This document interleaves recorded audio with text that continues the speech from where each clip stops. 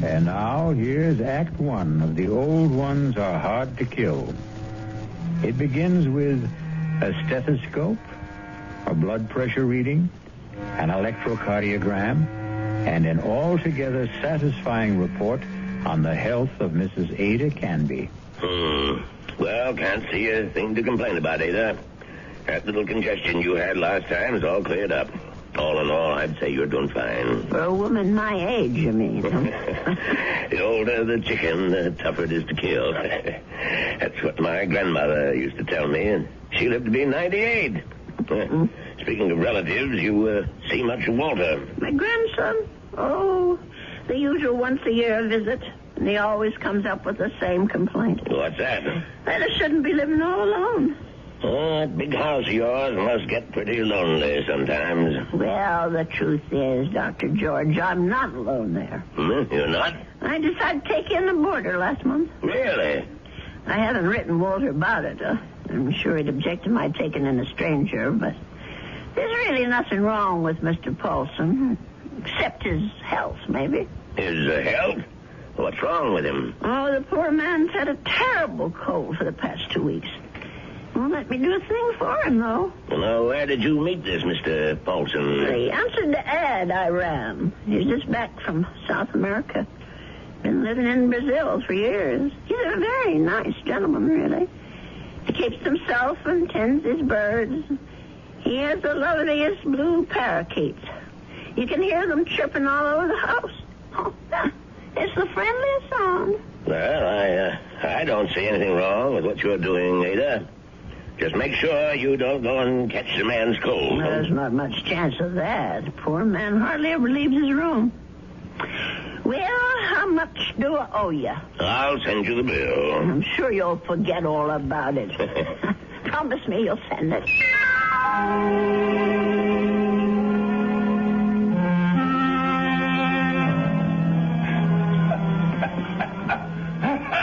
Oh, dear. Mr. Paulson? Are you all right? Yes, Mrs. Canby. I'm all right. That cough sounds worse than ever to me. Why don't you let me fix you a little hot milk and honey? No, thank you, Mrs. Canby. Thanks very much. I'm going to try to get some sleep. Well, all right, if you say so. I guess it's time I was in bed myself.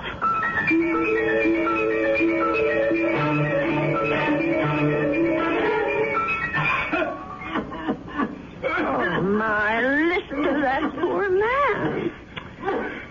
I wonder if he keeps his birds awake, too. Mrs. Canby, please, please. For heaven's sake, is he calling me? Mrs. Canby. He is calling me. I'm coming, Mr. Paulson. Oh, no. Where are those darn slippers? I'll be right there. What is it, Mr. Paulson? What's the matter? Mrs. Canby. Mr. Paulson, just look at you. Why didn't you tell me you were so sick? I would have called a doctor. No, too late now. Too late. I know a very good doctor. I saw him only this afternoon. I'll go and call him right now. No, please, listen to me. Well, I've got to get help for you, Mr. Paulson. I'm dying. Confession. Well, do you want a priest? Is that what you want? Richardson murdered 10 years ago. What? Murder. I did it. I killed him for money. I was paid. Did you hear me? Oh, Lord. Mr. Paulson, do you know what you're saying? Do you understand me? Lindell is innocent. I killed Richardson, not Lindell. Well, let me get help. You can tell them yourself, Mr. Paulson, and the police and the doctor. You tell them, please. Tell them to free Lindell. He's innocent. Tell them I'm the one who killed Richardson 10 years ago. Oh, I don't know anything about such things, and I don't want to. I did it. I killed Richardson. I did it. I don't want to hear it. I don't. Please don't tell me. Please, Mr. Paulson. Mr. Paulson. Oh, dear God, I think he's gone.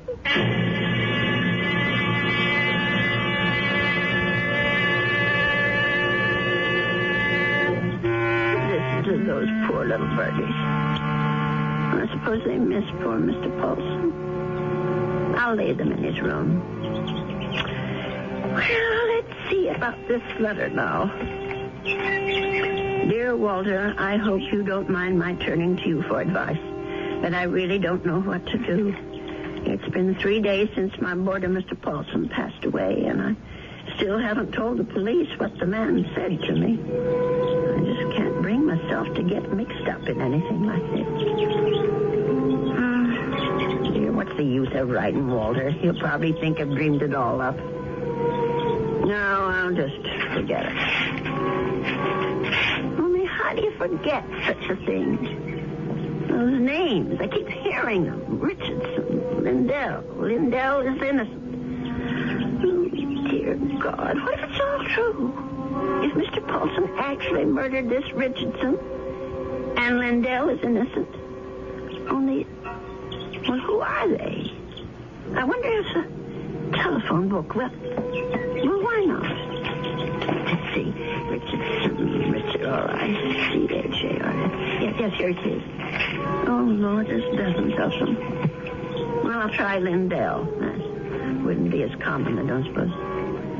Yes, here it is. There's only about half a dozen. Then oh, my heavens. Lindell and Richardson. Both names together. Lindell and Richardson Investments. 9 Concourse 4153132. I wonder if...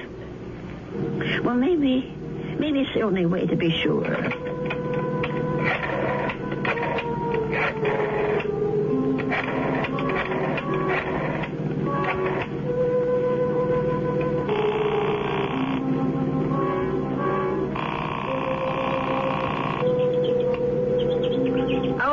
Hello? May I speak to Mr. Lindell? He isn't? Well, then what about Mr. Richardson? Oh, I see. Well, is there someone there I can speak to? Yes, please. Thank you. Hello. This is Mr. Chelton. May I be of service? Well, maybe you can. I want to know about your Mr. Richardson, about when he died. I think I did business with him once, a long time ago. Well, it's 10 years, madam, just about. But if you're interested in investment advice... Well, I'll think about it. Thank you very much. 10 years. Well, it could be a coincidence. I guess it all depends on how he died.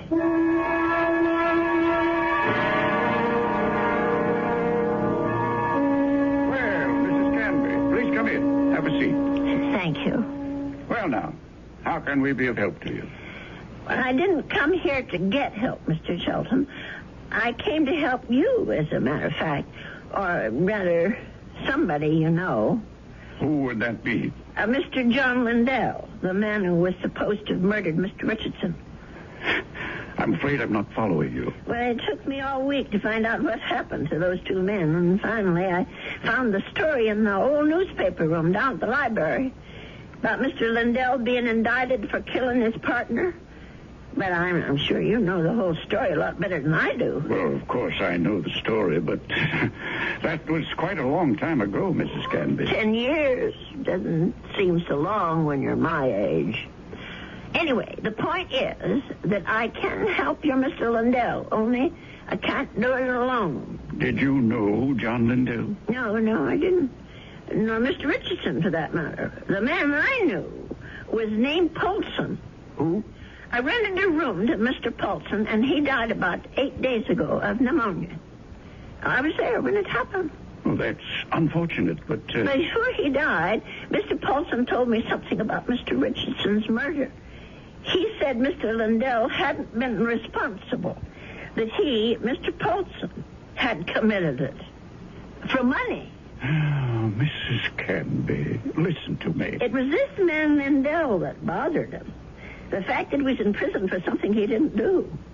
I thought I should tell you this, Mr. Shelton, because you knew both of these gentlemen. It said so in the newspaper. Mrs. Canby, my dear woman. What? I don't know what silly story you heard, but it's completely wrong. There wasn't any question about what happened. This boarder of yours, whatever his name is, merely had an obsession. Well, just the same, I thought you could follow through on this business. Yeah. Tell the police. Because if it is true, Mr. Lindell should be freed. On evidence like that? Well, I don't know anything about evidence. I'm just telling you what I heard. Well, never mind. I suppose I should have told the police myself. Oh, wait, Mrs. Canby. Let me put your mind at rest.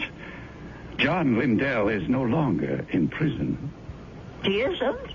He's dead, Mrs. Canby. He's been dead for the last 3 years. Oh. He wasn't a young man when all this happened, when he accused his partner, Fred Richardson, of defrauding him and shot him dead. He died? In prison? Even if all you say is true, that this man was Richardson's murderer, you can't help John Lindell any longer. He's beyond that. But his name, don't you want to clear his name? Have you any proof? Any living witness? Just myself. Forget it, Mrs. Canby. That's my advice to you. The old wound is healed. Don't reopen it. Oh, well, it troubles me so. I haven't thought of anything else since it happened. Perhaps if I saw a minister, if I had some advice from a man of God. Mrs. Canby, now you've said something. Now you've shown me the way. That's where our answer lies, dear woman, in prayer. Mm-hmm. In the forgiveness of our dear Lord.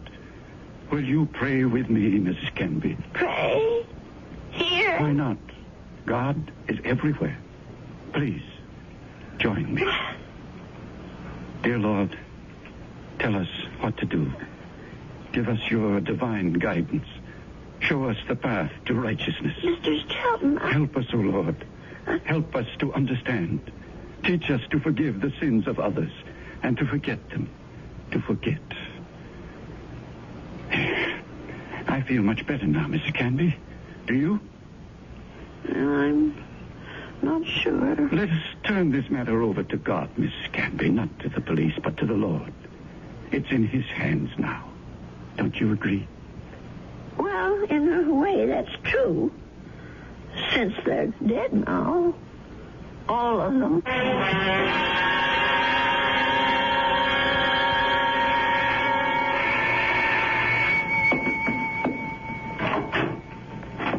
Yes? Mrs. Canby? Yes? My name's Stuart Winfield, Mrs. Canby. I understand you have a room for rent? Yes, yes, I do. Well, I'm new in town. I just arrived from Philadelphia. I've been staying at a hotel, but I'd like something homier. Well, the room I have is $35 a week. I can't offer you any meals, but you can use the kitchen all you want. Well, that sounds good to me. Would you like to see the room? Yes, ma'am, I sure would. Well, come on in then. Thank you. By the way, how did you know I had a room for rent? I was going to place an ad this weekend. Oh, I guess someone at the hotel mentioned it. I forget just who. Say, this is a real fine old house, Mrs. Canby. Mm-hmm. I can see that I'm going to like this place. Just fine.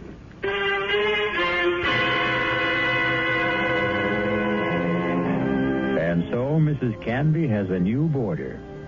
He's a very personable young man, with a great deal more charm than old Mr. Paulson had. Perhaps in a little while, Mrs. Canby will be able to forget her former boarder and the shocking confession he made on his deathbed. I'll be back shortly with Act 2. I was...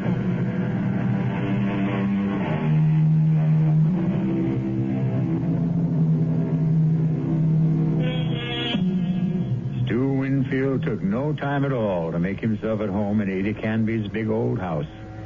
He loved everything about his room. The fine old four-poster bed, the crazy quilt that Ada herself had sewn up 40 years ago, the lace curtains on the window. He even loved Mr. Paulson's blue parakeets. But what he really seemed to like best was Mrs. Canby herself.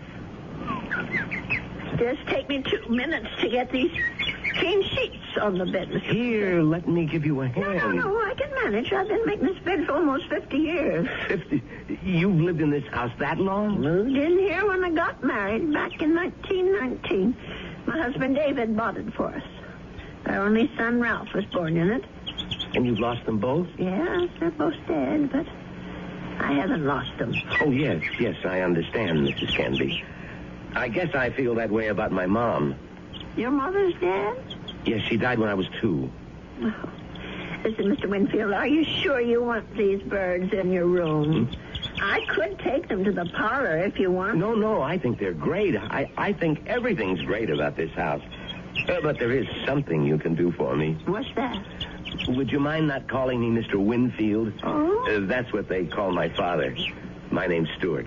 Well, all right, Stuart.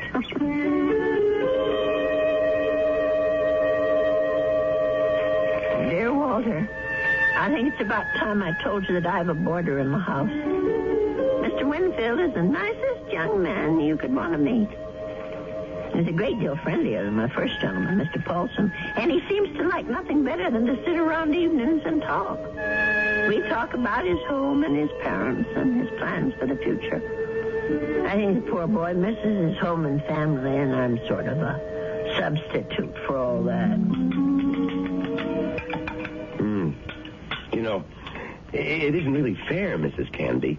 You said I had kitchen privileges, but that doesn't mean you have to cook for me. Well, it's a pleasure, Stuart. I haven't had anyone to cook for in years. You're kidding. You mean to say you cook this good without practice? Oh, you're just being nice. I'm sure that stew is just plain ordinary. It's terrific, no kidding. It tastes like, well, it tastes like home, if you know what I mean. It depends on whose home you mean. Well, my mom cooks stews like this. That's what I meant. Your mom? What? But she died when you were only 2. Oh, well, I guess I didn't mean my mom exactly. I was thinking of my Aunt Martha. I mean, she's the one who sort of took over the cooking and stuff after my mother died. And my father's sister, you know? I see. Well, that was lucky that you had someone to take her place. Yeah, that's right. Excuse me. My, Stuart, you're not coming down with anything, are you? No, I'm fine. Just a little case of the sniffles. Listen, if your room isn't warm enough, I have an extra book. No, the room's just fine. Don't worry about it. Oh, you be sure now. I know I felt a little guilty about poor Mr. Paulson when he got sick. Maybe I didn't take good enough care of him. Paulson? Mm-hmm. Was that your former boarder, the bird lover? Yes, that was his name, the poor man. Well, tell me about him. Well, I don't really know that much about him. He lived here less than 2 months. Well, what sort of a guy was he? Well, very quiet. He kept to himself. Did you say he was from South America? I don't remember if I did or not. Well, you must have said it. Yes, of course.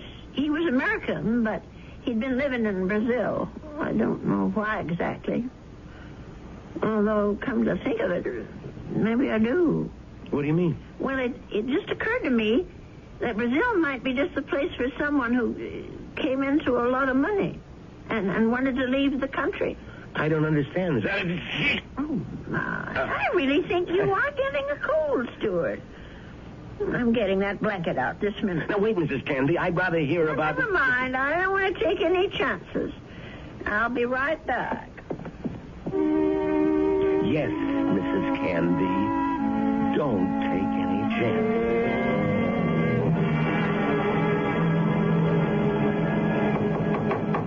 Stuart? Yes? Come in. I brought you a tray, Stuart. Oh. No, you shouldn't have gone to all that trouble, Mrs. Candy. Wasn't the least bit of trouble. Besides, you've got to have some supper. Feed a cold and starve a fever. That's what I mean, I was going to come out to the kitchen and get myself a sandwich or something. You didn't have to bring it to me. Oh, look at that. Is that roast chicken? Well, that's what it's supposed to be. I hope it tastes all right. Noodle soup with dumplings. Mrs. Candy, you're spoiling me rotten. Do you know that? Yeah, I just thought it'd be a good idea if you stayed in bed and took it easy. You weren't planning to go out tonight, were you? No, I was just going to stay in and read for a while. Maybe watch television. Oh, that's good. Here, I'll just set this tray down. Oh, the service here is just too good. Oh, we never finished our talk the other day about that boarder of yours, Mr. Paulson. Well, there's not much to say about him, really. Well, you said something about his living in South America. You said you thought you understood why he was living there. Sounded real interesting. Well, the truth is, Stuart, there is something to tell about Mr. Paulson. Maybe you can help me feel better about it all. About what? I'm not going to tell you if you don't eat. All right, Mrs. Canby, I'll eat. Well, it happened just about 3 weeks ago.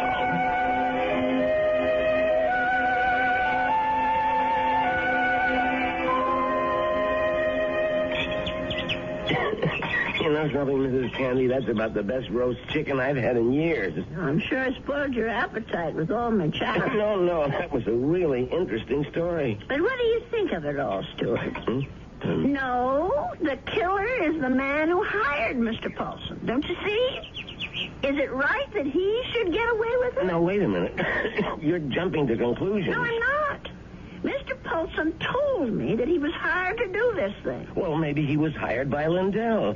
Maybe Lindell hired him, and then Paulson got cold feet, and Lindell did the shooting himself. No, I'm sure that isn't true. You see, I read the newspaper article all about it. Well, you really were thorough about this, weren't you, Mrs. Candy? You poor man. That coal's gone to your chest now, hasn't it? No, I'm all right. Stop worrying about me. Let's talk about this other problem of yours. Well, maybe I'm making it more of a problem than it should be. Maybe if I just told the police everything, I could forget it once and for all.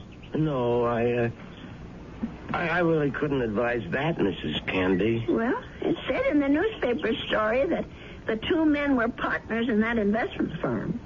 Mr. Lindell thought that his partner Richardson was cheating, taking money out of the firm, and that's why he's supposed to have shot him. Wasn't there a witness to the shooting? Why, yes, I think there was. Come to think of it, it was Mr. Shelton. That's right. Well, doesn't that wrap it up for you? Well, it would if it wasn't for Mr. Paulson. Listen, Mrs. Candy, you know how much I like you. Why, in just a few days, you're more like family to me than my Aunt Martha ever was. Well, it's nice of you to say, Stuart. And that's why I want you to listen to me about this. That's why I want you to forget about this whole foolish thing. And listen to you. You sound awful, Stuart. Just terrible. No, I'm all right. No, you're not all right. I'm going to get you some cough medicine right this minute.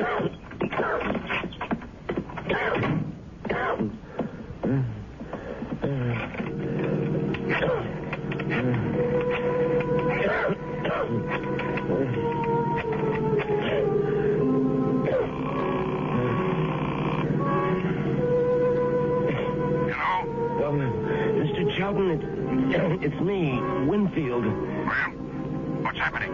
I think I better stick around for a few more days, Mr. Shelton.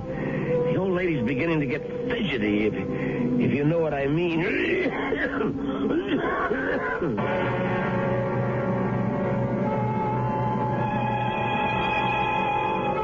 Well, something tells me that Stuart Winfield isn't such a nice young man after all. Could it be that he wasn't telling Mrs. Canby the truth about his dear mother and his Aunt Martha?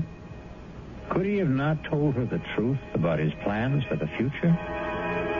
Of course, the real issue is, what sort of plan does he have for Ada Canby's future? I'll be back shortly with Act 3. If you want to...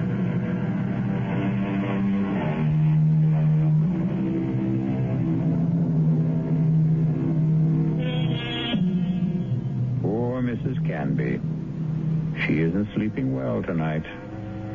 But of course, Mrs. Canby has good reasons for insomnia. Her thoughts are whirling. Her boarder Stuart was right.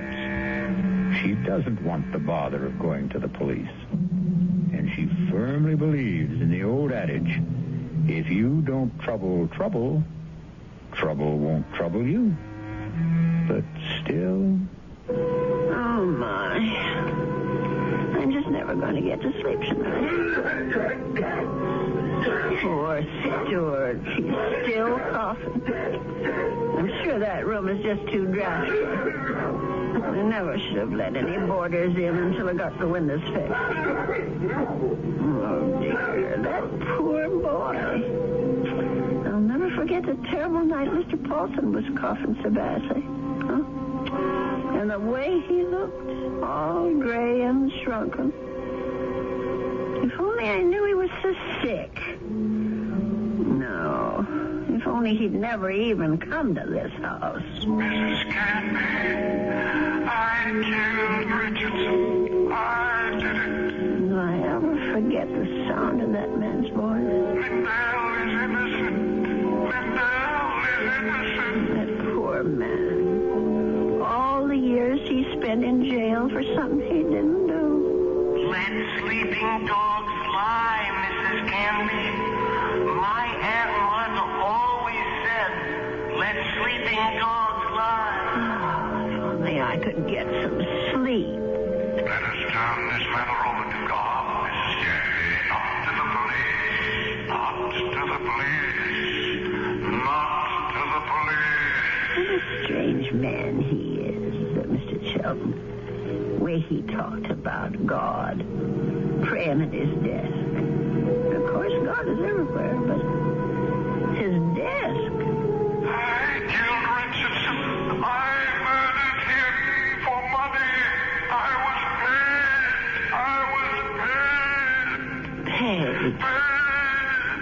Someone had to pay him. Mr. Paulson wasn't the only guilty one.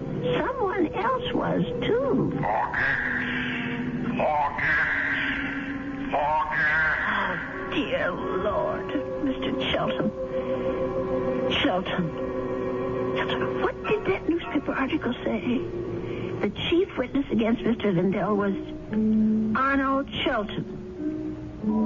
But how could he be a witness to something that never happened? How could he be? I'll have to tell someone. I'll have to talk to someone. Yes, I'll tell Stuart about it. In the morning.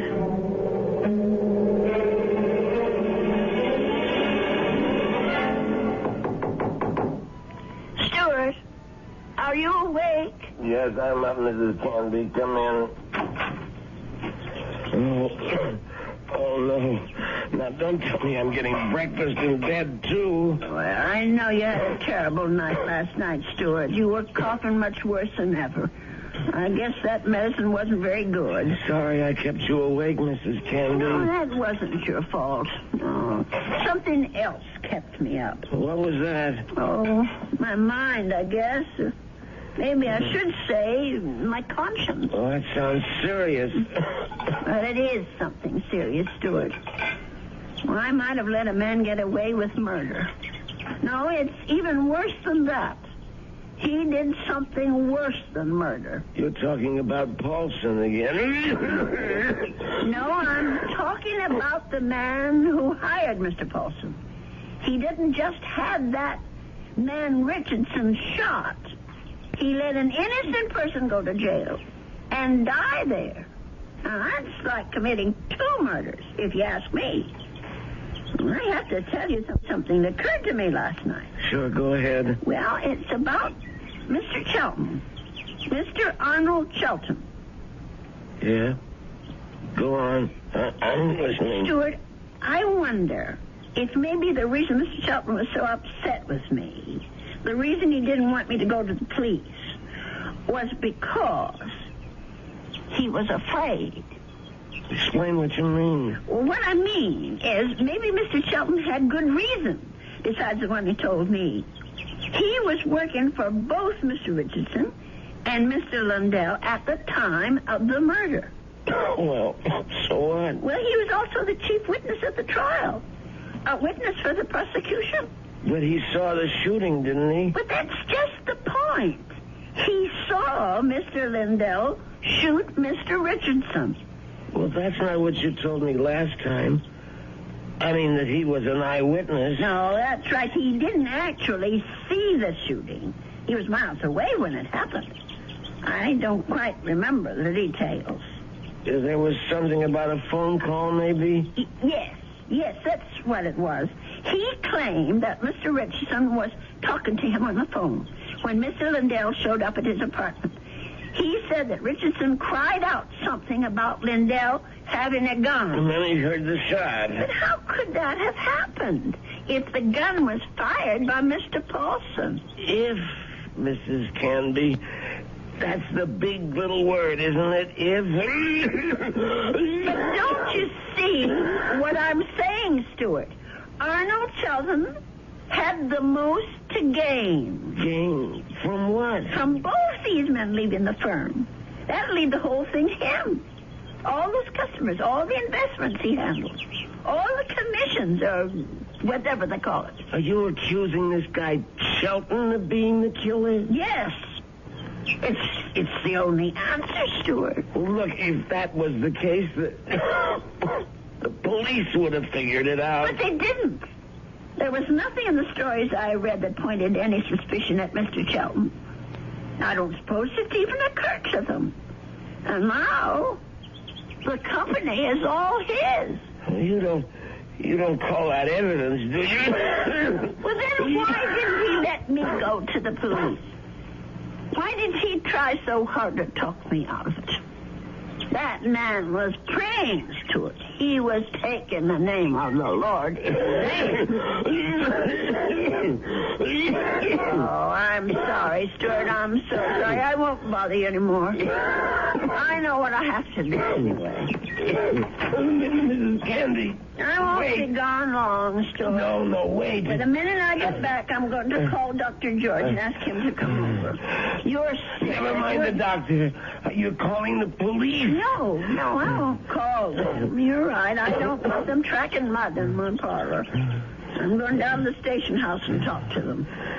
I'll get dressed now and go straight there. Please think about what you're doing. I'll tell them what I know, and they can do the rest. Now, you try to eat something, Stuart. Please. Mrs. Candy.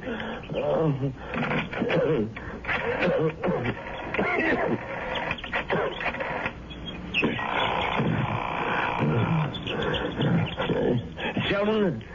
What is this, Winfield? I told you not to call me at the office. It's an emergency. You sound terrible. What's the matter with you? I'm sick. Only you're going to be a lot sicker. What are you talking about? The old lady. I can't stop her. She's decided to talk. What? She figured it out. Figured out exactly what you did, Sheldon, and how you did it. You fool. You've got to stop her. Do you hear me? That wasn't part of the deal, Sheldon. It's all of the deal now. The price didn't include anything like that. The price just doubled. Old ladies are always having accidents. Make her have one. Make her have one now, Winfield. All right. She's gonna have a fall down the cellar steps. Right now. I gotta get my robe on and my slippers. I gotta hurry.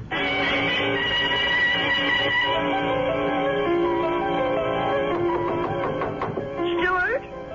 Is that you? Open up, Mrs. Canby.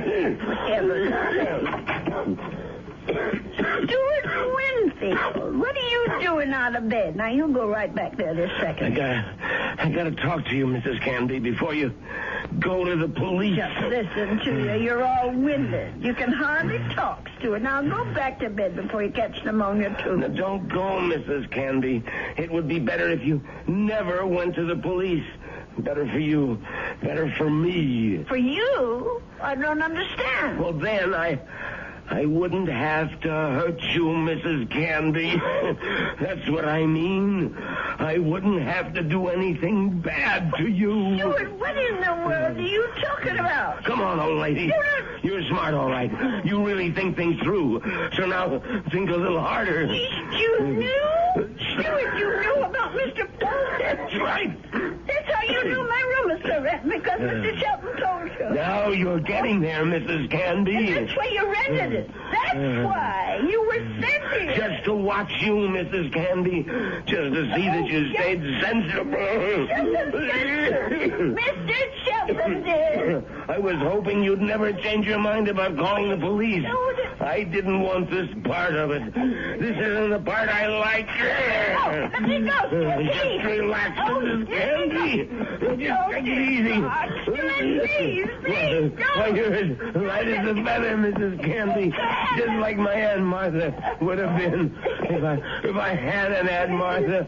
Please, let me down. Please. We've got a date now, Mrs. Canby. Let me go. Let me go. Don't put up such a fight, Mrs. Canby. I'm sick, remember? Just shut your eyes. Please, shut your eyes and don't look down. Oh, God. Stuart, those stairs. Shut your eyes, old lady. They'll all be over.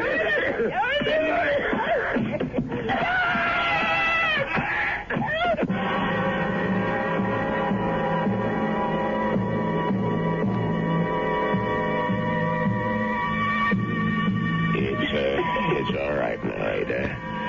Just be glad that it wasn't you at the bottom of those stairs. Well, will he be all right, Dr. George? Now, what do you want to worry about that man for? Truth is, his injuries don't amount to very much. A couple of broken ribs seem to be the worst of it. But he'll be a patient for some time before they can put him in prison where he belongs. Him and his friend. What was that man's name again? You mean Mr. Chelton? Have they arrested him? Yeah. That's what the police detective said. I don't understand. Stuart's injuries aren't serious. It's not the fall that made Winfield so sick. His case was diagnosed as simple pneumonia at first. And then I remembered about your first boarder. Nelson, was it? No, Paulson. Yes, Paulson. But he had pneumonia, too.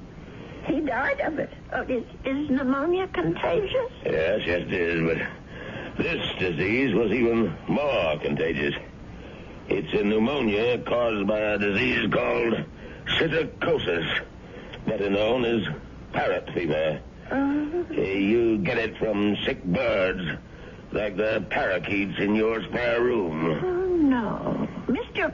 Paulson's bird. Sorry, Ada, but they had to be taken out and destroyed. Oh, what a shame. There's one reason I feel sorry for them.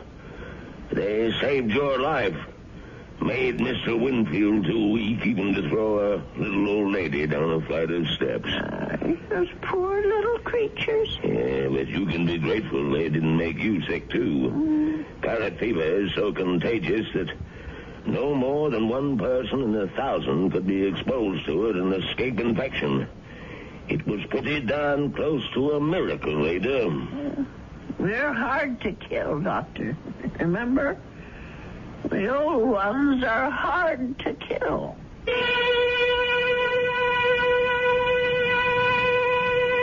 They say that people are living longer than ever before. And when we look at Ada Canby, we can understand why. She's a tough old lady. So tough she could withstand the threats of man, beasts, and bird. So let that be a warning to all those who think that our senior citizens are easy prey for crime. Watch out. They may turn the tables on you. Or the stairs. I'll be back shortly.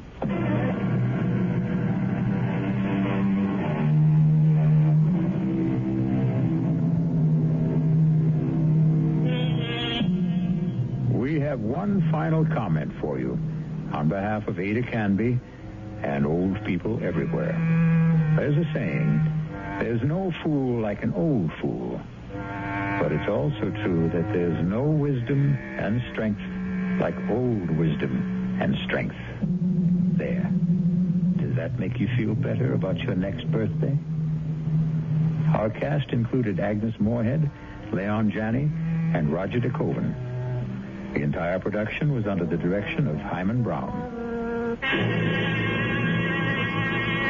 This is E.G. Marshall inviting you to return to our Mystery Theater for another adventure in the macabre. Until next time, pleasant dreams.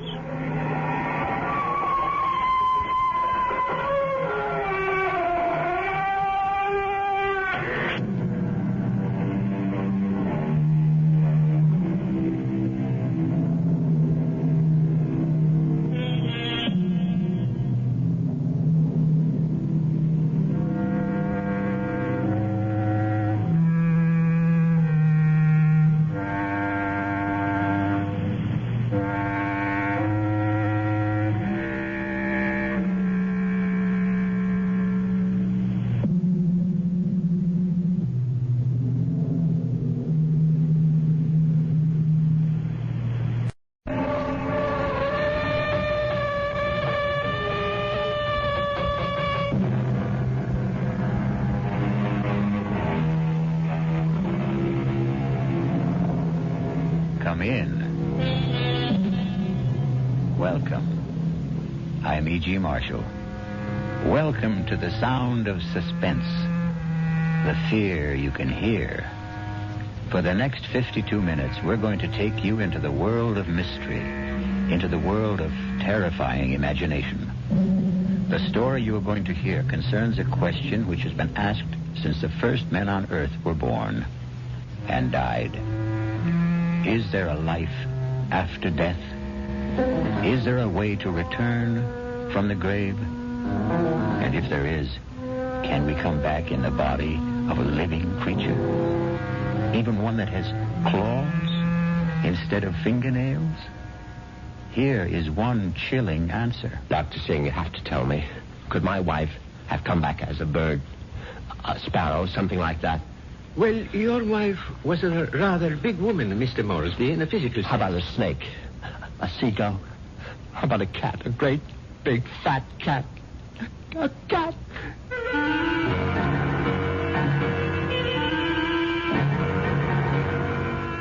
Our mystery drama, The Return of the Moresbys, was written especially for the Radio Mystery Theater by Henry Slessor and stars Patrick O'Neill.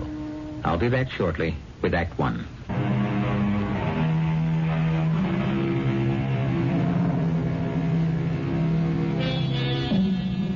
Now here is Act One.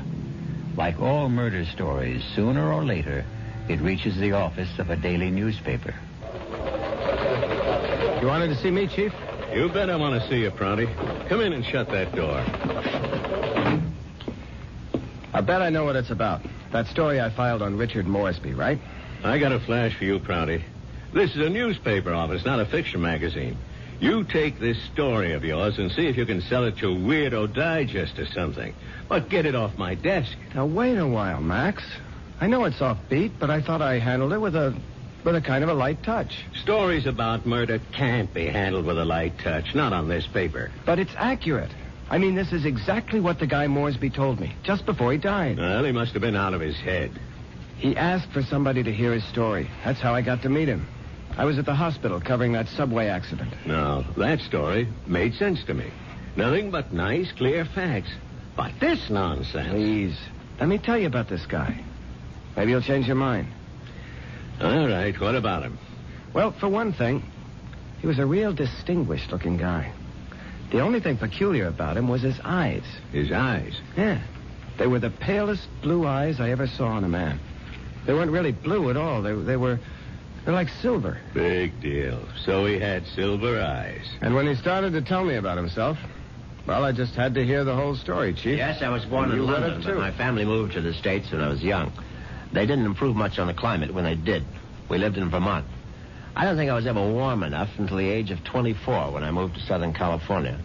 I lived on beaches. A superb swimmer, a superior surfboarder, and a terrible bum.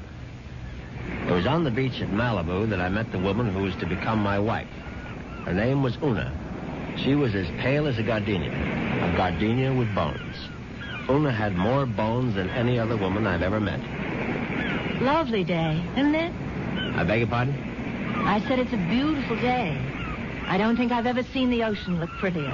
Frankly, the Pacific always looked a little muddy to me. I wonder if that's what Balboa said when he first saw it. Well, he probably said, what a great place for surfing. Ah, I see you have a surfboard. Yes, as a matter of fact, I think I see a wave that I like. Will you excuse me? Oh, I wish I had the nerve to try it. Yeah, you really should. Well, bye now. Maybe I'll ask my chauffeur to teach me. I'm sorry. What did you say? Charles, my chauffeur. He's very good at sports. Come to think of it, that wave doesn't look so good after all. By the way, my name is Richard. Richard Moresby. How do you do? My name is Una.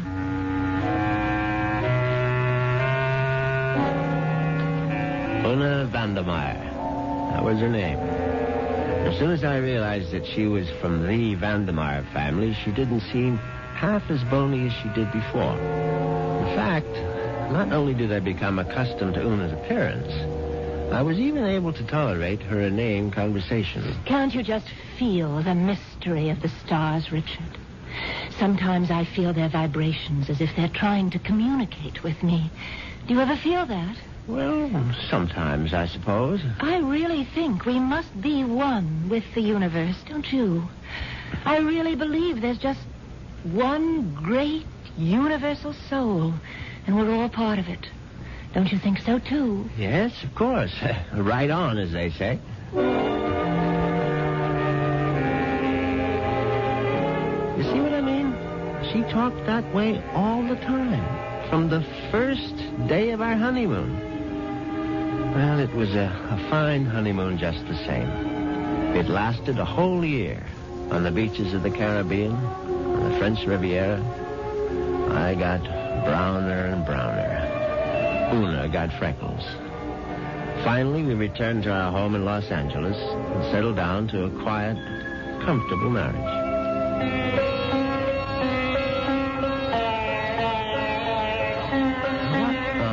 Is that you're playing? It's sitar music, darling. Oh, it's just so spiritual. What made you buy the record? No, Dr. Singh recommended it. Who? Dr. Singh, at the Temple of Metapsychosis, you know. The Temple of what? Metapsychosis. I told you about joining the temple last week. Oh, Richard, sometimes I think you don't listen to me. Now, as you may know, Southern California abounds in quasi-religious organizations. And she'd gone through a number of them without discovering the universal soul at any of their altars. Darling, please come to one of Dr. Singh's lectures. He's such a magnificent speaker. He emits such vibrations.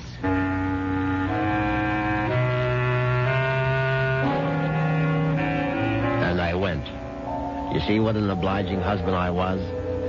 Actually, it turned out to be more interesting than I thought. The temple itself was unpretentious, and Dr. Singh was an impressive man. And when he spoke, I realized why his message had such appeal for Una, because he preached a doctrine that combined eternal life with a love of small animals. The soul is immortal. The soul cannot die. The soul, upon leaving the body, must make its passage elsewhere. There is a science called eschatology, which deals with the last four things: death, judgment, heaven, and hell. It is the most ancient of all sciences, and from its wisdom has come the inescapable certainty of the transmigration of souls. Yeah, I know it's a bit weird, but stay with it. And where does the soul go? According to the wise men of all generations past, the soul departs from the mouth of the dying. It is, consequently, a small thing. A bird, a snake, a mouse, a dove, or a hawk, a dog, a cat, an insect. For these small creations of God are empty vessels placed upon earth for only one purpose: to house the departing souls of humanity, so that they need not wander forever in a trackless eternity. Yeah, it's pure rot, of course. But that's what the man said. And Una sat there and believed every single word. Oh, wasn't he marvelous, Richard? Isn't it wonderful that the soul never dies, that we can all come back as little animals. I'm not sure I want to come back as an animal. But you'd still be you, Richard. Oh, don't you see? Well, oh, by the way, what was that envelope you handed Dr. Singh after the meeting? The envelope? Oh, that was my donation, of course. Your donation to the temple? Yes, to support the work of Dr. Singh, to open other temples around the world. Well, how much money was in the envelope? Now, what does it matter, Richard? I'm just curious. $2,000. Una, you go to that temple once a week. Do you always give that kind of donation? Oh, it's all in a very good cause, Richard. Well, in an equally good cause, that of finding out exactly how much of my wife's money was supporting this nonsense, I sneaked a look at Una's checkbook. The answer astonished me. Not only had my wife put more than $30,000 into Dr. Singh's collection plate, she had also donated some $20,000 more to various institutions for the care and feeding of cats, dogs, and birds. It was so kind of you to honor us with a visit, Dr. Singh. I know how terribly busy you are. On the contrary, you were kind to invite me to your lovely home. Oh. Now tell me, Dr. Singh, what determines the kind of animal one becomes when the soul escapes after death?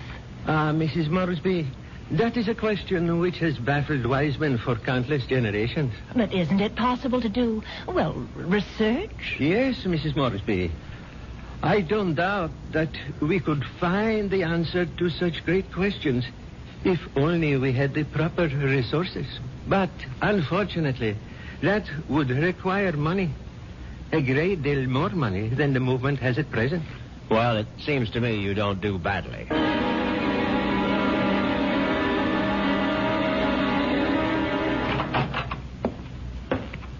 Well, there you are. Hello, Richard. Where have you been all morning? Right here, in my little sewing room. Don't tell me you were sewing. Oh, don't be silly. Actually, I've been composing something. A letter? Oh, something more important than that. Richard, do you realize that I have no last will and testament? Well, why should you? Healthy young chicken like you. I can't call myself young anymore, Richard. You'll always be young to me, darling. Oh, that's very sweet. But just the same, it's only practical to have a will. Would you read it over, Richard, and see if it sounds legal enough? Certainly. Well, let's see now. I, Una Vandermeyer Moresby, a resident of the city of Los Angeles, state of California, residing at 8 Sheridan Drive, being over the age of 21 and of sound and disposing mind and memory. Darling, this is superb. Where on earth did you get the language? Well, to tell you the truth, I copied it out of Daddy's will. The one that left you $10 million? Yes. Well, I don't see how you could go wrong. Let's see now. Not acting under duress, menace, fraud, or undue influence of any person whomsoever... And, good Lord, Una. What's that? What is it? What? You're not serious about this. Oh, about making a will? Well, of course I am. I mean, this bequest to the temple of mumbo-jumbo. What's wrong with it? Now, listen, darling. I told you how important Dr. Singh's work is, but it requires money to carry it on. Tons of money. So the least I can do is to help the poor man as much as I can. But you're giving him 90% of your entire fortune. Ah, you'll still have $1 million if I go first, Richard. Isn't that enough? No, it isn't. I mean, the whole thing is ridiculous. Don't you realize that man is a fraud, a charlatan? What? Oh, for heaven's sake, Una, open your eyes. Don't you realize the simple truth? Your money won't build any temples. It's just going to line the pockets of that turbaned phony. Richard, what a terrible thing to say. Well, you told me you liked Dr. Singh, that you were very impressed by his theory of transmigration. Darling, I was only saying all that to please you. But now I'm telling you that the only thing Dr. Singh is planning to transmigrate is your money into his savings account. And frankly, I'm not going to let him do it. Richard, what are you doing? You're tearing up my will. That's right. How dare you do such a thing? It's my money, and I'll do whatever I please with it. Ona, darling, I just want you to have a chance to come to your senses. Oh, there's nothing wrong with my senses. I can see very clearly what the real trouble is. If I didn't leave a will, all my money would go to you, wouldn't it? Well, naturally, I'm your husband. You don't have any other And relatives. that's why you're acting this way. It's just plain and simple greed. Una, listen to me. No, it's all right. It's all right. I'm glad you tore up that will, Richard, because I realize now that I was quite wrong. Do you? Yes. It's a mistake to leave only $9 million of my money to the temple. I'm going to leave all of it to Dr. Singh. When Una actually drafted that incredible document and called our attorney for a Monday morning appointment, I realized that I had to do something very drastic before the weekend was over. I had to kill my poor, misguided wife. I had to make her one with the universe.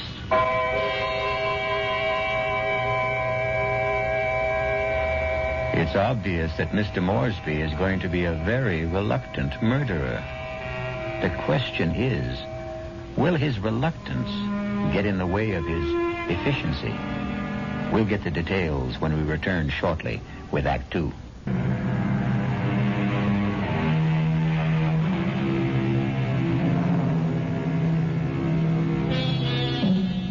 Now let's return to Richard Moresby. In order to find him, we'll have to search the highway, for Richard has taken his white Jaguar out for a spin. But there he is now. On Saturday morning, I took a little spin in my XKL and did some thinking on the open road. I didn't want to kill poor Una, of course. The whole idea was repellent. But on the other hand, the thought of Dr. Singh spending the fortune that was rightfully mine was even more abhorrent. However, I decided I would make one more stab at a reconciliation. Darling, may I come in? It's your living room, too. It doesn't feel like it. Matter of fact, I've felt like a stranger in this house for the past 2 days. I suppose that's my fault. Well, you haven't been exactly cordial, have you? I've hardly been home, Richard. I spent all day yesterday at the temple and all morning at the Pet Breast Kennels. And how are all the little souls doing? You just won't stop being irreverent, will you? It's been my money all along, hasn't it, Richard? From the very beginning, you were attracted to my money. Well, now, darling, if you thought that, you would never have married me. I didn't want to believe it. I don't want to believe it now. Well, now, how can I prove to you that you're mistaken? Richard, do you really want to prove it? Of course, I'll do anything you say. All right. Now, I know exactly what you can do. You can let me leave my money to Dr. Singh and the temple. The whole $10 million? Yes, because that's the only way I'll know that it's me you love.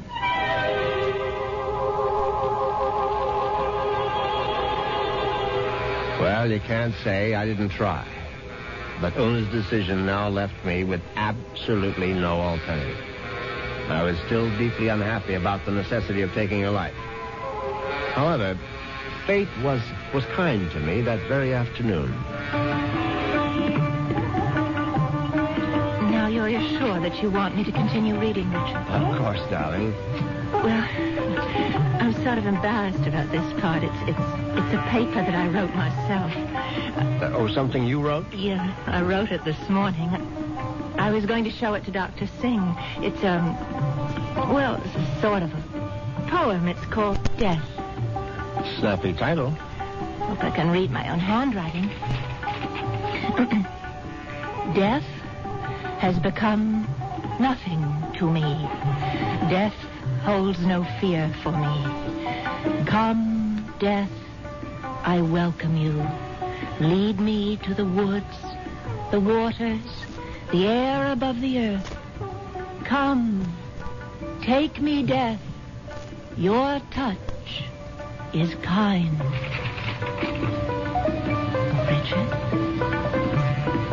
Oh, Richard, why do you look like that? Is it really that terrible? Oh, terrible. Oh, no, my darling, it's beautiful.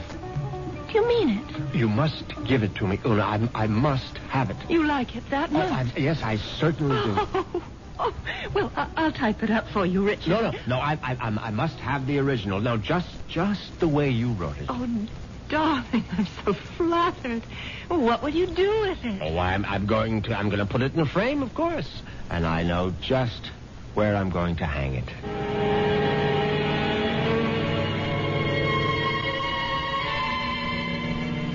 Yes, I could hardly believe my ears. Una had written her own suicide note in her own handwriting. It was truly karma at work. Now there was no question of failure, and no longer any need for delay.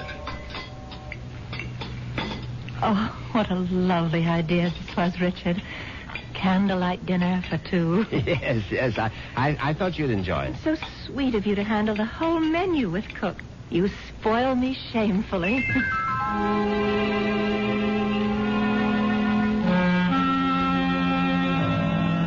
And that night, I spoiled her just a bit more by bringing hot cocoa to her in bed.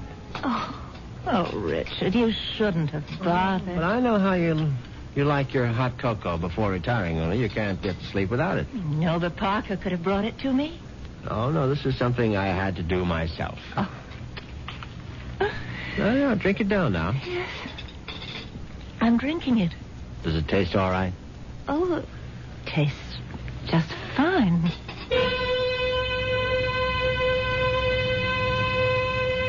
Now, that was very good news, because I'd prepared the hot cocoa myself, and I had no idea whether 25 melted sleeping pills would seriously affect the flavor. Finally, Una was all tucked in for the night. I went into my study, picked up the poem she had written for Dr. Singh, and brought it to the bedroom. I placed it carefully on the night table beside her. Then I bent over my sleeping darling to see if she was getting along all right. She was very, very quiet. And then a dreadful thing happened. Una opened her eyes. Richard. Oh, Richard. Hush, darling. Now go back to sleep. Richard, I'm sick. No, my love. No, you're only sleepy. Cocoa tasted so strange. I didn't want to upset you, Richard, but I'm sick. No, you'll feel much better in the morning, Una. I promise you. Tomorrow morning, you'll be one with the universe. Richard, that paper. What paper, darling? It's my poem. My poem for Dr. Singh. What's it doing there? I was just reading it over, darling, that's all. And that bottle, my sleeping pills. Oh, it's empty. The bottle is empty. Oh, Richard. What have you done? Nothing, darling, nothing. Now, just go to sleep. Cocoa. You put sleeping pills in it. All of them. Don't try to get up, Una, please. Now, don't. Trying to kill me. You're trying to murder. Now, for heaven's sake, Una, now stop saying things like that. Do you want the servants to hear? Help somebody. Help. Now, come on, lie down. Lie down, Una, for heaven's sake. Come on, now, lie down. Lie down. There. That's better. You won't get away with it. You won't get away with it, Richard. I promise you. Anything you say, darling. I'll come back, Richard. You know I'll be back. Yes, of course. Just welcome death, Una. The way you wrote in your little poem. I'll be back. I swear it. Oh.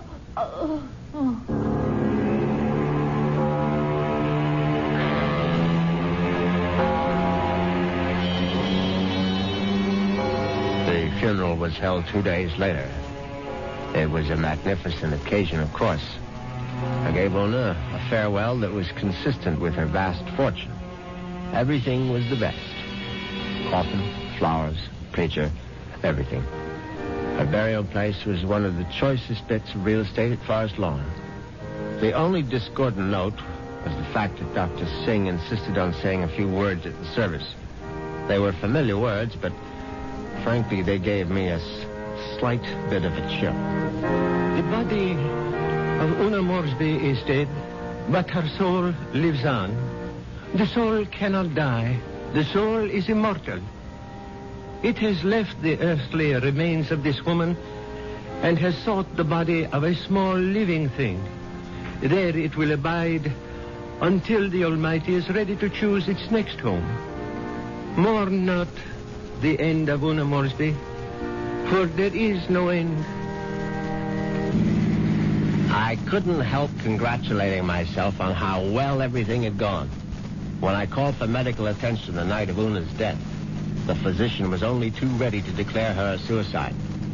The police had to be informed, naturally, and they, too, agreed with the doctor's verdict.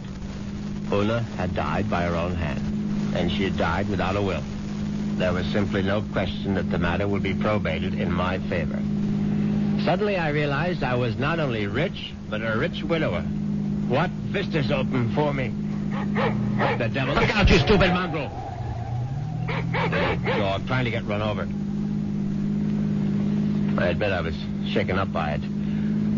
I mean, it was sort of a coincidence, you know? Right after the funeral and all that.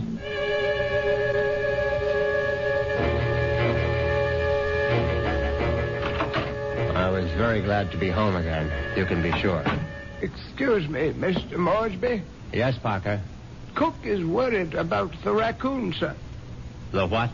There's been a raccoon at the kitchen door all morning, and Cook is badly alarmed, I'm afraid. I've tried to scare it away, but it keeps returning. A raccoon, for heaven's sake? Why don't you just shoot it and make a coat out of it? I was wondering if you wished me to call the game warden, sir. Oh, please, Parker, do whatever you please about it. I'm going to take a nap. Yes, sir. Very good, sir.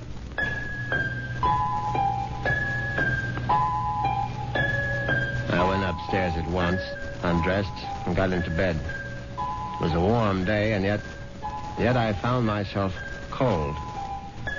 I got out the electric blanket and soon felt very cozy indeed. In fact, I felt so much better that I made a phone call.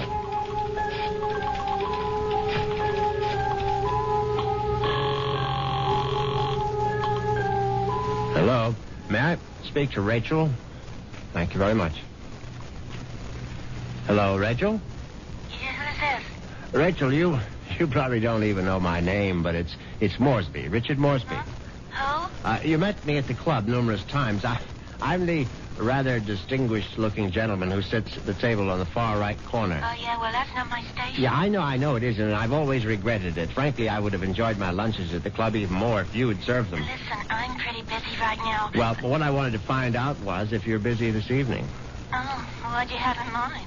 Oh, a little, quiet dinner, perhaps. Is that all you had in mind? Why don't we just wait and see? I can pick you up outside the club whenever you're free. Yeah, how I know it's you. I mean, I'm still not sure which gentleman you are. I'll be sitting in an XKL Jaguar. You think you'll recognize it? A Jag? I get off at 6:30. See you then.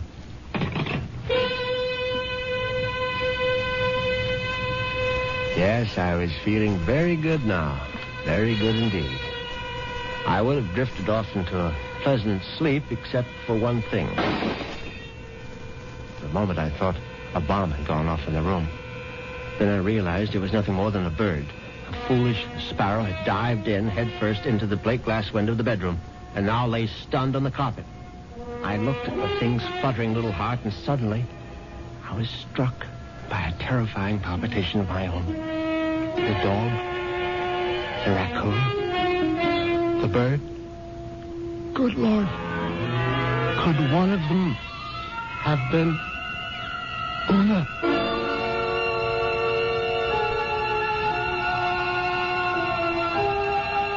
Has Una Moresby returned from the grave? Nonsense. Such things don't really happen. But perhaps we should reserve judgment until I return shortly with Act 3.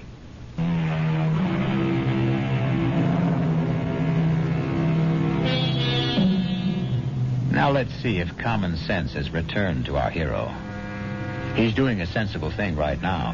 He's taking a good, refreshing shower.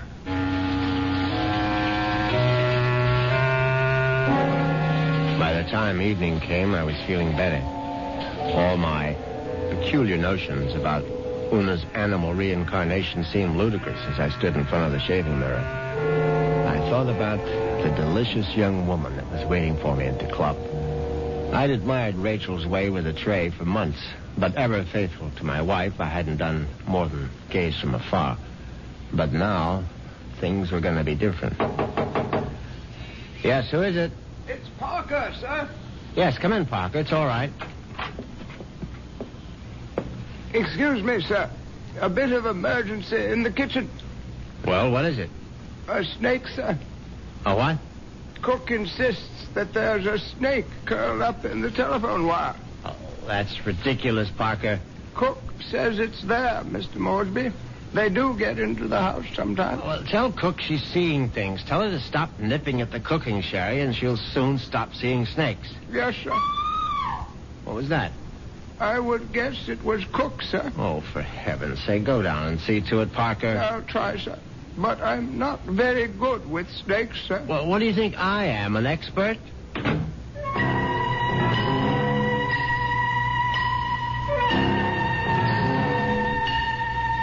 But that wasn't the end of it. 10 minutes later, Parker was back upstairs saying that the snake had left the kitchen and run into the living room. No, I suppose snakes don't run, they slither. It slithered into the living room and was now embracing still another telephone wire, obviously mistaking it for a long-lost love. But then, another unsettling thought came into my mind. What if the snake... No, that was ridiculous. Hello? Hi. Is this Mr. Moresby? Yes, who's this? Rachel, from the club. Oh, yes, Rachel, what is it? Listen, could you make it 6 instead of 6:30? I'm trying to sneak out a little early. Yes, fine, I'll be there as soon as I can. In the Jaguar, right? Yes, in the Jaguar. Listen, the reason I want to leave earlier is because my husband always picks me up at 6:30. What was that? So I asked one of the girls I work with to tell him I got another job someplace. He won't care. He likes me to earn extra money. Yes, I see. So, just to make the story look good, I guess you'll have to lend me a few dollars after our date. Yes, of course. And listen, I really do remember you, sugar. You're the handsome one with a cute bald head. See you soon.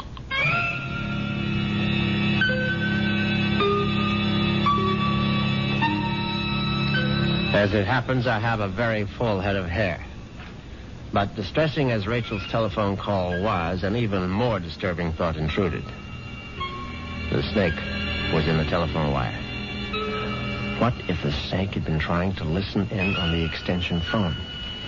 I knew the idea was absurd, but I couldn't help a superstitious shiver of dread. In fact, I was so troubled that I decided to forego my date with Rachel, the waitress. It wouldn't matter anyway. She'd be angry at some man at the club with a cute, bald head. The next day, I did the only thing that really relaxed me. I went to the beach. It proved to be an excellent idea. I stretched out on the golden sand and let the sun warm me. I listened to the waves beating against the shore. I listened to the haunting cries of seagulls circling overhead. Suddenly I was aware that the gulls which had been hovering over the water were now hovering over me. Now, instead of their cries being sad and plaintive, now they seemed menacing. I stood up hastily, but the gulls seemed to be increasing in number. I saw their sharp, pointed beaks, their raking claws. They were predators, of course. How many times had I seen them swoop into a dive and snatch up some poor fish out of the sea? And there was one seagull in particular. Its beady eyes seemed to be staring at me.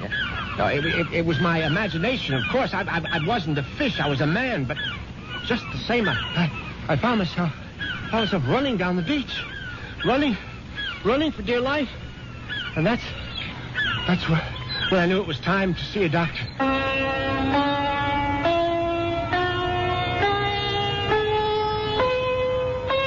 Yes, Mr. Moresby. I'm very pleased that you honored the temple with your presence. I'm grateful that you're willing to see me, Dr. Singh. I realize that, well, you've had a disappointment. A disappointment? I'm afraid I don't understand. I know my wife made certain promises to you concerning her will. I believe she mentioned some modest donation. She wasn't in her right mind, of course. I mean, when she took those sleeping pills. Yes, it was very sad. I trust that she has found the peace and happiness that she sought. Frankly, that's what I wanted to talk to you about. I mean, about whether you really believe that my wife is, well, that she's some kind of animal right now. But of course I believe it, Mr. Moresby. I don't merely believe. I'm positive. When your wife passed from this world into the next, her soul made its escape. Yes, I know how it goes, but what I'd really like your opinion about is what sort of animal do you think she might be now? I told you, Mr. Moresby, we have no way of knowing. But can't you take a guess? I mean, you said it might be influenced by a person's karma. Am I quoting you right? Yes. The kind of person she was in life may well determine the kind of animal she is now. Your wife was soft. Your wife was gentle. Your wife was independent in spirit. Now, what animal does that remind you of? I don't know. I can't think. Then go home and think about it, Mr. Moresby. Go home and try to be one with the universe. I went home, and I tried to be one with the universe. And when that didn't work, I tried being one with a bottle of scotch. I was still in the library, asleep in the big leather chair, when I heard the noise in the cellar. I simply had to investigate. I looked into the cellar and found that one bare bulb wasn't enough for a thorough search. I found a flashlight and went down the cellar steps. At first there was nothing I could see. But then, there's an empty oil can. Swiftly, my flashlight picked out the culprit. At first, I thought it would turn out to be a mouse, but instead, it was a large, white cat. I don't like cats. I never have. Skulking, cynical creatures. When the beam of my flashlight hit it, the cat froze. I saw it was an alley cat. Its fur shaggy, its eyes baleful in the light. It was fat, and yet it was bony, too. I said scat, but it didn't scat. Instead, it started to walk toward me. And I knew for certain what Dr. Singh had meant. I knew for certain I was looking at the reincarnation of my wife. As soon as that hideous apparition howled at me, I made a cowardly dash for the cellar door. Once I was on the other side, I remembered the hunting rifle that Una had given me for Christmas. It stood unused in an upstairs closet. I found it. I loaded it and brought it back to the cellar. I hadn't fired a rifle since boyhood. I stood on the top of the stairs with my flashlight, picked out the ghostly white form of the cat. I put down the light, raised the weapon, and squeezed the trigger. The report was deafening, but the recoil was worse. My precarious balance on the top step was lost. I fell to the bottom.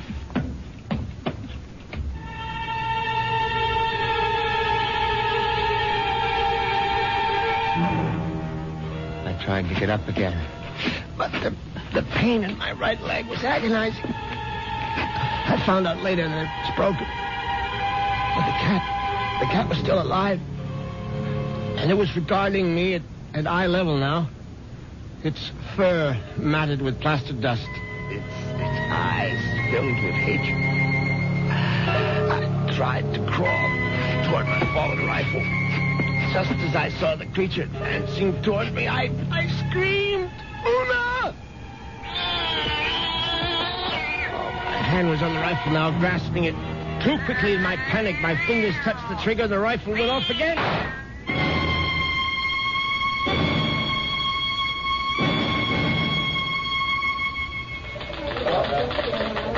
Well, that's how Moresby ended up in the hospital, Chief, with a broken leg and a bullet in his hip. And then he died. But I think he was telling the truth. You could see it in his eyes. His silver eyes, right? Yeah, his silver eyes. And you really believe that the guy's wife came back as a cat to get her revenge? What does it matter? It's still a good story. Sorry, Prouty, I can't okay it. Well, what if I got more details? What if I talked to this Dr. Singh? If I went to the Moresby cellar and found that cat? And what would you do then? Ask her if she's Mrs. Moresby? I still think it's worth a try, Chief. I'll tell you what, Prouty. What are you doing for lunch? I hadn't thought about it. Well, think about buying my lunch. You? There's a pretty good restaurant right around the corner where the Moresbys live. Now, we can get a bite there and then check out that cellar.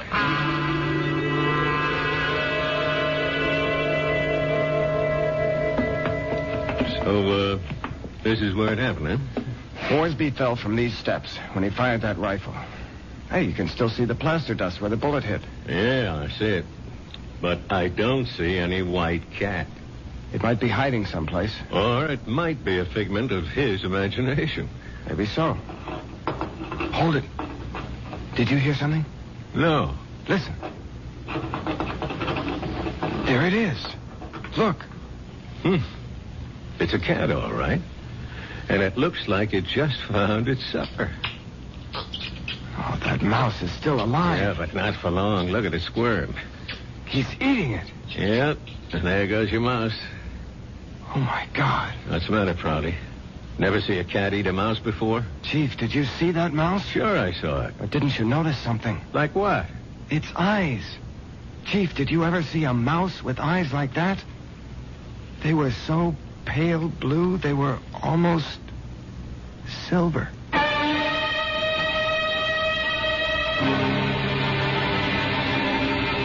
And so the cat and mouse game comes to an end. But according to Dr. Singh, there is no end. Perhaps Richard Moresby will have his turn next in another afterlife. I'll be back in a few moments.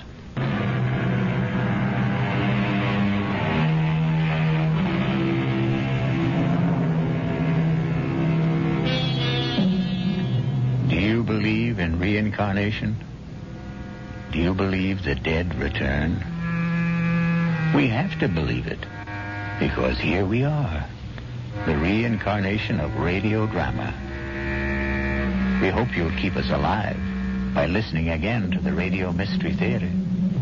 Our cast included Patrick O'Neill, Marion Seldes, Nick Pryor, and Dan Ocko. The entire production was under the direction of Hyman Brown. The Bullet was written especially for the CBS Radio Mystery Theater by Sam Dan and stars Larry Haynes.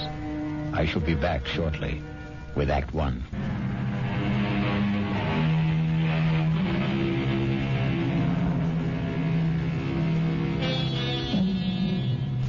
It's a quiet little bar, Paddy Noonan's, and Jerry Price stops there every evening on his way home from work. He's not looking for anything special in the way of atmosphere, adventure, companionship. And he has no intention of getting drunk. Just a couple of beers, perhaps, to bridge a busy day, to ease the fatigue, the strain on his nerves. In the comfortable half-light of Paddy Noonan's, the world outside becomes vague, distant, especially when Old Man O'Rourke is holding forth. And he lay there, his head against the barricade, and the blood from him falling soft upon the pavement. I looked in his face, and I could see his death was upon him. "'Tis a bitter thing," I said, "to die at 17. And for a moment his darkening eyes held mine. And with his last strength he said, "'Tis a sweet thing to die for Ireland." Sweet indeed, Mr. O'Rourke. And it calls for one on the house. I thank you, Paddy Noonan.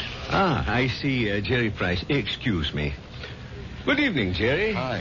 I didn't notice you come in. Well, when old man O'Rourke's in form, you don't see anybody, Patty. The old man there, he carries his war. I know I carry mine. You ever think of yours, Jerry? No, never. Never? Nope. The day I came home from Vietnam, I put away the uniform. I also put away everything that went with it. The army, the war, like a snake sheds his skin. Now, the past is gone, Patty. It's dead, so you forget it. You go on to other things. Hey, what's everybody drinking? This round's on me. Set 'em up, Patty. Mr. Edward Clark himself. And what's the occasion? Hey, I got a little announcement. Guess what the old lady tells me this morning? Number 10 is on its way. Oh, that event. The round must be on the house, Mr. Clark. Just a quick one, Patty. Hey, I got the truck outside. What are you hoping for this time, Ed? Boy or girl? Let's see. What do I got now? 4 boys and 5... No, I got 5 boys and 4... who can keep them straight? All I know is I'm always tripping over somebody. 10 kids in 12 years. Well, you can't tell me it isn't exciting to hear there's going to be a new baby. Oh, yeah.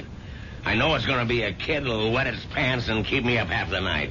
It's another mouth I got to feed. Yeah, well, guys, I got to ride. I'll see you tomorrow. You know, Betty, it's funny. People who don't want kids, can't stand kids, can't afford them, can't raise them, they can't help getting kids. Whereas, guess there just isn't any justice in this world. Well, there may be no justice, Jerry, but there's always hope. How long have you been married? Right after I got out of the Army, it'll be 9 years. A fellow used to come in here, and they were married 15 years before they had their first. Am I really out of the Army 9 years? Tell me, Patty, you're an old philosopher. Where does it go, huh? Down the hatch and try another. Yeah, don't mind if I do. Oh, wait on a paying customer first. Where? The fella standing at the end of the bar. What are you saying, Jerry? There's nobody standing at the end of... In the brown hat and a raincoat. Now, Jerry, what are you saying? No. That's Paul. Tell me what's the matter, Jerry. Paul. Jerry, listen to me. There's nobody. Paul. Hey, he was just standing here. Where'd he go? Where is he? Jerry, where is who? Are you all right, Jerry? Yeah, I'm all right. But I saw him. Who? Oh, a guy I was in the Army with. The two of you. Were you close? He was my buddy. Well, when was the last time you saw him in person? The night he was killed. Have you ever seen him again? Like you thought you did just now? No, this is the first time. Well, maybe you need a rest, Jerry. Hattie, why now? Why tonight after all these years? Well, you say you saw him last the night he died in battle. Well, the sight of him dead must have stayed with you always. But that's not how I just saw him, Patty. He wasn't in uniform. He was in civilian clothes. You might have pictured him as he looked at a happier time. I never saw him in civilian clothes. We met in the Army. And, Patty, I didn't see him as he was then. We were both kids, about 20. I saw him the way he'd look today, about 30. His face was more mature. Jerry, are you sure he's dead? He is dead, Patty. I just saw him. I know I saw him.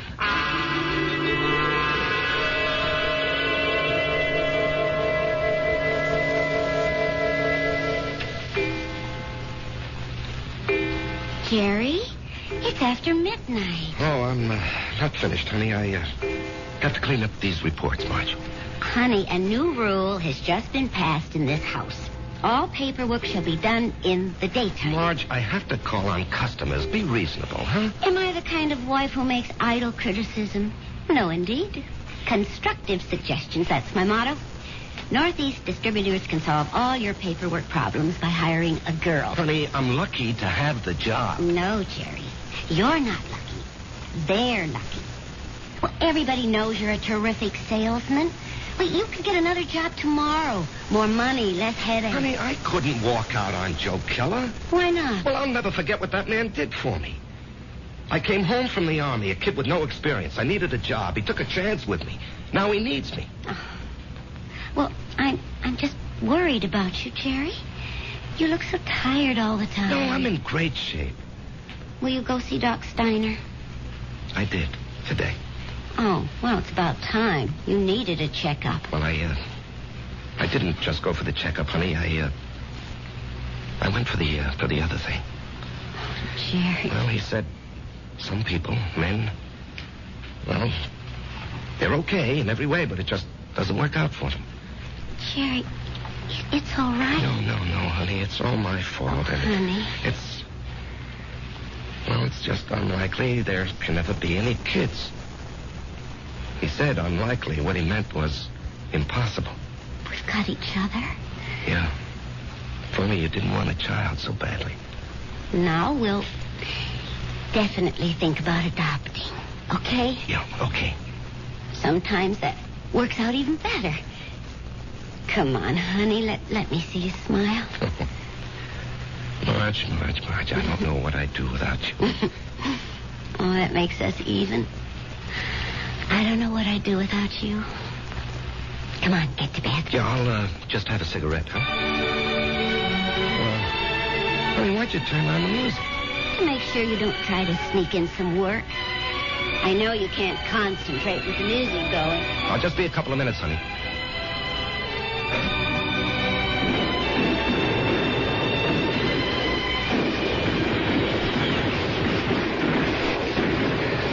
Halt!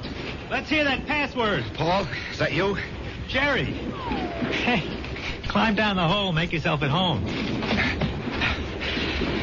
Man, I'm so beat I can't even remember the password. That's all right. I don't even know what it is. Got a cigarette? What'd they want back at the CP, Jerry? Patrol. You going? Yep. But you went out yesterday. Well, maybe I better write to my congressman, huh? I don't have any more cigarettes. Here, finish this one. Paul, I don't know if I can go out again. We're being relieved tomorrow. We were promised a rest. I just don't know if I can go out again. But you ain't going out, Jerry. Didn't you hear? I'm going. Oh, no. I'll say you and I made a trade. No, Paul, I can't let some other guy But I'm not some other guy. I'm your buddy. What's the matter, Jerry? You never did it for me.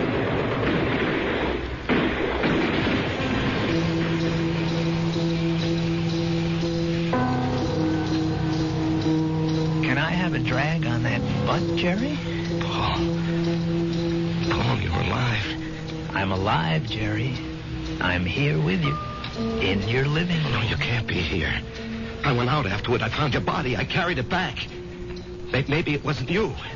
It was me. But you were dead. You were killed. Yes, Jerry. I was killed. Jerry, will you turn that radio off and come to bed? Marge, he's here. Who's here? Can't you see him? Jerry, I don't see anyone. Paul, why can't she see you? She will. They all will. When? Later. I have to go now, Jerry. No, Paul. Paul, tell her. Jerry. She'll think I'm crazy, Paul. Paul. He's gone, Marge. He's gone. Jerry, honey, what's going on here? Marge, he was here. He was right here. Now, you got to believe that. I'm not drunk, and I'm not crazy. I believe you. I believe you, Jerry. Now, here, just sit down. Don't do anything. Don't say anything.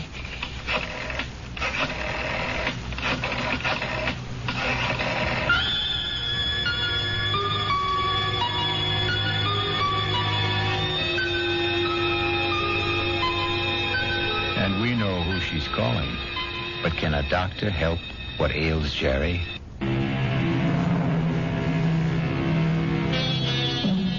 And now, Act 2 of The Bullet. Let us trace the path of the bullet. We have a worried Marge, a concerned Dr. Steiner, and a distracted Jerry. Tell me about this man, Paul, you called him Jerry. I said we were buddies, Doctor. That tells it all. Jerry, please don't be so hostile. Dr. Steiner's only trying to help. You were buddies. You came back alive and he didn't. Yo. There's an extensive medical literature on the subject. Oh, I'm sure there is. Jerry. I'm not being hostile, Marge. I know I saw him. Of course you saw him. Well, finally. But that doesn't mean he was there. You see, Jerry, the death of a wartime comrade remains an eternal reproach. All who survive are sentenced forever to feelings of guilt. No. Doctor, the wars are fought by kids in foxholes. The literature is written by doctors and authors. That's hardly fair, Jerry. I'm the authority on war, Doctor, because I was a kid in a foxhole, and I don't feel guilty about my buddy. You don't? No. Tell me why. No, you wouldn't believe it. Try me. All right. You see, there's a bullet, and it's designed especially for you. And if it's your bullet, it'll find you no matter where you are. You can't evade it, you can't avoid it. It was meant for you, it was meant to be. You and the bullet. Both of you were dust, originally. You were dust because the Bible says so. And the bullet was also just dust in the ground. Well, that bullet was mined and refined and cast into metal. It was shaped into a slug and joined with a shell. It was one of billions of bullets, but it was yours, all yours. And at the right time, there'd be a tremendous explosion of gases in a narrow chamber. And the bullet would be torn loose from the shell case and spun around the grooves of a gun barrel and hurled through space. This is the bullet you don't hear. You don't hear it, Doctor. You don't hear it whine past your ear or ping off a rock or thwack against a tree. That's because it's your very own bullet. It's coming to meet you, or you're going to meet it. It's been arranged. You see? It's an appointment that can never be broken. The dust that had become the bullet would encounter the dust that had become you. And after a while, both of you would become dust once again and return to the ground. Your original home. Jerry, I know you're overworked, you're overwrought, you're overtired. I keep telling him to slow down. Okay. I know I'm under a strain. I know I'm working too hard, but what can I do? Jerry, try to understand. Right now, you're having what is popularly known as a nervous breakdown.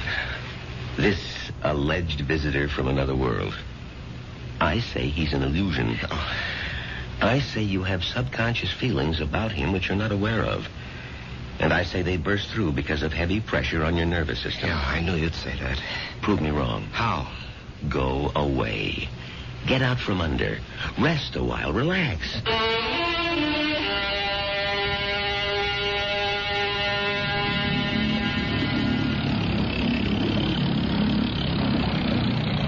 Oh, honey, this looks like a good spot.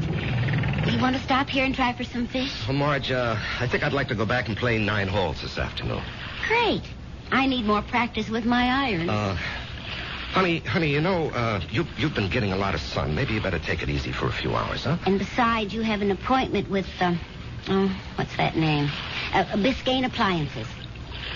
See, Jerry, I wasn't sleeping when you called that number this morning. Now, Marge, I've been good all month. I was just getting restless, that's all. Look, they're a big chain down here. If I can open them up, I'll justify the trip. Justify? To whom? Why do you have to justify anything?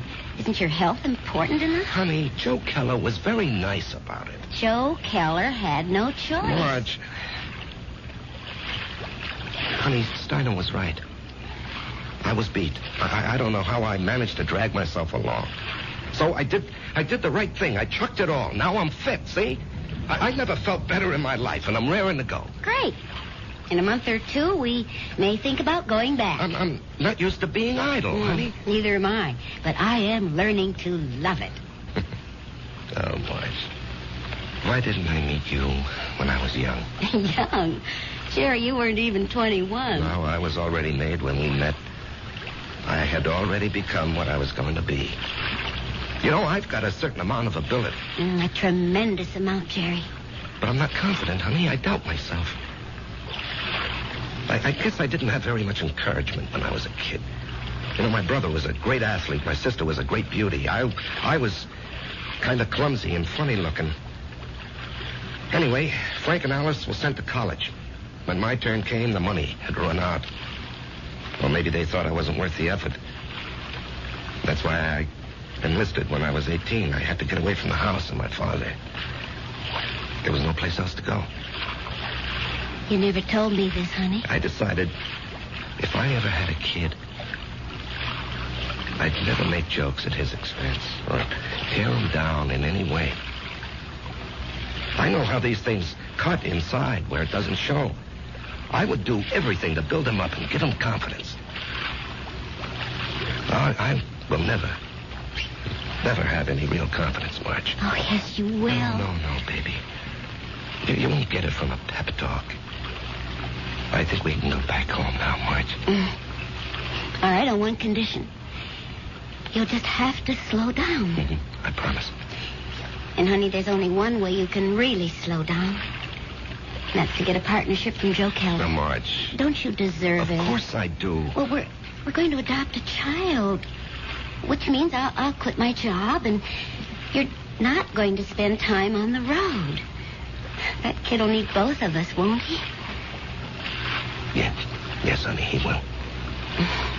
Then we need that partnership, don't we?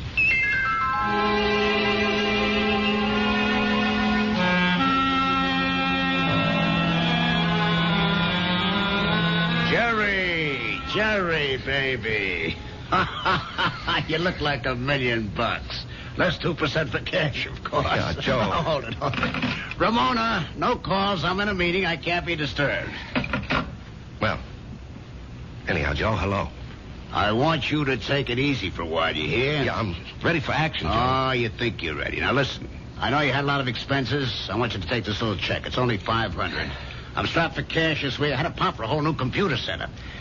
But anyway, I decided to increase your bonus to 5%. That'll amount to a pretty sweet raise, huh? Now, Joe. Don't thank me, kid. You're entitled to it. We got to make sure you don't get sick again. Joe, I have to talk with you. Well, sure, kid. What about? Well, it's, personal and important. Well, let me buy you lunch.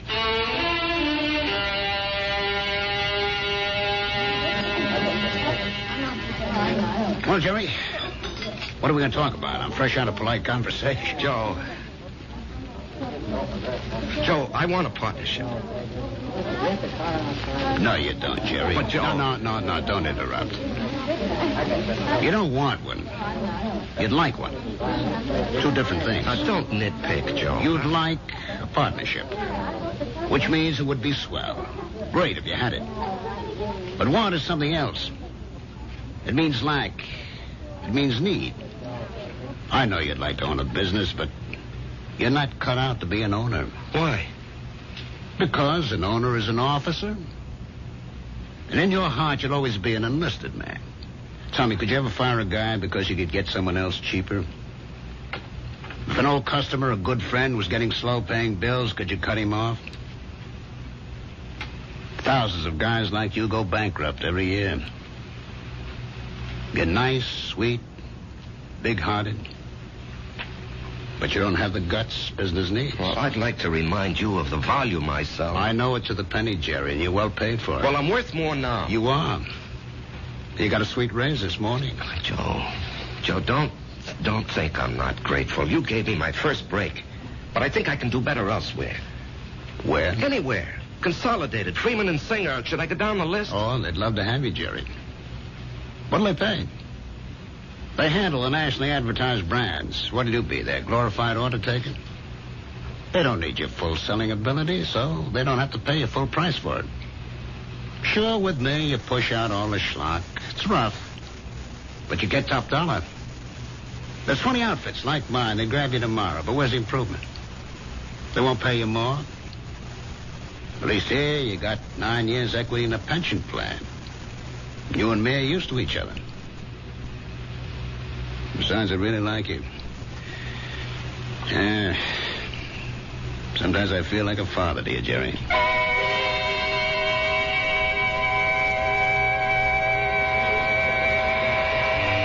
was a fiasco, Patty, a fiasco. And how do I break it to Marge? Oh, what's it all about, Jerry? Well, at least I don't have to put up with Ed Clark tonight. I think I'd punch him right in the mouth. We'll be deprived of his wonderful company the next 2 weeks. He's tooling that trailer into the southwest. Hello, Jerry. What? Patty, is someone standing behind me? No, Jerry. Paul, will you tell me why? I'll tell you everything, Jerry. When? Soon. I think maybe tonight. Paul, why do you keep popping in like this? I don't know, buddy. I can't control that. Yeah, but Paul. Patty, don't you see anyone? No, Jerry. You didn't hear anyone talking to me either. No. Patty, do you think I'm crazy? Well, maybe you should see a doctor. I saw a doctor. Well, how about one of them psychiatrist fellas? I never even told my wife. I did see a psychiatrist. But after a while, I figured why pay him $50 an hour when I can come in here and talk to you for nothing? Well, there must be more to them fellas than that. Oh, sure. He said that the roots of my problem go back to my unhappy childhood. But, Patty, I have a brother, Frank, who feels terribly insecure. He goes to a psychiatrist, too. Why? He had a happy childhood. Put it this way. If you see someone and I don't, the flaw can be in me and not in you. Drink? No. I better go home and face the music.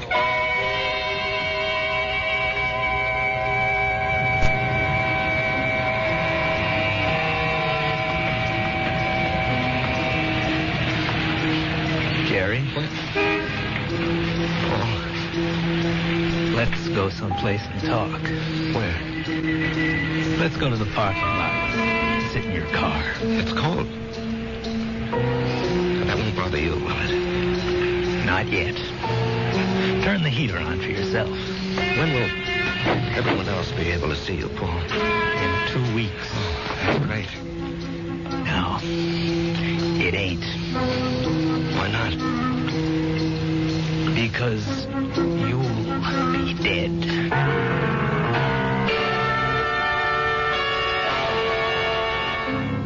Because you'll be dead. Cold words from a warm friend. The chill inside the car becomes intense. But Jerry knows there's no point in turning on the heater. We'll rejoin these two friends when I...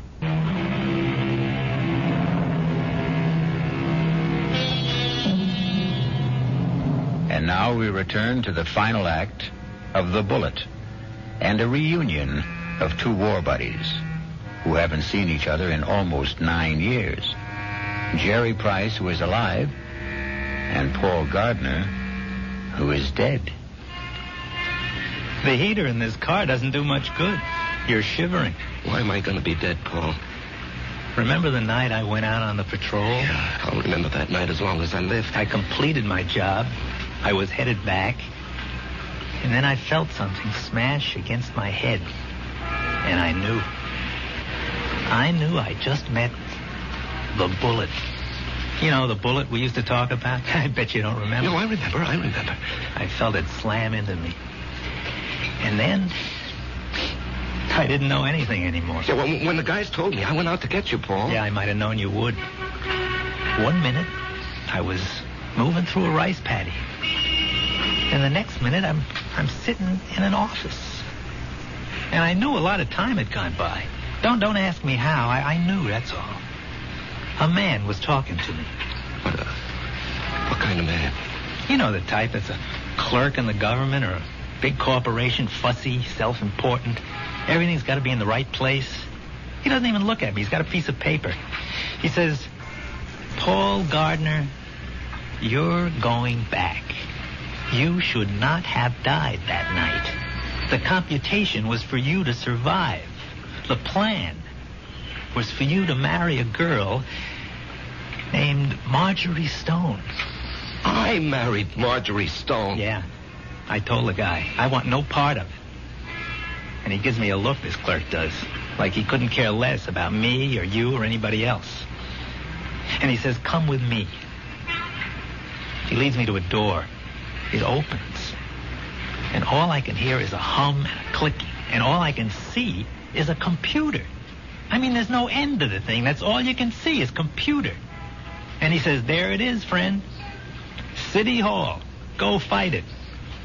By this time, I'm shaking. That machine scared the pants off me. You couldn't see the top nor the bottom of it. There was no end to it, just a machine wherever the eye could see. Well, then what happened? This clerk, he tells me there's a plan. A capital P plan. It calls for me to come home. Not you. Yeah, well, maybe that's fair, Paul. You were always the better man. No. You got more on the ball. You never got a break, that's all. I had a chance to go to school, become somebody.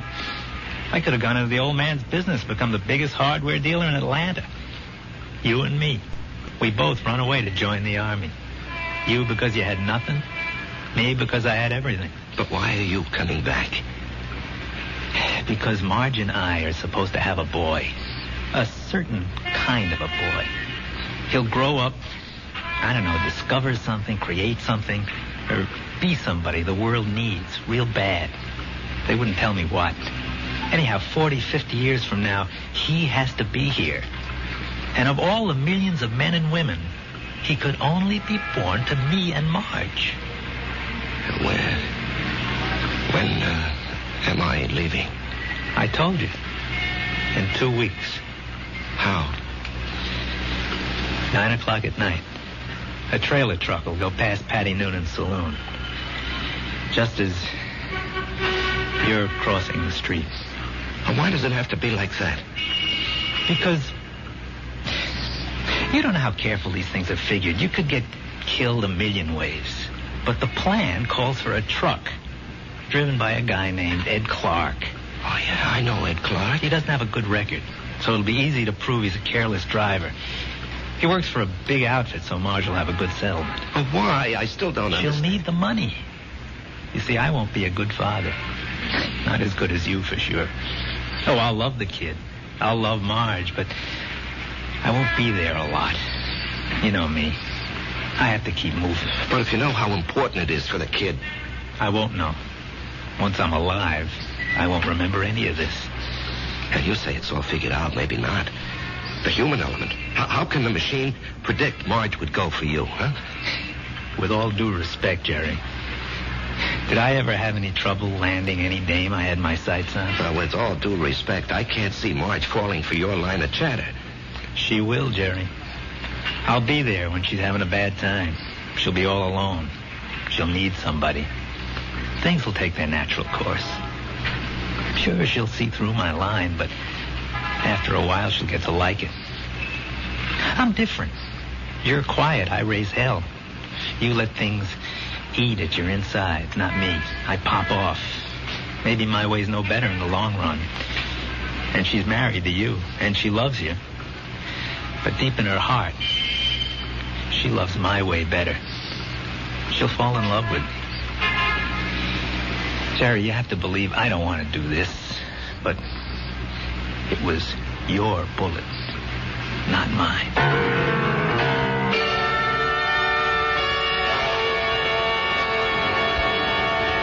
Jerry? What are you thinking about? Oh, a guy downstate wants to cancel a carload of refrigerators, so I'm figuring an approach.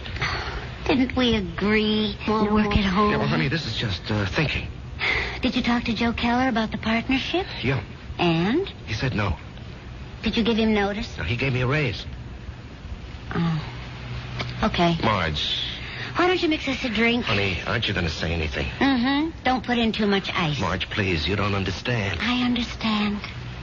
I married a certain kind of man. And you're stuck with him? No. I'll stick by him. Because I love him. Would you have wanted a guy who'd barge into Joe Keller's office and say, Joe, either give me half the joint or I'll open up across the street and run you out of business? Oh, come on, Answer me, Jerry. Marge. I have to know. Well, maybe I did. Why didn't you marry him? He never showed up. So you settled for me. That's what's known as falling in love. Come on, honey, take me to the movies. No, I don't want to take you to the movies. Let's go downtown and see a play. But that's a lot of money. Are you going to worry about money? Now, and look, this weekend, would you like to fly out to, say, Snow Valley and ski? Yeah, or how about Las Vegas, huh? Jerry, what's gotten into you? Honey, we're going to have 2 weeks of the most fantastic fun. Why 2 weeks? Oh, what's so special? You? Me? I just want to spend the rest of my life having a ball with you.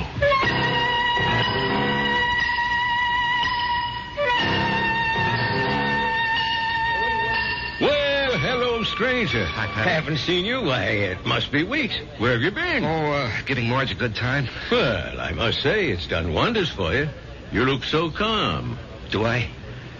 Do you ever see the little guy who wasn't there? No.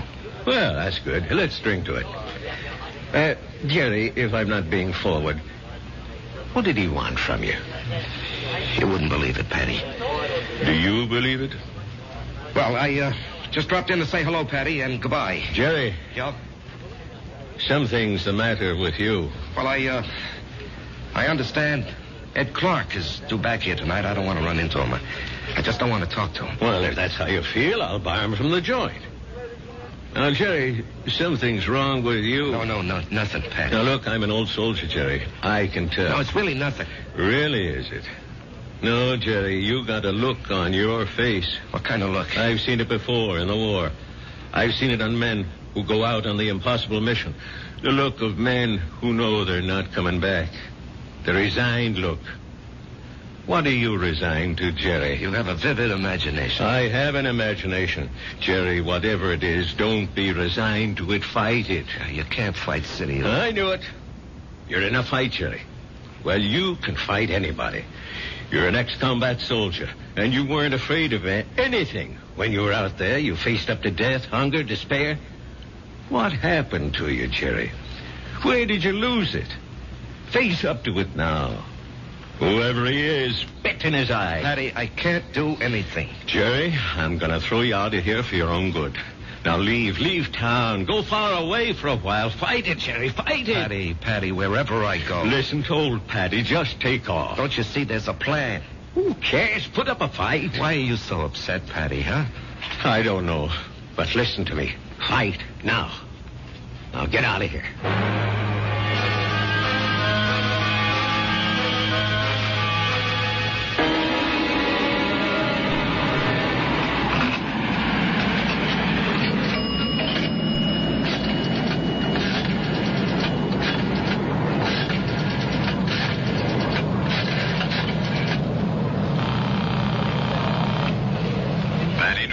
Patty, it's Jerry. I decided to fight it. Good boy, Jerry. You know, Patty, there's something about your place. I don't know how to say it, but I feel stronger, better, away from it. Well, I don't mind. So I'm going to fight. What have I got to lose, huh? Why should I do what he tells me? Why should I believe him? I don't know what it is, but I agree. I'll see you around, Patty. Universal Airlines, flight number 3 for Los Angeles and Mexico City, now boarding at gate 17. Who you calling, Jerry? Marge, I have to tell him. Oh, Jerry, don't do it this way. There'll be 100 other people on that plane. Do it the way it has to be done. Paul, I have to fight you. Why? Because it isn't fair. Was it fair for me to stop your bullet? Come on, Jerry. Ed Clark will be tooling by Patty's in less than an hour. Paul, I don't know if I have the nerve. I'll help you, buddy. I'll help you. Come on.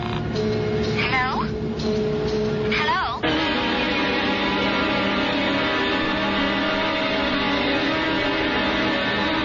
What is it, Mr. Noonan? I called you, and I hope it wasn't out of turn, Mrs. Price. It's about Jerry. What about Jerry? He's sitting back there in a booth. Now, wait. Don't go to him yet. He's in trouble. Well, it can't be. We've had such a glorious 2 weeks. He's in trouble. Well, what kind of trouble? I don't know. We have to help him somehow. Is it that Buddy? I think so. Well, the time has come to lay that nonsense to rest once and for all. And I'm going to... That won't work. Agree with him. Show him anything he wants is okay with you. Don't fight him. All we can give him is love. Hi, honey. Hi. Buy me a drink? Oh, sure. You know, I never knew you had those little gold highlights in your hair. Oh, I'm using a different bottle this week. I love you. I love you, too. And I want you to be with me always. Come on, Jerry. Let's start. No, not yet. Are you talking to me? The plan calls for it. How do I know there is a plan? Ask anybody. Ask Marge. Jerry, what are you talking about? Marge, do you believe there's a plan that determines the actions of everybody in the whole world? No. You sure? I'm sure. Well, then how do you think things work out? Well, every which way. Come on, Jerry. It's time. No, I won't go. Where won't you go? Then, Marge, as far as you're concerned, there isn't any plan. Oh, well, Well, what do you think, Jerry? No, that's not important. What do you think? Well, yes. Yes, there is a plan. I can prove it. You can? Yes, but you started me thinking there has to be a plan. Otherwise, you and I, we just never would have met. Remember that day? Yeah. You were taking cash at Ryman's drugstore. That's the only reason I walked in there. Well, I'd already given notice. I was going to leave. And then you walked in and asked Doc if you could open a charge. Then and there, I decided to stay. And where? Where were you going? Oh, away. Pull up stakes. Why? Well, my folks were gone. My friends were married. The neighborhood had changed. The girl I went to school with had a father, a construction engineer. He'd been transferred. Well, she took a job in his new office, and she wrote and said she found a nice crowd. They needed secretaries down there. She could fix it up. Well, why not? I was set to go. But it was not to be. You came wandering into Ryman's. Obviously, there's a master plan that rules our lives. And where was this wonderful place you almost went to? Atlanta. Atlanta? Oh, what's so remarkable about that, Jerry? It was definite you were going? Well, sure. And only because you met me. Only because I met you. Otherwise, I'd have gone to Atlanta and married a southern millionaire. But evidently something had been planned for me. Aren't you flattered? I met you, and it changed my whole life. Are you ready to go now, Jerry? Royce, will you come with me? Yes, Jerry. Where do you want to go? Well, I have to do something. I'll come with you. No, wait here, darling, please. It's time, buddy. Just like going out on a patrol. Jerry, where are you going? It's all right, Patty. It's all right. I didn't want this, buddy. I know. I don't want you to take my bullet either. Goodbye, Jerry. Yeah, goodbye, Paul. Take care of her for me, huh? You know I will.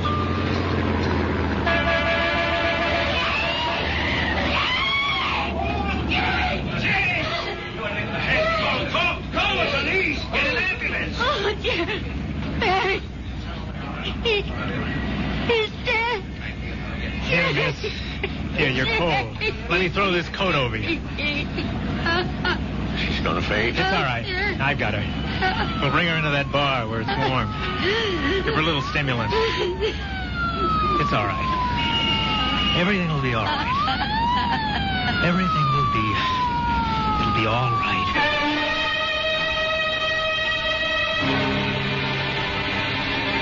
So many people preface what they believe with, "It is written." It is written in the stars. It is written on the wind. And for so many like Jerry, it is written on the bullet. I'll be back shortly.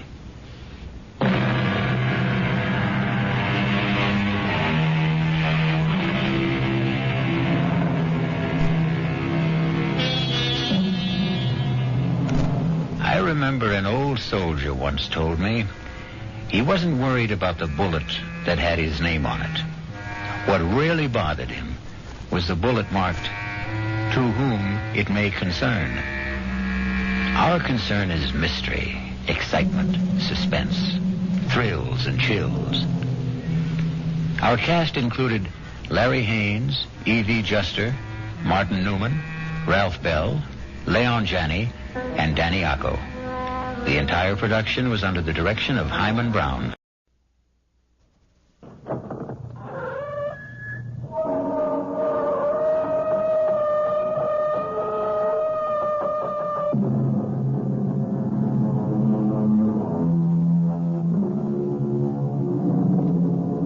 Come in. Welcome. I'm E.G. Marshall. Welcome to the world of mystery, to the world of terrifying imagination. The story you are about to hear is called Lost Dog. Yes, a dog story. But please don't expect a charming family tale about man's best friend. In fact, you may even decide that the dog in this story is man's worst enemy. It all depends on whether or not you share the particular terror of our heroine, Miss Julia Smollett. Get it out! Get it out of here, please! Please, George, take him away! Give me a job, for Pete's sake. There's nothing to hurt you. Get it out! George! Please!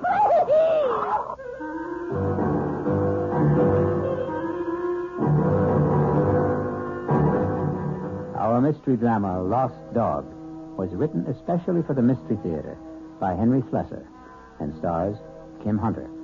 It is sponsored in part by the Kellogg Company, makers of Kellogg's Special K cereal. I'll return shortly with Act One.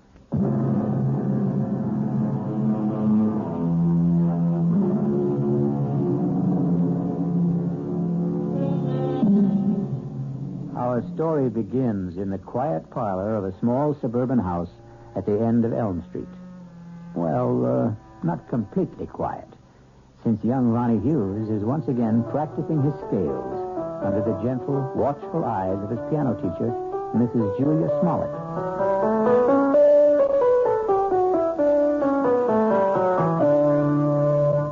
Well, that was very good, Ronnie. It was much better than last time. I still wish we could skip this scale stuff, Mrs. Smollett. I mean, I'm not saying that I'm ready to play concertos yet, but just the same... Why does it bother you so much, Ronnie? Well, playing scales makes me feel like a little kid, I guess. Oh, that's silly. All the finest pianists had to learn their scales before they could play any composition. I guess it's my fault for starting to learn to play so late in life. Ronnie, 19 years old isn't very late in life. I'm 20, Mrs. Smollett. Are you? Already? Oh, now don't tell me you've been coming here a full year. No, just about 4 months. But my birthday was last week. It was on Thursday. You weren't well last Thursday. Oh, yes, that's right. You still don't look well.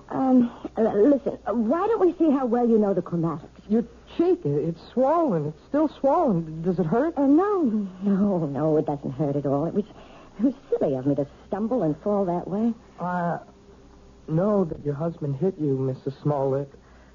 Now, that's a very silly thing to say. You can't tell me it isn't the truth. I remember the first time he did it. At least the first time I knew anything about it. Now, I'm going to have to put a stop to this. Yes. I wish you would. I wish you'd call the police or something the next time it happens. Now, listen to me, young man. You've been listening to a lot of foolish town gossip. Then tell me it isn't true. What I'm telling you is that it isn't any of your business. Yeah, I guess that's right. It's none of my business. I should never open my big mouth. I'll just keep it shut from now on. Ronnie. Yeah? All right, my husband and I had a quarrel. He was drunk, wasn't he? George is in a very difficult occupation. The competition is very keen, and, well, the people he has to deal with aren't always very gentle. I don't know anything about the trucking business, Mrs. Smollett. I just hate the idea of anybody hurting you. That's all. I just can't understand why he'd do such a thing. What did you do to him? Well, if you must know, Ronnie, I won't allow him to have a dog. You what? It sounds silly, doesn't it? And you're right, it is. It's silly on my part. But I'm absolutely terrified of dogs. And unfortunately, my husband wants one. He wants one very much. And that's why he hit you? Well, the argument goes back a very long ways, almost since George and I were married 7 years ago. Well, it wasn't much of a problem when we lived in the city. George didn't have his trucking company then. He was just a driver. But when he got the chance to buy into a firm out here, well, we bought this house. And I guess having a house in the country made George think about dogs and things. But I just don't see what's so important about it. Well, some things become important in marriage. Oh, now, just look what all this talk has done to the time. It's after 6:30. My husband's going to be home in half an hour, and I haven't even started dinner. Will he beat you for that, too? Ronnie, if you keep talking this way, well, I just don't think it would be wise to continue giving you lessons. You don't mean that. I'll see you on Thursday, Ronnie. Yeah. Sure. Goodbye, Mrs. Smollett. Goodbye, Ronnie. And happy birthday, Ronnie.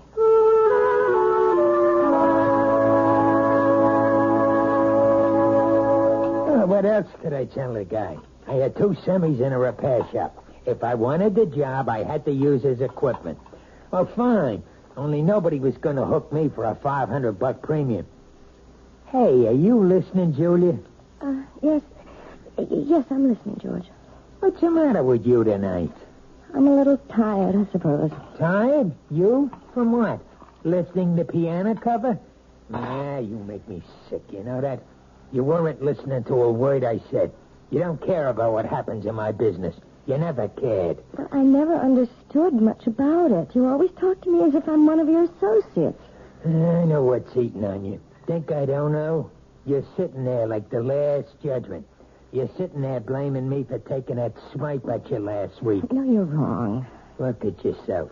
You didn't even bother putting makeup on that cheek of yours. Makeup wouldn't cover the swelling. Yeah. You want to remind me how much you suffer. Well, I got a hot flash for you, kid. The one who suffers around this house is me. I could enjoy this house plenty. I could have a great time if you weren't so sick in the head. You're talking about the dog again. Why not? You think I forgot? But surely it can't mean that much to you. I've had dogs ever since I was 6 years old. You never talked about it when we were living in the city. That was different. Who put a dog in that air-conditioned chicken coop? But now we've got a house. A real, honest-to-God house, Julia. A house needs a dog. Oh, George, you know I feel terrible about saying no, but I can't help myself. It's just something in me. It's a phobia, I guess, but dogs terrify me. Even small dogs, tiny, harmless little dogs. I go to pieces when one comes near me. It's all in your mind. Yes, but isn't that enough? No, not for me it isn't. Can't you understand that it's like a sickness, like a disease? Okay, so if it's like a disease, how come you never got cured? How come you never saw a doctor about it? A doctor? Yeah, that's right. You're telling me you're sick? We'll just find out. Well, where are you going? I'm going to get you an appointment, a doctor's appointment. I'm calling Dr. McCann right now. At this hour? I'll call him at home and make an appointment for tomorrow. We're going to settle this thing once and for all.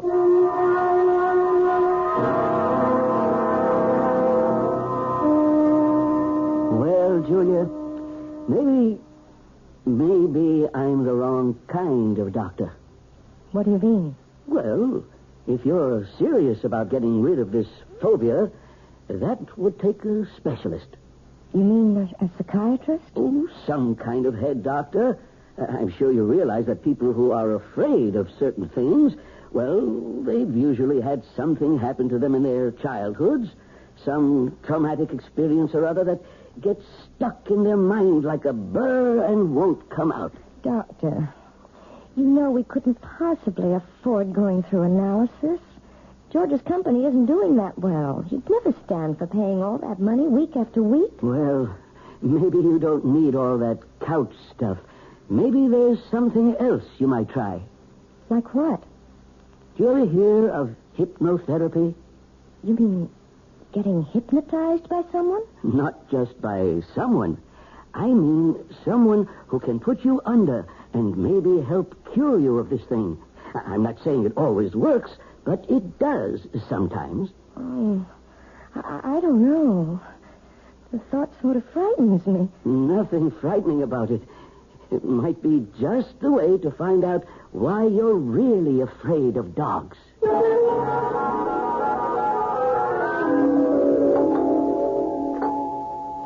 1 minute. What'd you do? Forget your key? Yes, George, I'm sorry. Where you been so late? It's almost 7:15. I went to a movie after I saw Dr. McCann. I was just so nervous. I had to get out of myself, so I went to this movie, and it lasted longer than I thought it would. Oh, that's great. Just great. Now what happens to my dinner, huh? Dinner's all ready. All I have to do is heat it. That's a fine thing. I come home early to surprise you. You're not even here. I'm sorry, George. Do you think you should have more to drink now? I mean, it won't take me more than 10 minutes to get dinner on the table. Never mind how much I drink. Besides, I'm in no hurry for dinner. I want to know what the doctor said. Well, it's just as I told you, George. There's nothing Dr. McCann can do for me. It's not something that can be cured with a pill. There's gotta be some way. Well, he suggested that maybe a different kind of doctor, a hypnotherapist. A what?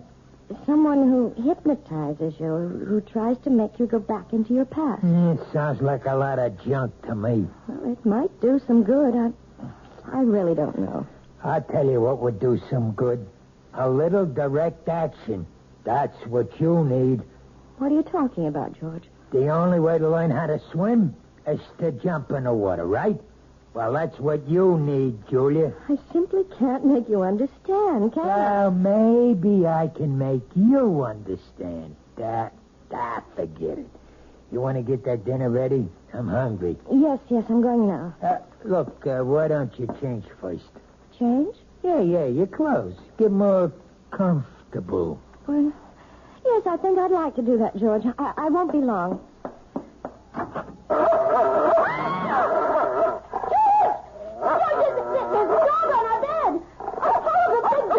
Take it easy. That's my surprise. That's it. Tell her. Get him out of here. Please, George, take him away. It's only a dog, for Pete's sake. He's not going to hurt you. Get it out,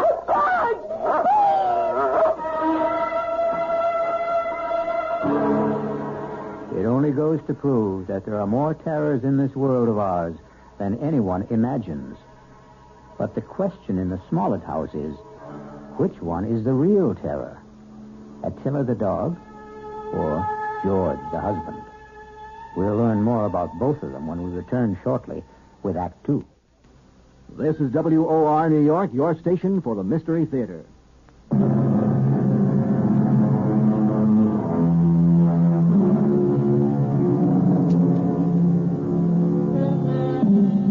Now let's return to the plight of Mrs. Julia Smollett, the woman whose nightmares take the shape of a barking dog. How long do you want me to board the animal, Mr. Smollett? I don't know. Until that wife of mine gets her head on straight, I guess. Beg your pardon? My wife doesn't like dogs. Took one look at Attila and screamed the house down. Well, some women get scared of Dobermans. This dog's only 6 months old, for Pete's sake. Practically a puppy. Can you board my dog until my wife gets through with her treatment? Treatment? I don't think I understand. Just give me a straight answer. Oh, yes, sir. Certainly. We'll take the dog for as long as you like. We'll see how long that is.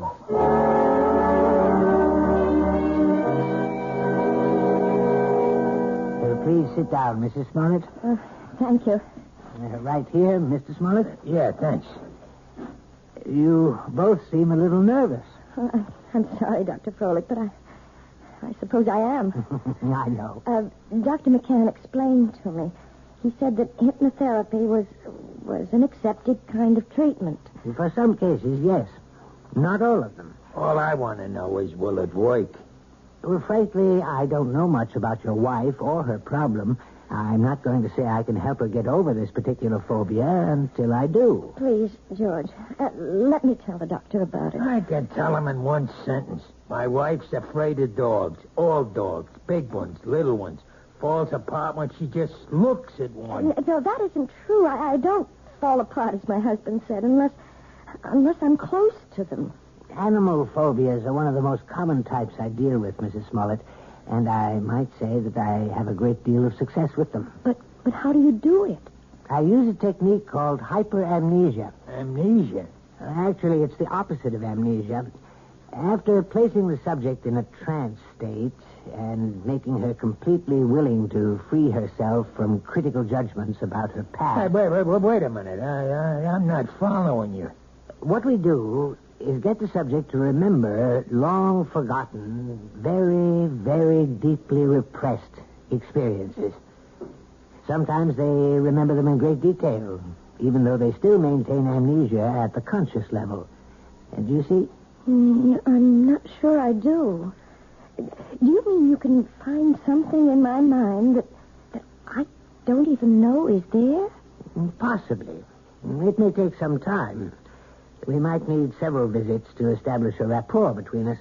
But if all goes well, we should soon be able to find out if anything in your past is causing this problem. And, of course, that something will most likely concern a dog.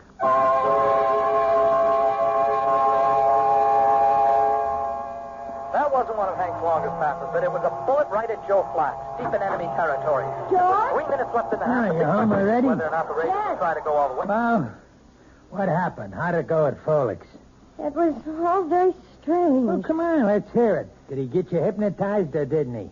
Look, I just want to hang my coat up. Look, I'm missing a big game just because I want to hear. You might as well turn it on again, George, because all that Dr. Froelich did was what he called the first stages. What does that mean? I mean, well, he put me under all right. There wasn't any problem about that. Yeah, I figured that.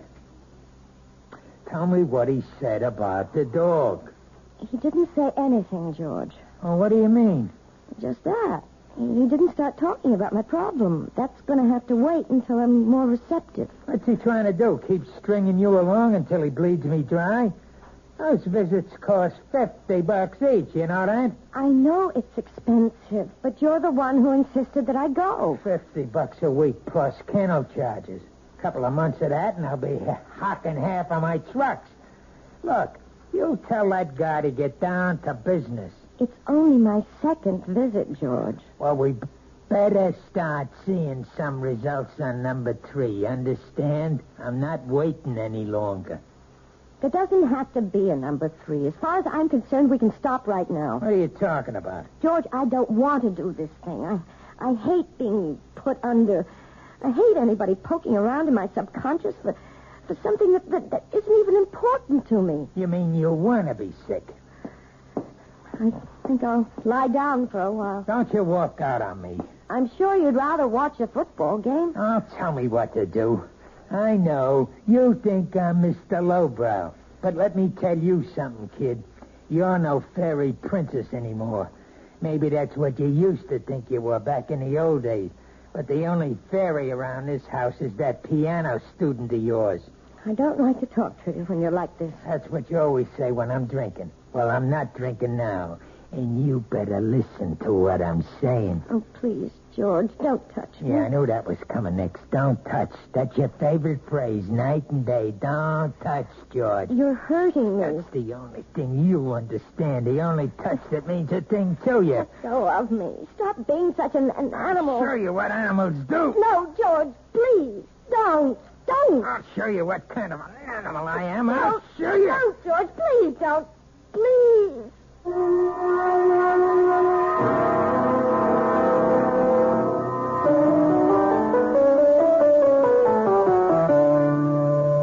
Well, I guess that wasn't much better, was it? What? You didn't think much of the performance. I mean, it wasn't exactly Horowitz, was it? No, it was perfectly all right, Ronnie, really. But you're not all right, are you? Oh, yes, I'm fine. You look awful. No, I didn't mean that. You never look awful. But you're acting so funny today. I'm sorry. I guess I have something on my mind. Can I take a guess? No. What you can take is the next page of this lesson.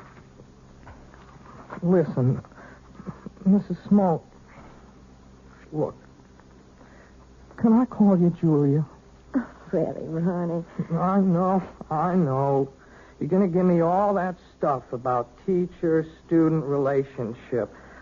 Only I'm sick of calling you Mrs. Smollett. I hate it.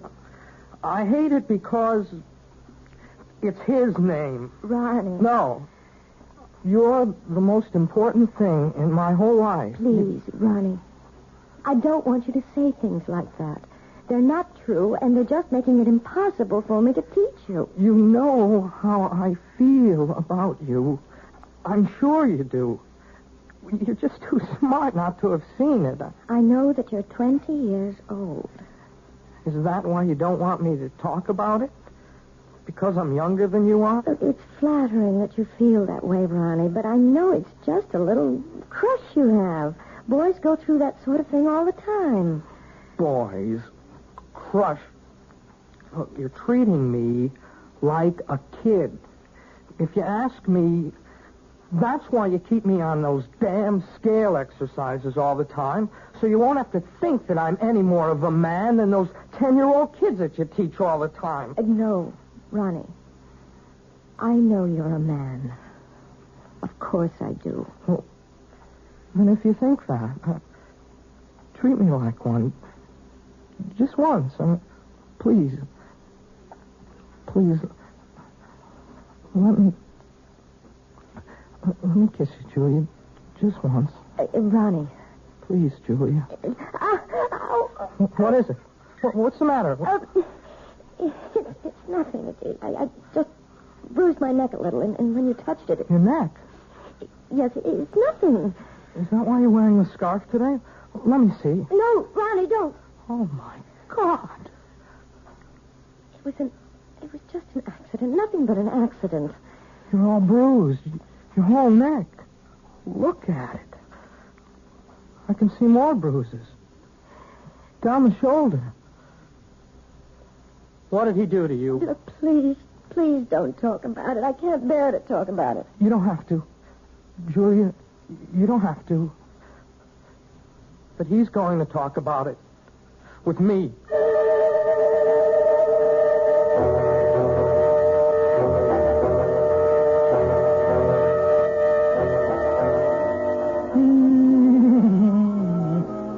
Sit down, will you? Doesn't that bring back memories? Hey, Julia. What? That song. We used to dance to it, remember? In the girl room, first year we were married. Hey, you want a drink? No, thanks.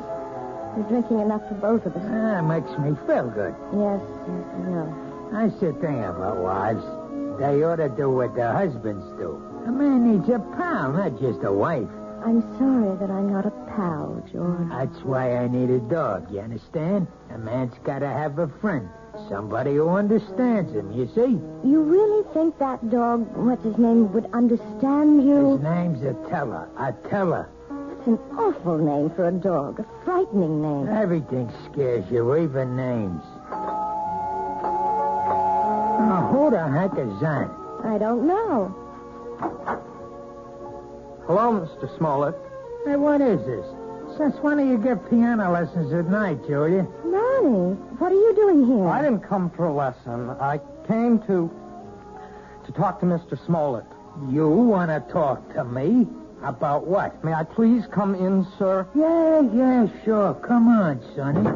Ronnie, you shouldn't have come here. I won't stay long. I just want to say something.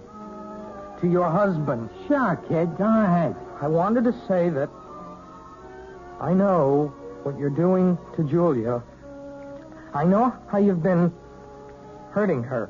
And I won't let you get away with it. What was that? Oh, Ronnie, no. Oh, look, even if she doesn't want to say anything about it, I will. You touch her again, I'll go to the police. I mean that. See, there are laws in this country. I think maybe I'm hearing things. I swear, Mr. Smollett, you ever hit her once more, you're going to go to jail. So I'm going to jail, huh? And you're going to put me there. Ronnie, I begged you not to do this. No. It's okay, Julie. I like hearing this. I mean, I want to know what the younger generation is thinking. You don't want me to hit my wife anymore, is that it? That's it. You sure you know the difference between hitting and just giving little love taps? Please, Ronnie, go. Go right now. I mean, maybe you made a mistake, kid. For instance, this is a love tap. Oh, George! Now, that's a love tap, Ronnie, baby. This is... Oh, George, stop it! Don't! And you see the difference, kid? You better be sure you know the difference before you talk to the cops. George! George, don't! Don't!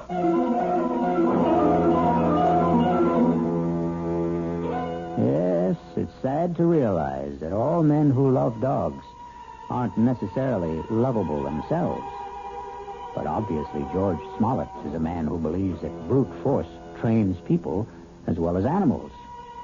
He may be right in some respects, but perhaps he should be aware of the old saying that every dog has his day.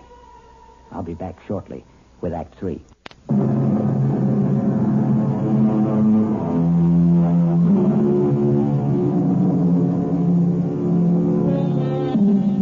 An important day has arrived in the life of Julia Smollett and her husband George, because Julia is on her way to the offices of Dr. Froelich, who has promised that this is the day which may bring her back to the forgotten days of her past, perhaps to the very day when she equated the word terror with the friendly eyes and wagging tail of man's best friend.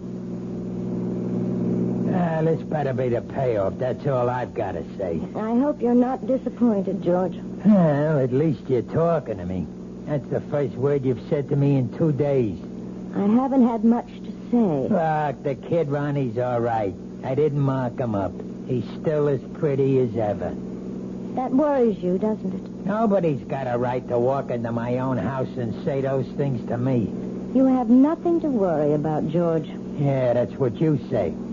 $50 a visit is something to worry me, and $40 a week for the dog, and a lot of other things. We've also lost a piano pupil. I suppose you realize that. Who cares about that? Ronnie paid $20 a week for his lessons, George. I won't miss it. Not as much as you'll miss your little Prince Charming. Well, what about it? About what? You're going to miss him, right? You're not going to have any shoulder to cry on, are you?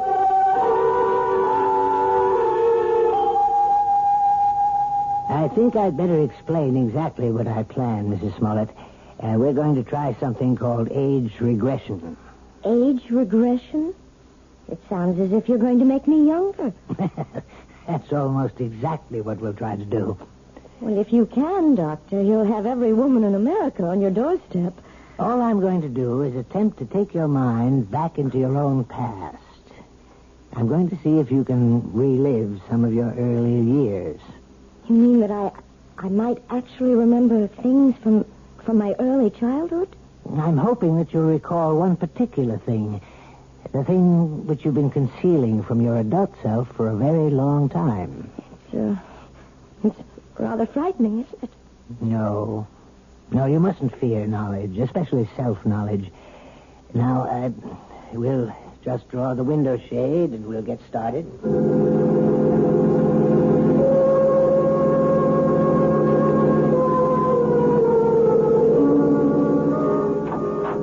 Mr. Smollett, would you like to come inside? Me? You mean you're all through so fast? No, we're not through, but your wife is in a deep trance, and I thought you might want to be here when we begin the age regression attempt. Well, sure, if you want me in there. Hey, she looks like she's asleep. But she isn't. Hypnosis only resembles the sleep state, but it's not. Mrs. Smollett is very much awake. Yeah? Mrs. Smollett, Julia, you may open your eyes now. Ah, that's fine. Now, tell me, do you know what day it is today? Yes. Wednesday. No, you're wrong. It's Friday, Julia. Is that right? Yes, Friday. No, Julia, it isn't Friday either. Do you know what day it is now? No. I don't know what day it is. In fact, right now you don't know the day or the month or even the year, Julia, do you? No. You see, Mr. Smollett, I'm purposely doing this to dislocate your wife in time. Oh, yeah, I understand. Julia, you're going to be a child all over again. You're going to see and hear and feel everything you did since you were a baby. And you're going to tell me everything I want to know about what you see, hear, and feel.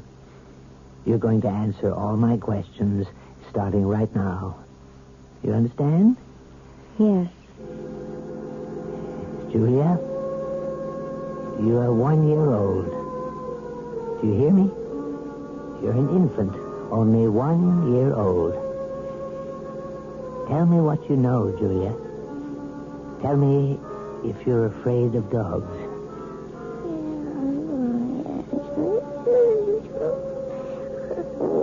Oh, my God.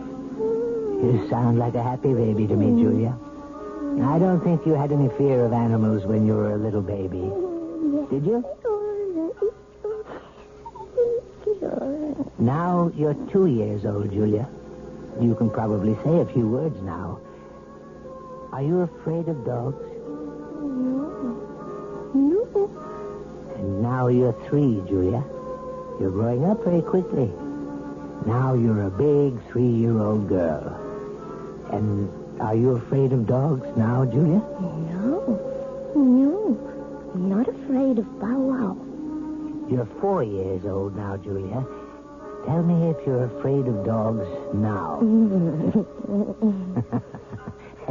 It's all right to shake your head as long as you tell me, Julia. Now you're 5 years old. What? Still not afraid of dogs? No, I'm not afraid. I'm not afraid. Now you're 6, Julia. 6. This can go on forever. Please, Mr. Smollett. Not afraid at 6, Julia? Then let's be 7 years old. You're 7 years old. Still not afraid, are you? Now, what about 8? You're an 8-year-old girl now. Topper. Topper. What was that? Topper. Poor Topper. What's she saying? Julia, who is Topper? Is Topper a dog? Topper's my dog. Where is Topper now, Julia? Topper's dead. They put Topper away. They killed him, and it's all my fault. It's all my fault. What's your fault? What did you do, Julia? No. It's his fault. It's Bobby's fault. Who is he, Julia? Is Bobby a friend of yours? I hate him. He teases me all the time. I'm glad I did it. I'm glad. Only don't kill Topper, please. Please don't kill my dog. Does all this mean something? Yes, it means a great deal, Mr. Smollett. Julia, now please listen. I want you to tell me all about Bobby and Topper. Bobby lives next door. He's 10. He teases me. He pulls my hair. He tore my dress. He put mud in my shoes, and he hit Topper with a rock. Mommy! What happened, Julia? Why are you calling your mother? What's happened to Bobby? He's killed him! He killed him! Who? I warned him. I told him what I would do. I told him. Was it Bobby you warned? Sick him, Topper. Kill him. Kill him. Kill him. Oh, my God. Quiet. Julia, listen to me. I want you to explain everything to me very clearly. Did you tell your dog to hurt Bobby? Yes. Did he hurt Bobby? Did Topper kill him? No, he hurt Bobby. He didn't kill him. He hurt Bobby in the neck, but they killed Topper. They killed my dog. And it's my fault. It's my fault. Well, I think we found the lost dog.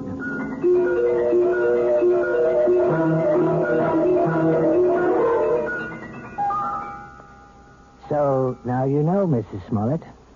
Now you may be able to understand. It was this one incident in your childhood, this one tragedy of your past innocence, which is responsible for your phobia. More than anything, you have a strong feeling of guilt. You blame yourself for what happened to little Bobby, when in all likelihood you were not in any way at fault. No, Dr. Furlick. You're wrong about that part. It was my fault. I remember it all now. You probably just wished that Topper would turn on the little boy, and you saw your wish become a reality. So you accused yourself of a crime. I didn't wish it. I told Topper what to do. I hated Bobby so much I wanted him to sink his teeth in that little boy's throat. Well, At least you've brought it all into the light, Mrs. Smollett. And something tells me that it won't be long before you'll willingly accept the love and friendship of a dog again. Hello,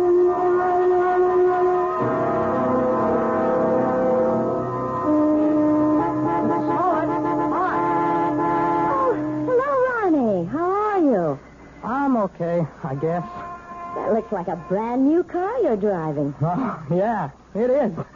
My parents gave it to me for my birthday, but, well, it took a couple of months to get it here from the factory. Well, you see, I wanted a couple of special things done to it. It's very handsome, Ronnie. I'm sure you're enjoying it. Yeah, it's great.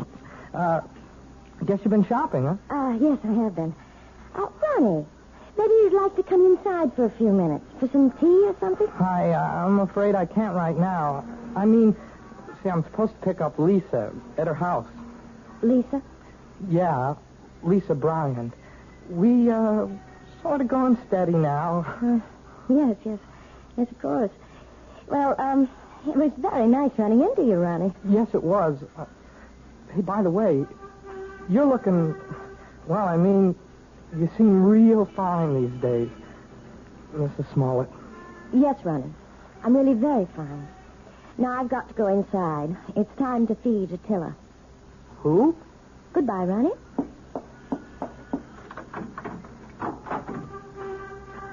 Attila! Where are you? Attila? Here, boy. Oh, where's that animal?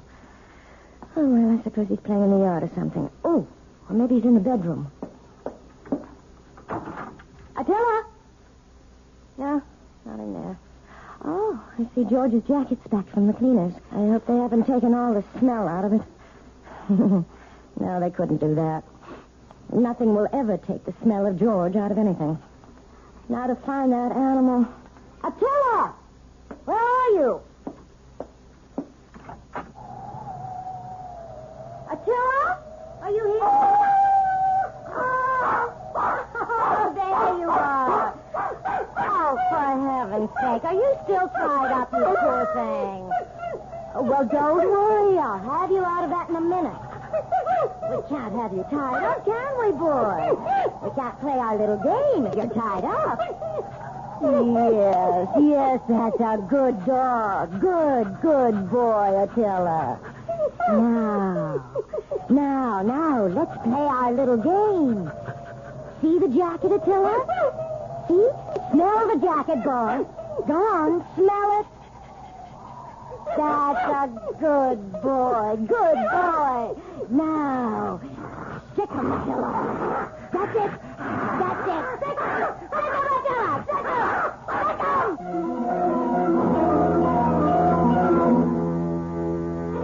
Who said a dog has to be man's best friend? Why not woman's best friend? Especially a woman like Julia, who's just learning how really helpful a dog can be. Or rather, she's remembering how helpful. And one day soon, George Smollett will come home to a very surprising greeting from his own pet. I'll be back shortly.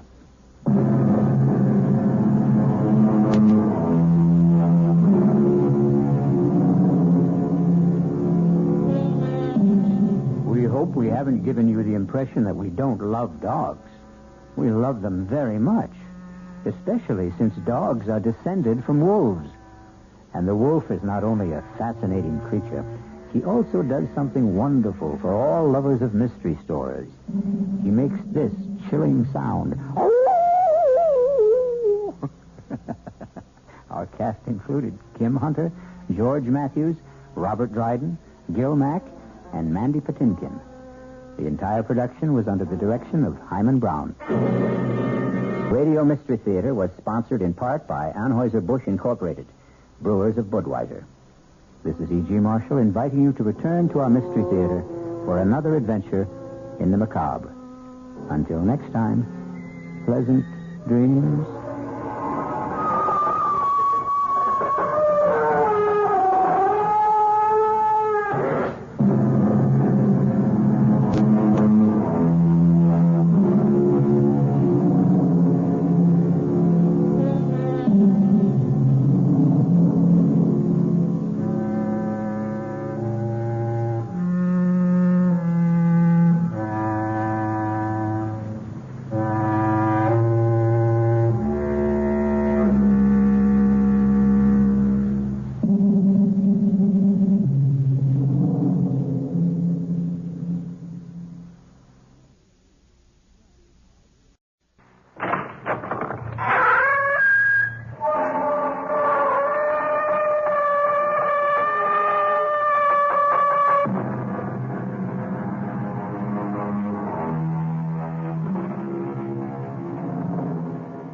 Come in.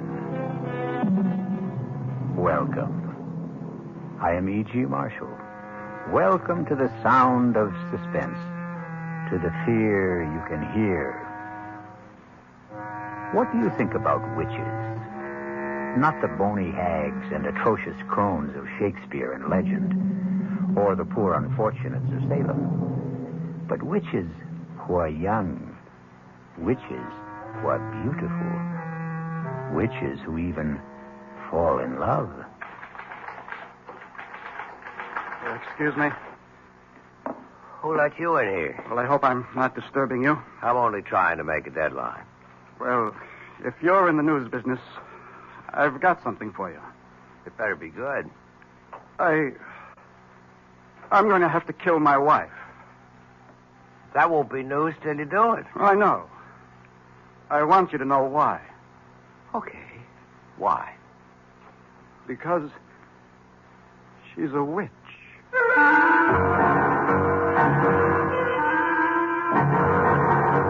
Our mystery drama, I Warn You 3 Times, was written especially for the Mystery Theater by Sam Dan and stars Joan Loring. I'll be back shortly with Act 1.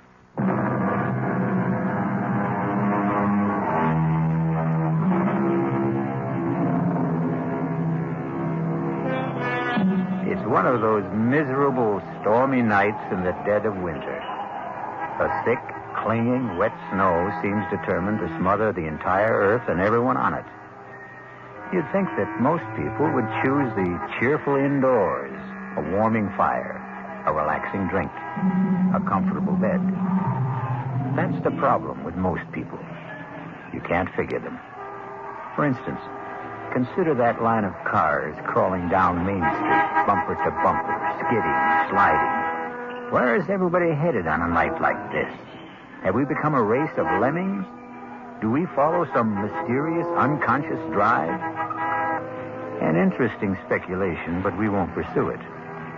We'd better consider the traffic, which has come to a complete standstill. A car seems to be stuck at the intersection. Let's go, sister. That light's green. Oh, officer. Well, what are you waiting for, lady? My husband. Your husband. The light was red, and he said he wanted to step out and clean off the rear window. Hey, mister. You finished back there? He just stepped out. It was a moment ago. Tom?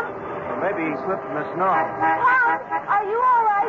Lady, ain't nobody around the back.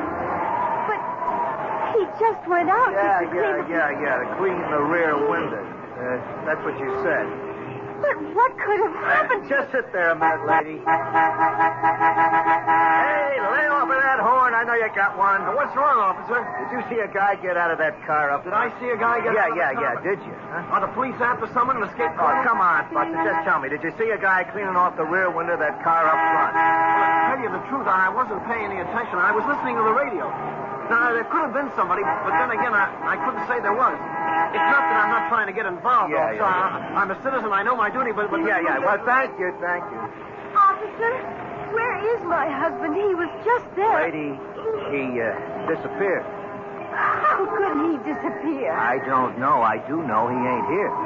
What am I going to do? Well, you can't keep blocking traffic, lady. You got to move on. Where? Well, it beats me. But you must find him. Look, you got troubles with your husband. That's your problem. But when you hold up traffic, that's my problem. Will you feed her a little gas, please? Come on, let's go. But I can't. Lady, you got to go somewhere. I can't go anywhere. I don't know how to drive.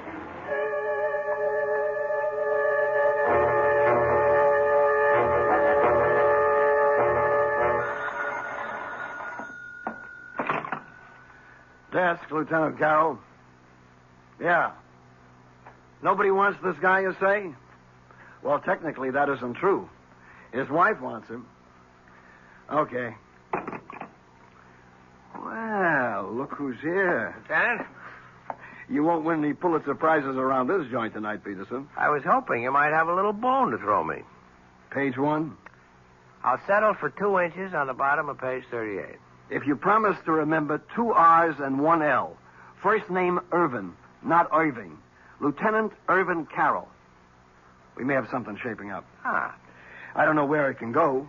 Everywhere or nowhere. What have I got to lose? Sitting over there on the first bench. Ooh, that's nice. And married. Well, you win, you lose. A very, very weird story. Tell me about it. No. Let her tell you about it. Why don't you ask her? Excuse me. Oh. My name is Fred Peterson. I'm a reporter for the Union Messenger. Oh, no, I don't want to talk to a reporter. Why not? Because Because you're afraid? Why? Could you put Tom's picture in the paper? Well, that depends. Has Tom done anything? He's disappeared.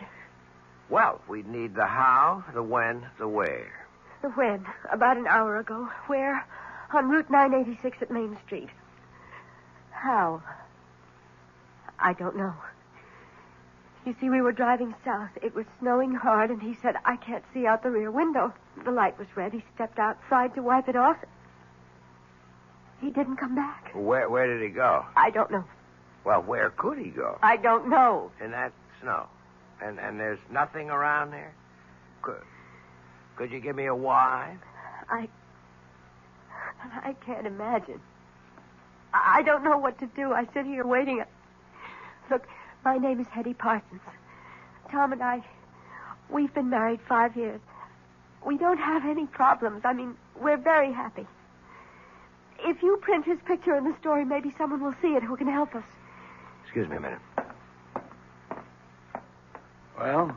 Yeah, I think I'll run with it. I don't blame you. I was always partial to girls with honey-colored hair and baby blue eyes. Ah, so you noticed, too. Have you run a check on her husband, Tom Parsons? Well, he's not one of the known bad boys. No record at all. And what did she say he did? He's an accountant. He has his own business in the Barstow building. You looked him up in the phone book? Checks out. They were headed south, huh? That's what she says. If it was a trip, there should have been bags. There were. His and hers? His and hers. How does it look?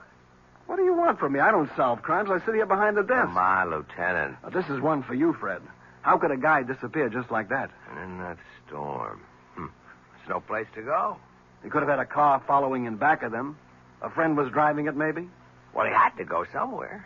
But why? Right now, we're treating it as missing persons. It's all we can do. He's not wanted for anything. He's a legitimate citizen, as far as we know. He hasn't even done anything to her. At worst, he left her in a car. He hasn't even deserted her. Yet. Who was driving? He was. She can't. Well, that's abandoning her, isn't it? No. At best, we'd have him for abandoning the car. Yeah, excuse me a minute. Listen, Mrs. Parsons.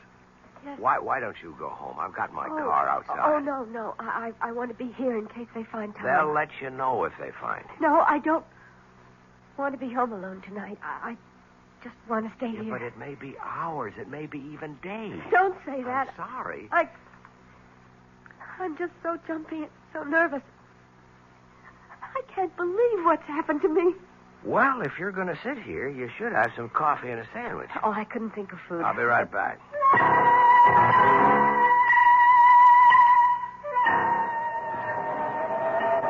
Hey there, Officer Dennis. Well, look who's here, the friendly reporter. Yeah, listen, that girl. Yeah, I was going to ask what girl, but I won't. Yeah, I want to start at the beginning. Oh, well, you know, Lieutenant Carroll's got 2 R's, but Patrolman Dennett's got 2 N's. Yeah. What did happen? Well, like she said, he went out to clean the rear window, and he was gone. Anybody see him? I checked the car and back, but who looks, who notices?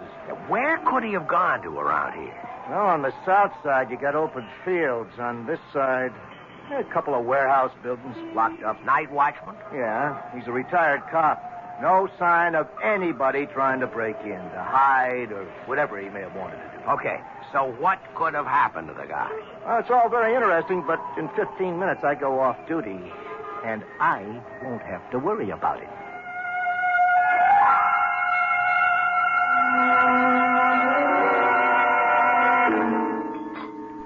Oh, thanks.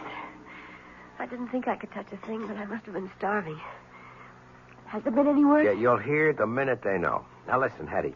I can help you, but you have to help me. I'll do whatever I can. We have 2 basic roads to explore. 1, somebody was out to get your husband. Oh, no. No. Tom is the mildest, sweetest, most obliging guy on earth. He has absolutely no enemy. That you know about. Tom and I have no secrets from each other. Everybody has at least one enemy. Tom is incapable of hurting anyone in any way.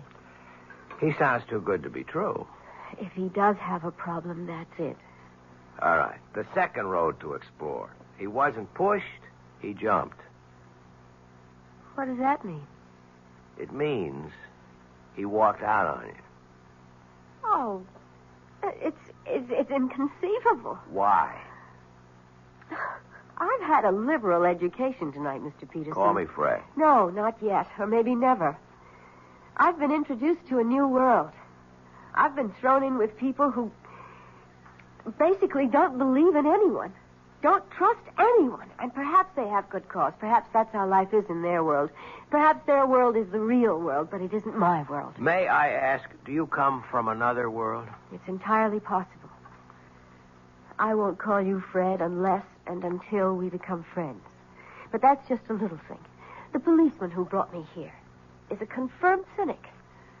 So is the lieutenant. And so are you. I must plead guilty as charged. All of you proposed two basic hypotheses. A, my husband was ambushed by enemies. B, my husband abandoned me. You can't conceive of people who... they simply don't make or have enemies.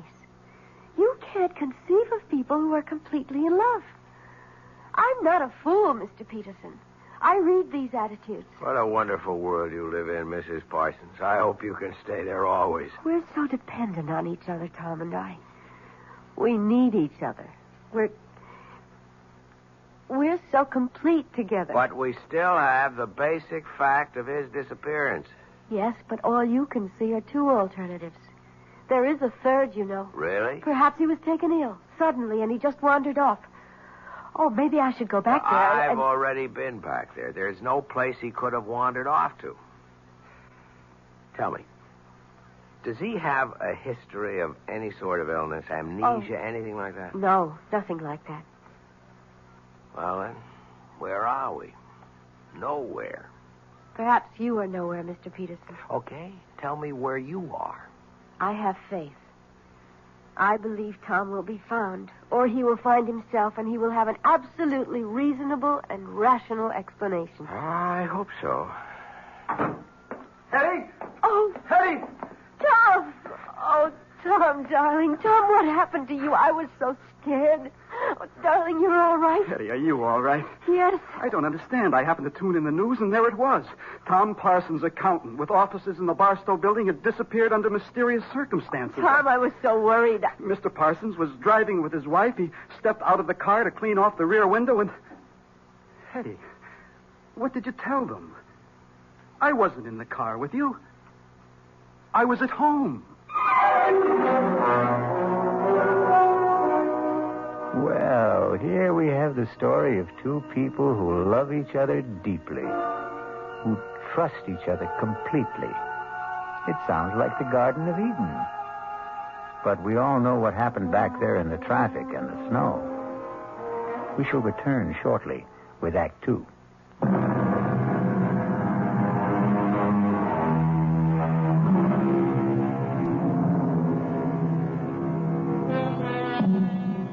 You've seen these couples, or rather heard of them. They dwell in a sea of perfect harmony, never a ripple of discord.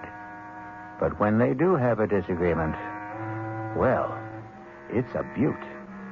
Here we have Fred Peterson listening to Hetty and Tom Parsons having a fantastic difference of opinion. Tom, how can you say that? Hetty, darling, I was not in the car with you. I was home. Home. You said, let's get out of this miserable cold and snow. Let's head south for a couple of weeks. Hetty, when did I say that? How could I say that? You know I'm swamped with work at the office. You came home this afternoon, Tom. You said, how would you like to leave for Florida tonight? And I said, give me an hour to pack. Excuse me. Who's he? Oh, he's just... I'm just Fred Peterson of the Union Messenger. A reporter? Oh, please, don't be alarmed. I assure you it's a thoroughly respectable profession. Well, I see no point in emblazoning this all over the newspapers. Is there anything to emblazon, as you put it? This is a private affair. Tom, tell me what happened. What happened to you after you left me? Hetty, I told you I never left. Tom. How could I have left you? I wasn't with you. Oh, no, Tom. This time I have witnesses. The police officer, he knows you went out to clear the rear window. How does he know? Because he... Because you told him. Mr. Parsons, now, obviously your wife seems distraught. I would suggest... Keep your suggestions to yourself, Mr. Peterson. Don't you dare imply that I'm overwrought or nervous or hysterical. I am completely calm, extremely rational, and absolutely in command of myself. I know what happened this evening. Mr. Peterson, this is obviously a private matter between my wife and me, and nobody's business but ours. What did you mean, Mrs. Parsons, when you said that this time you had witnesses? Have there been other times when... Hetty, it doesn't do us any good to air this in public. All right, Tom. Take me home. Let me talk to that officer at the desk there. Find out if there's anything we have to do. Well? Well, what? Friend, husband, Tom. He didn't turn out to be quite as advertised. And what is that supposed to mean? He isn't quite the sweetest, mildest, most obliging guy on earth, is he? He is to me. I guess it's all a matter of how these words are defined, isn't it? And about this oh-so-complete understanding between the two of you. Won't you at least admit you're having a difference of opinion right now? I don't have to admit anything. Okay, don't shoot. I'll go quietly. Are you sure you really want me to go? Please. Regardless of what you say to me. You are in trouble. No, don't deny it. Well, what if I am? I'd like to help you. Why? Because... Would you want to help me if I were middle-aged and fat and sloppy and ugly? It isn't 10 minutes ago. You accused me of living in a world where no one trusted the next fellow or believed in him. You accused me of being a confirmed cynic. Is it possible you don't remember what you say from 1 minute to the next? I'm sorry. Don't be. There's a great deal to what you said. You're kind, but no one can help you. I could try. And no one should try either. Why not? It's too dangerous. That was the wrong thing to say to me. I'm warning you. You're only getting me in deeper. Please, For Fred. openers, my business is to take chances and get myself into... Hey, you know what happened? What? You called me Fred. Oh, I'm sorry. I shouldn't have. But you did. And that means we're friends. Look, I only want... You're the one who set up the ground rules for this thing. First names are for friends only. Please, forget what happened here tonight. I warn you. You've already warned me twice. It won't work. I can only warn you 3 times. Do you mean you keep score? Please don't joke, Fred. You keep saying the wrong word, or I should say the wrong name. The wrong name is Fred. You can't call me Fred and expect me to forget everything. I warn you. I warn you for the 3rd time. Forget all about tonight for your own sake, for your own safety. And after saying all that, you still expect me to forget about it. Tell my husband I'll wait for him outside in the car. Wait a minute, Hetty. I warned you, Fred. I warned you 3 times. Now, goodbye. Where's my wife? She said she'd meet you in the car. Mr. Peterson, if I were you, I'd forget everything that happened tonight. Is that a threat? No. A warning. That's all I've been getting around here, warnings. Well, for your own good, take them seriously. And if I don't? You'll regret it for the rest of your life, which may not be a long one. You still insist that you're not threatening me? I'm only trying to help you. Really? And why should you do that? Why? I don't know why. Maybe it's because the last guy tried to help me. What last guy? I didn't listen to him. The last guy? What do you mean? Nothing. Forget it. You know, with you and your wife, it seems, everything turns out to be nothing and forget it. I don't think it matters now. I have an idea. It's already too late for you. I'm sorry. Good night, Mr. Peterson. Hey, Fred. Fred? Yeah, Lieutenant, I'm coming. Well? Well, what? There's nothing there for us boys in blue. What's in it for the 4th Estate? Looks like he's trying to drive her nuts. It could also be the other way around. I don't think so. Because of that honey-colored blonde hair? Lieutenant, you always know where the exposed nerve is. Just stop and figure it. Couldn't this also be her way of trying to drive him nuts? As a reporter, I would have to say yes. But, as a man? I don't know. Well, you got a problem, Fred. How are you going to tackle it? As a reporter? Or as a man?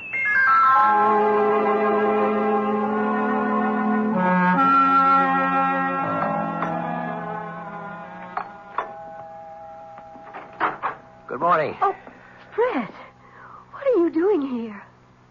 Won't you ask me to come in? Well, You could also offer me a cup of coffee. It's been a long drive on a cold morning.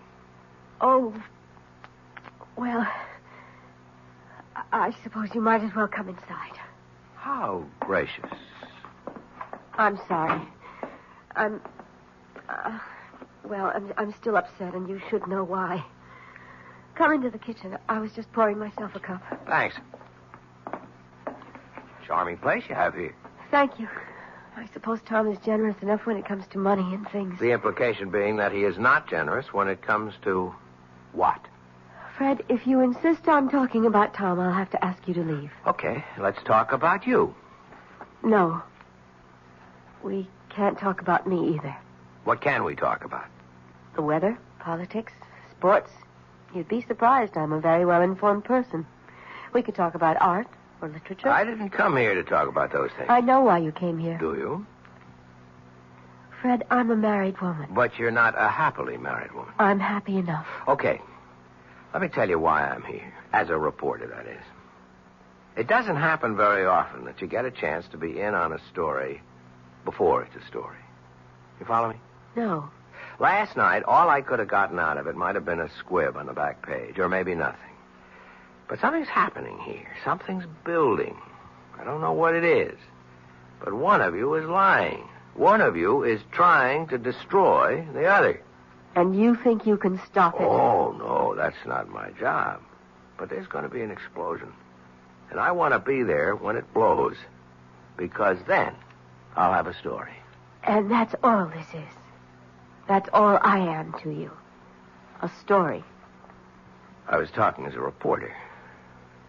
But as a man... Yes? As a man, I'd like to help you, Hetty. Even if it meant losing your story? Yes.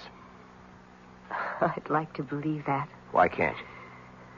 I tried to warn you, Fred. Look, we had all that last night. I can't warn you anymore, but remember, I did warn you. Yeah, sure. Don't brush it aside, Fred. Hetty, on the general subject of warnings, I've had a few in my day. From gangsters, from politicians. I mean from people who had clout. But I did warn you. Look, if you want me to, I'll sign a receipt. Let the record show that you warned me. You were right. He is trying to destroy me. Ah, finally. Why? I don't know. Okay, let's go through the standards. Is he after your money? I don't have any. Another woman? I don't think so. Is he tired of you? I don't know. Well, none of this is very helpful. I'm sorry. What was this business you were giving me back in the station house about your perfect marriage, about your perfect husband? Because he is. It's just... Well, now and then he imagines things like last night. What's now and then? Oh, every few months. One time he stranded me up in Maine. Another time we were supposed to go to Europe. He told me he would be delayed and to get on the plane he would make the next one. And there I was, all by myself in Paris. He denied everything. Has he seen a doctor? Yes. And? It hasn't done any good. Is he overworked? Oh, yes. Well, maybe he needs a long vacation. I'm sure of it. It all sounds pretty simple to me, except for one little item. Why have you insisted on warning me? Because it was the right thing to do. I don't understand. First, you imply that everything is so simple. Then, when I start to believe it, you drop a little suggestion that throws me off balance. I can't seem to get anything definite out of you. Oh, but you did. What was that? A warning.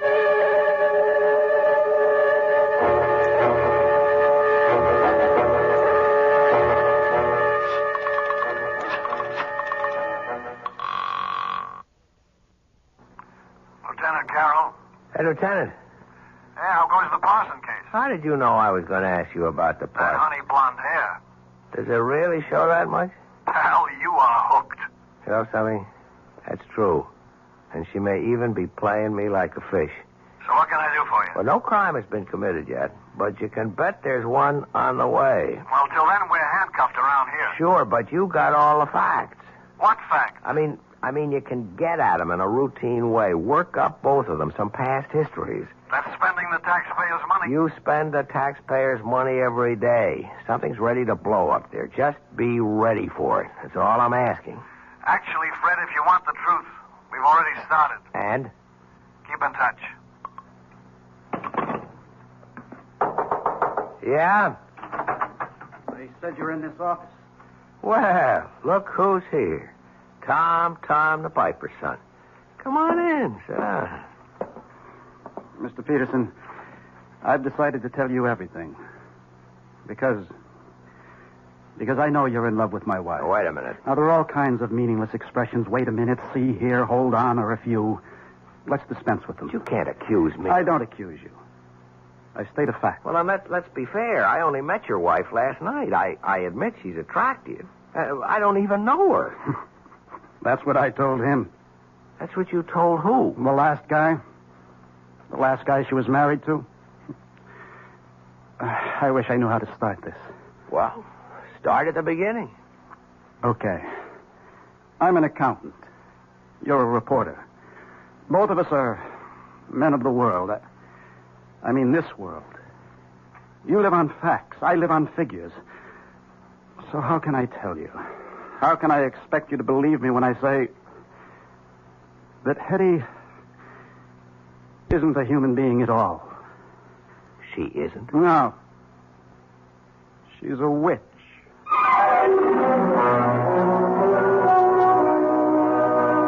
A witch? Yes, that's what he said.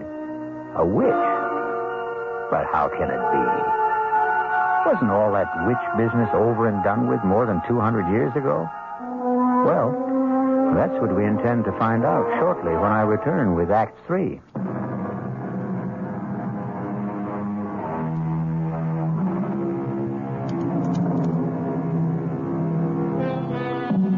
Tom Parsons and Fred Peterson sit in a newspaper office.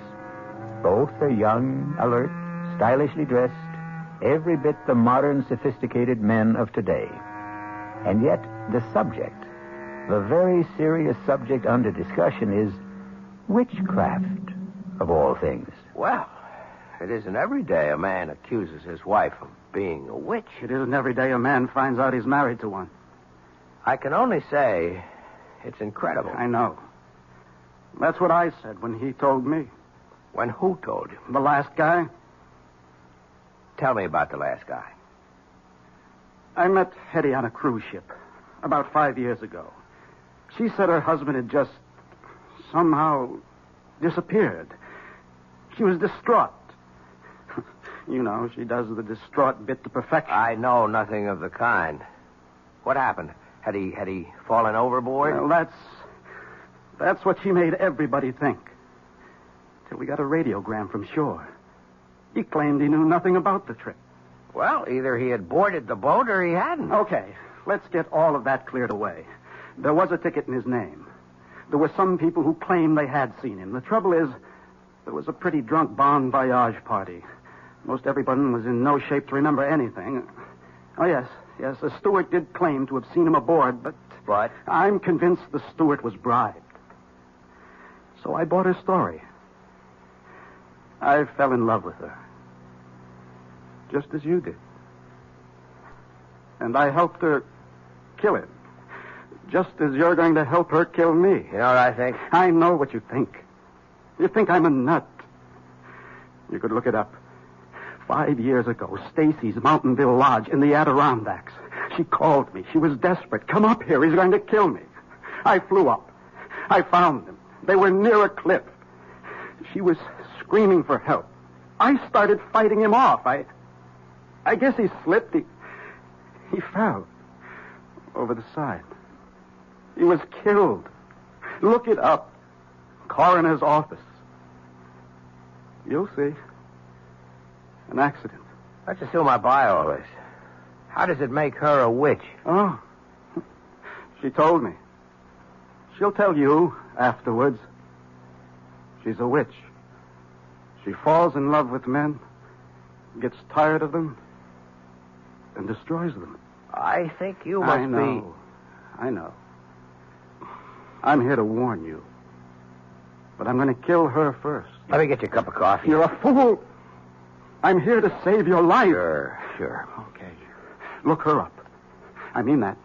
See if you can find a trace of her. See if you can find out where or when she was born, who her parents were. She has absolutely no background. I tell you. Don't get Good excited. Lord, this is all so familiar. All of this is what he said to me and what I said to him back there before I killed him. Now, nobody's going to kill anybody. I don't know you. But you look like a nice guy. Take my advice. Save yourself. Save yourself.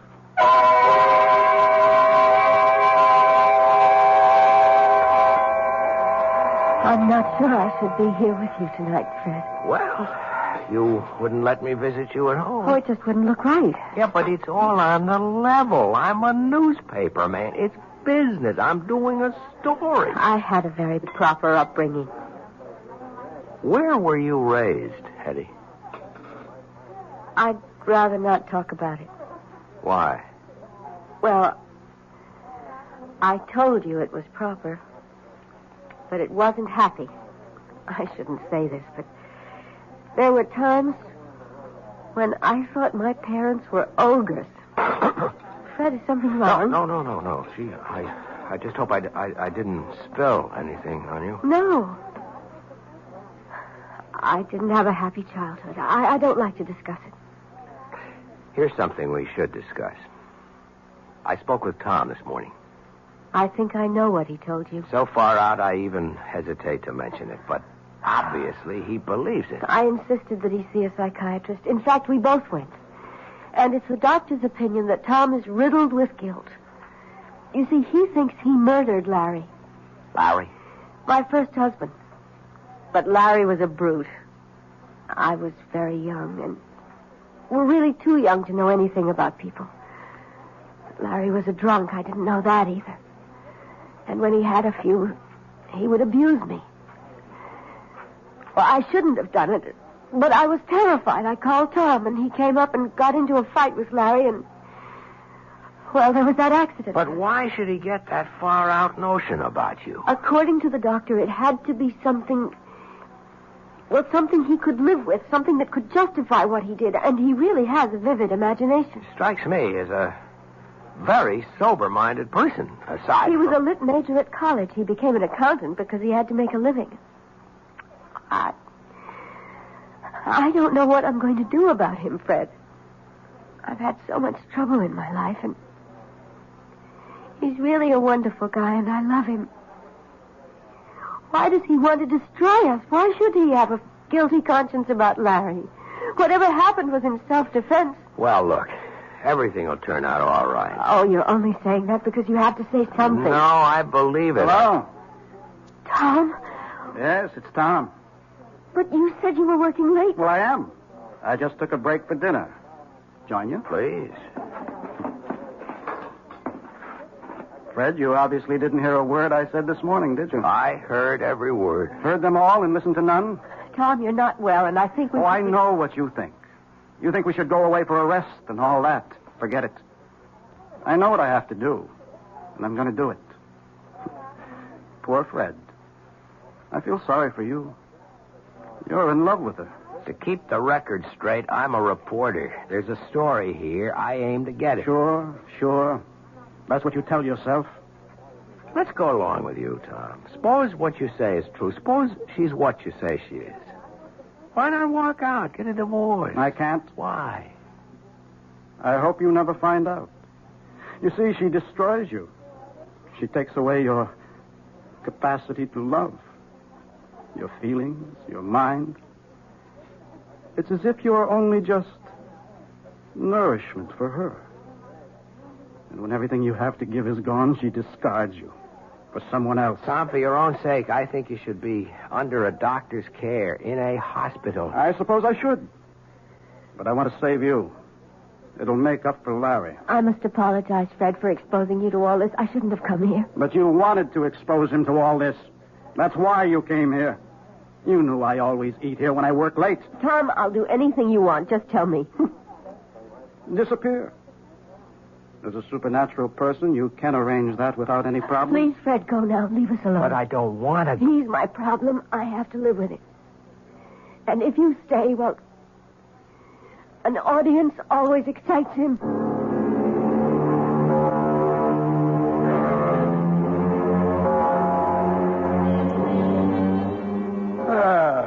look who finally showed up. What happened to that Nobel Prize for journalism you were working on? Lieutenant, there is no Nobel Prize for journalism. Oh, well, what happened anyhow? I got off it all. Couldn't make heads or tails. Well, we're still on it. As a matter of fact, information keeps pouring in all the time. On her? On him. Funny duck. He was always interested in spirits, that kind of thing. He wrote his master's thesis on something called demonology. Well, there's nothing there for me. As a man or a reporter? Both. You know, I've been married 10 years, and I've never been tempted. But if I could be, she could do it. Oh, that dame is something. I'm surprised at you, Lieutenant. But there's hope for you. If what you say about the husband is true, he winds up in the loony bin, and after a respectable interval, she could be yours. That's what's in your mind, right? You are the most cynical person I know. Come off it. We're two of a kind. I'd even wait for her myself. Lieutenant Carroll. Is Fred Peterson there, please? Hold on, I'll see. It's the girl you love. Cut it out. Okay, the girl we love. You hear? Yeah, I guess I'm here. Take it. Hello? Fred, I'm scared. What's the matter, Hetty? Don't ask any questions. Just come to my place. Quickly.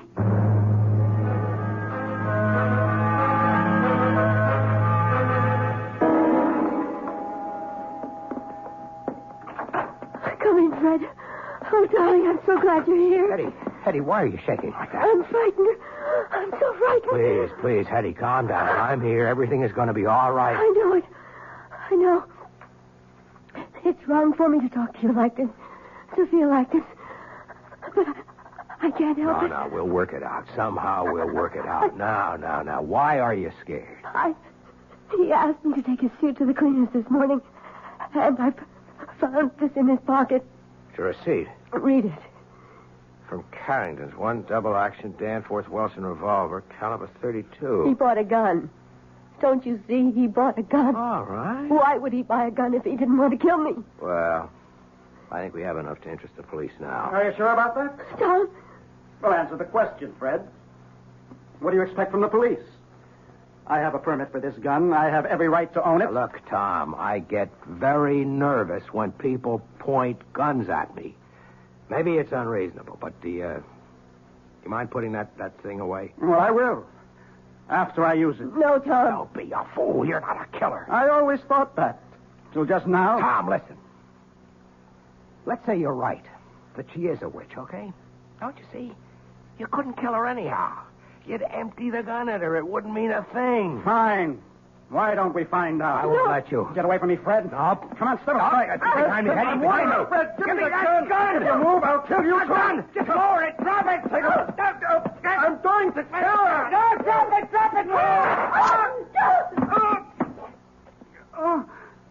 Tom! You did it. Again, Eddie. It did it. Again. Call a doctor, Eddie. What for? You poor sucker. You think she's not worth it. You think she's paradise? She is. She is. But it doesn't last. It doesn't last. And then she'll kill you. She'll kill you, too. Tom. He's dead. Tom. You saw there was nothing I could do. I know. Better call the police.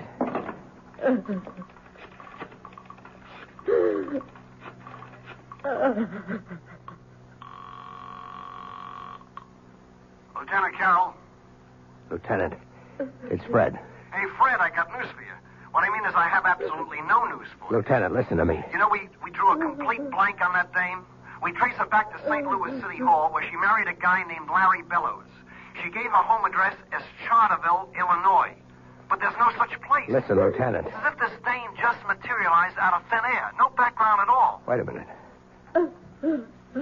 Eddie. Who are you? Hello? Oh, Fred. Fred, why did you call? Who are you, Eddie? Fred, what's on your mind? Eddie. I warned you 3 times, Fred. I warned you 3 times.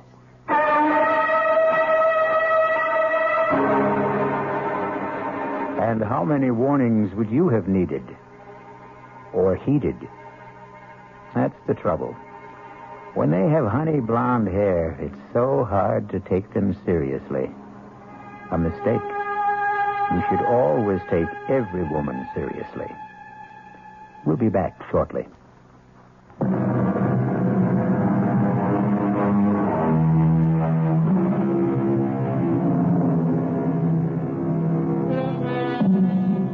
Are there really witches? Everyone must keep his own counsel on the matter. However, if you should happen upon a damsel in distress, and she has honey blonde hair and baby blue eyes, remember, we warned you 3 times. Our cast included Joan Loring, Mason Adams, Tom Keena, Alan Manson, and Sam Gray. The entire production was under the direction of Hyman Brown. This is E.G. Marshall inviting you to return to our Mystery Theater for another adventure in the macabre. Until next time, pleasant dreams.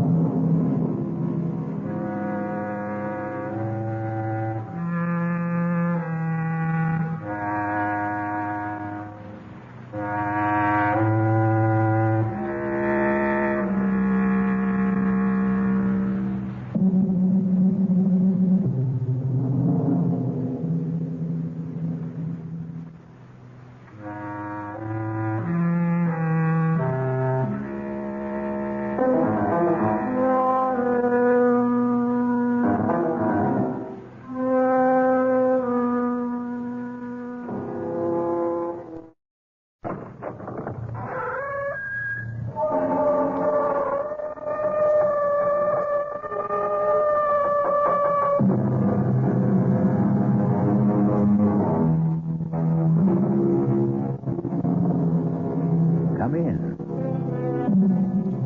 Welcome. I'm E.G. Marshall. Welcome to the terrifying world of the imagination.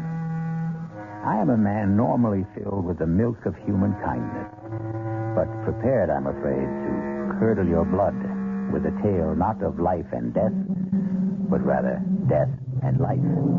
I offer you one small comfort. It could hardly happen today. But in the last century, on the old Montgomery estate in Maryland, in the great, dark, rambling house called Westerly, it was easier to be marked for death than in this one. Yes, Mother. You look at home in your coffin. Sleep fast. It's taken many years, but you've made your son a very happy man. It's all mine at last.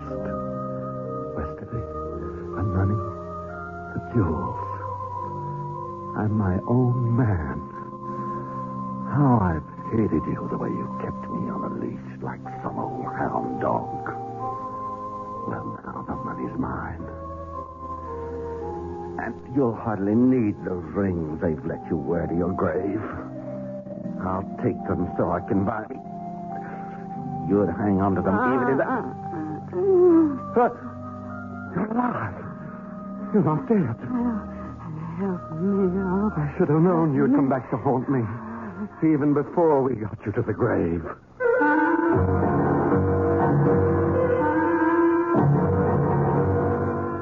Our mystery drama, Cold Storage, was written especially for the Mystery Theater by Ian Martin and stars Ruby Dee and John Barragray. It is sponsored in part by the Kellogg Company, makers of Kellogg's Special K cereal.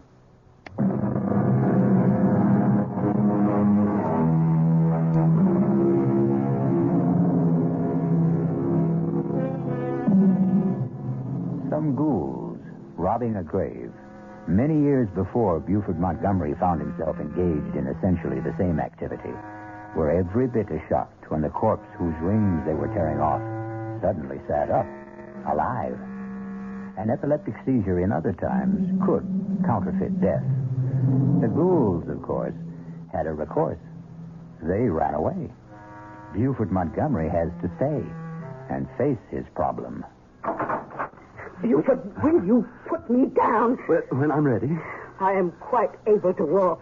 I want to make sure you don't run. What are you talking about?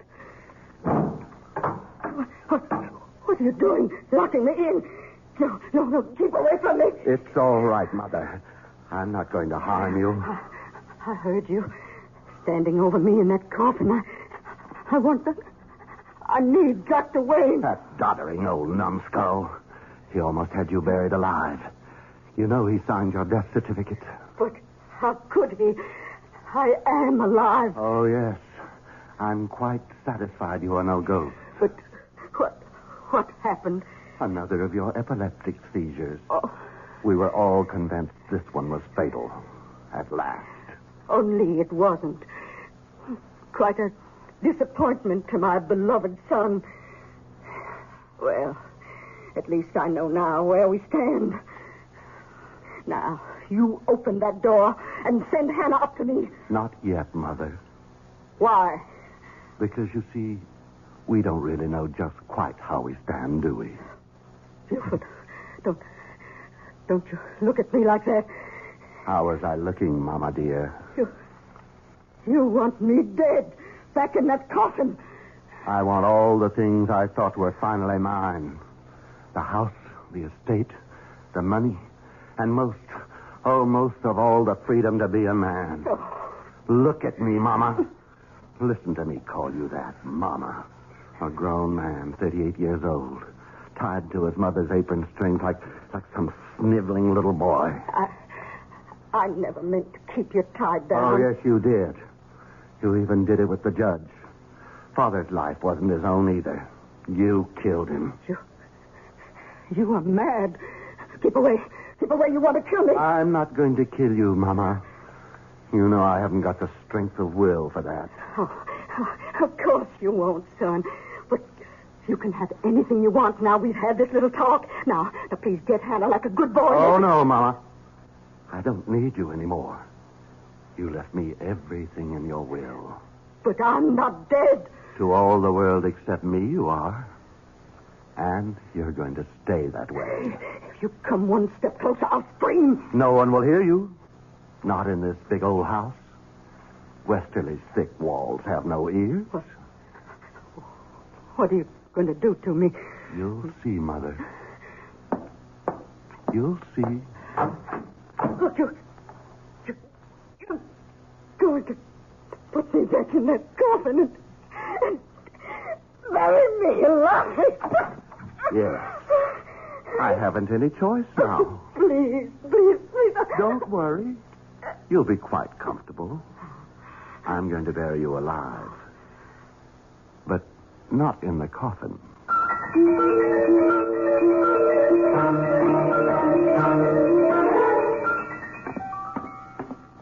Hannah. Yes, Master Buford. I want you here, in the hall. What is it, sir? Where's William? He's in the stable, Master, grooming the horses for the funeral tomorrow. You want I should fetch him? No, not yet. Sit down. I want to talk to you. Yes, sir? Now, where to begin? Hannah, you were mighty beholden to my father, weren't you? Judge Montgomery was a fine man. Was very kind to you and your son. The judge was powerful good to me and William. And my mother? Mrs. Montgomery is a fine lady. It's been a privilege to have served her as housekeeper.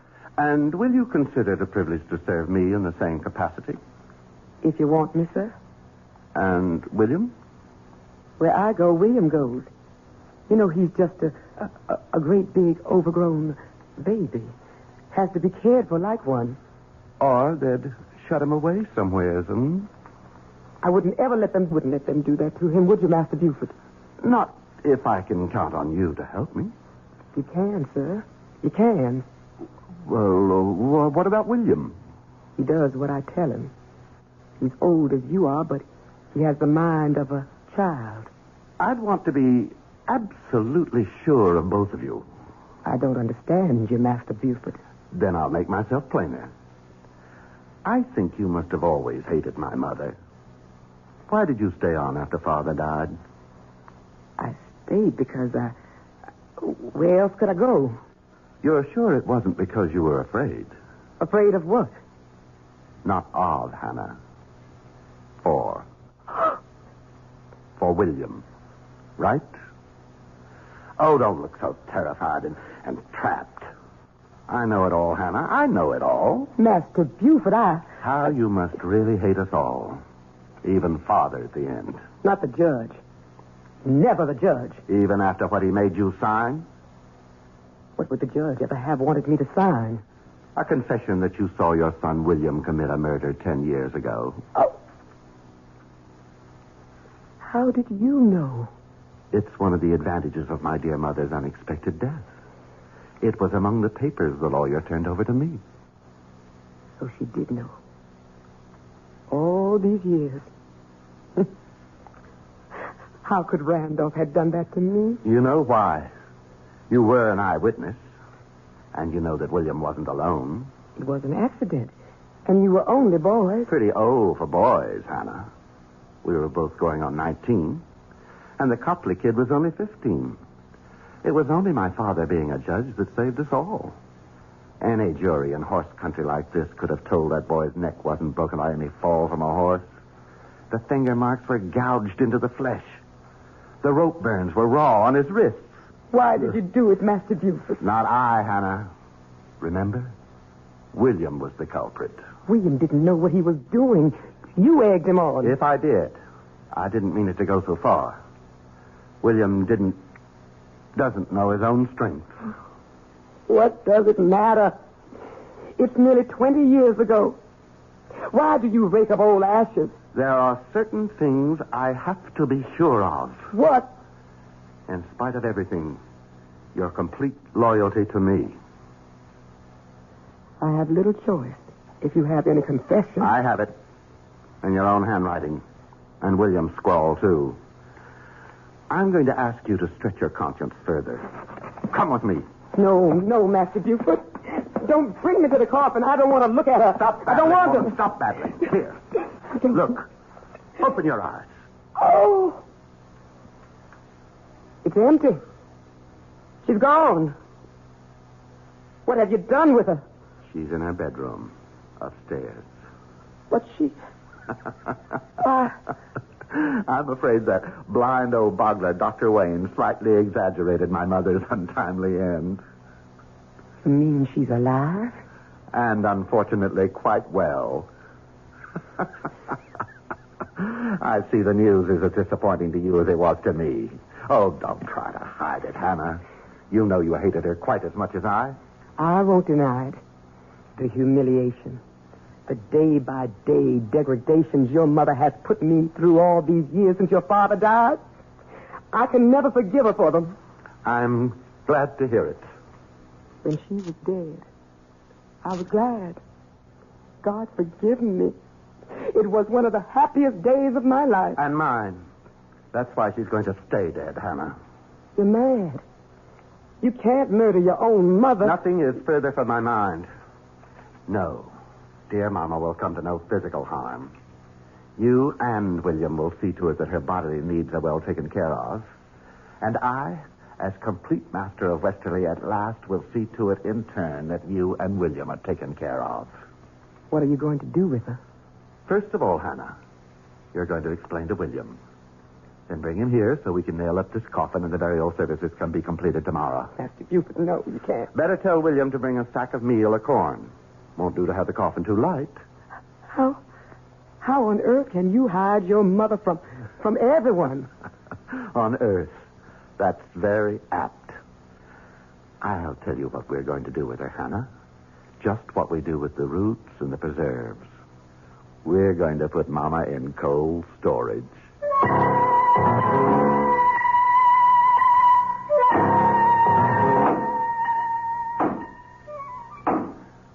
Make sure to drive them home, William. Do see machine burying a whole good sack of good feed. I picked up the wormiest one I could find. That's enough now. Finish up. Finished now. Got the lantern, Hannah? Yes, sir. All right. Did you strip the bed in the spare room, Hannah? Yes, sir, I did. William, you go on up there and bring that bed and all the furniture downstairs to the old hidey-hole, right? Sure will. Where's this hidey-hole? William could tell you as good as me. Or better. He's the one who found it. Must be, 15 years ago. 16, Master Buford. That was the year Miss Prudence dropped her first foal. That's when old Mr. Todd Hunter, the vet man, told me all about his daddy and your grandfather and how they dug out the hidey-hole and made it our big room like a station on the Underground Railroad. William, go see to the furniture. Yes, take me a while to get the bed apart. Take your time. The Underground Railroad? You mean this was a slave station? To hide out escaped slaves being passed to the north? What it was. But you can't put your mother in a place like that. Why not? She spent her lifetime trying to turn the clock back, make a slave of everyone else. Why shouldn't it be her turn? For a change. How sharper than a serpent's tooth it is to have a thankless child, as King Lear had occasion to remark. Still, on the record, Mama is not much of a prize either. Let's leave her in cold storage until we return shortly with Act 2.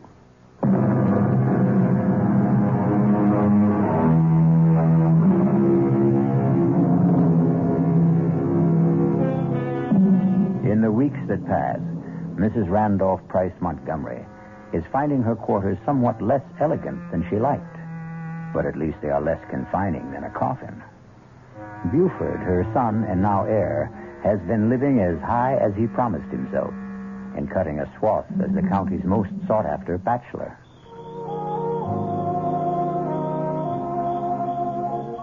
I declare, Buford, I thought I'd never be able to coax you away from all the other ladies. Nancy Lee, they may have had my arms, but my heart was with you. Well, I'd have felt a lot sure of that if I'd had your name a little more often in my car. I just don't want us to get talked about too much. Why ever not? Would you be ashamed to have your name linked with mine? Why, Nancy Lee, you know better than that. Aren't you going to sit with me, sugar? Oh, why, sure, honey. Hold my hand. Just lies in mine like a little bird. Now that's more like my Buford. Kiss me. Angel. Still the same old thrill. Gives me goosebumps all over. Oh, that's nice. I wouldn't want to think I'd lost the power to get you going. Why would you think that? Well, I'll tell you, Buford. I thought when your mother died, it would give us a chance to be closer than ever. I mean, since we could come right out in the open. I didn't think it would start you chasing after every pretty girl in sight. I wouldn't take a one of them or exchange any of them for you. Now, I'm right glad to hear you say that, sugar, because I'm afraid you're not going to be a bachelor anymore. Huh? I got something to tell you. You're going to have to go back to being a family man again, I'm afraid. What? What are you saying? That you're going to be a daddy. Aren't you proud? Good Lord. Are you sure? That I'm in a family way? Well, it's very easy for a girl to be sure of that. Well, what are we going to do? Well, with Mama gone, there's no problem at all. You're just going to have to make an honest woman of me. My parents surely won't object. And you wouldn't want the colonel to come after you with a gun knowing that my daddy is the best shot in South Carolina. Now, wait a minute, Nancy Lee. Oh, sugar, you know I'm only funning. And I know you're going to be every bit as happy as I am once you get used to it. Oh, honey, aren't you just thrilled to death? We're going to get married.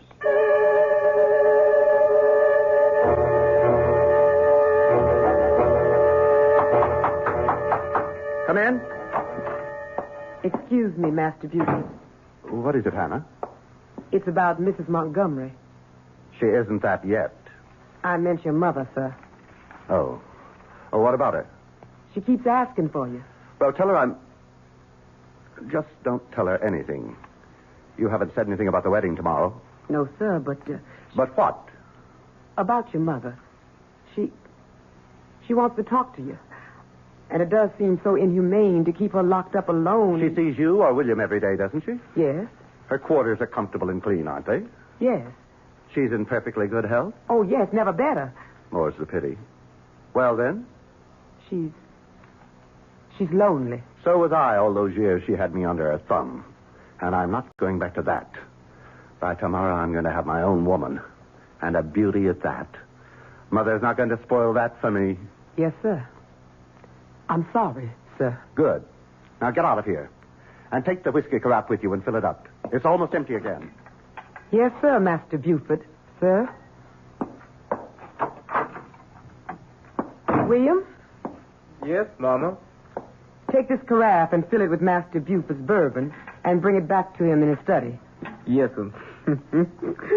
I reckon old Master Buford's getting himself liquored up for the bachelor party.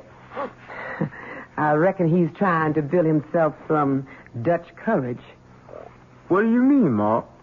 I mean, I don't think he exactly figured on getting tied up again when he cut his mama's apron strings.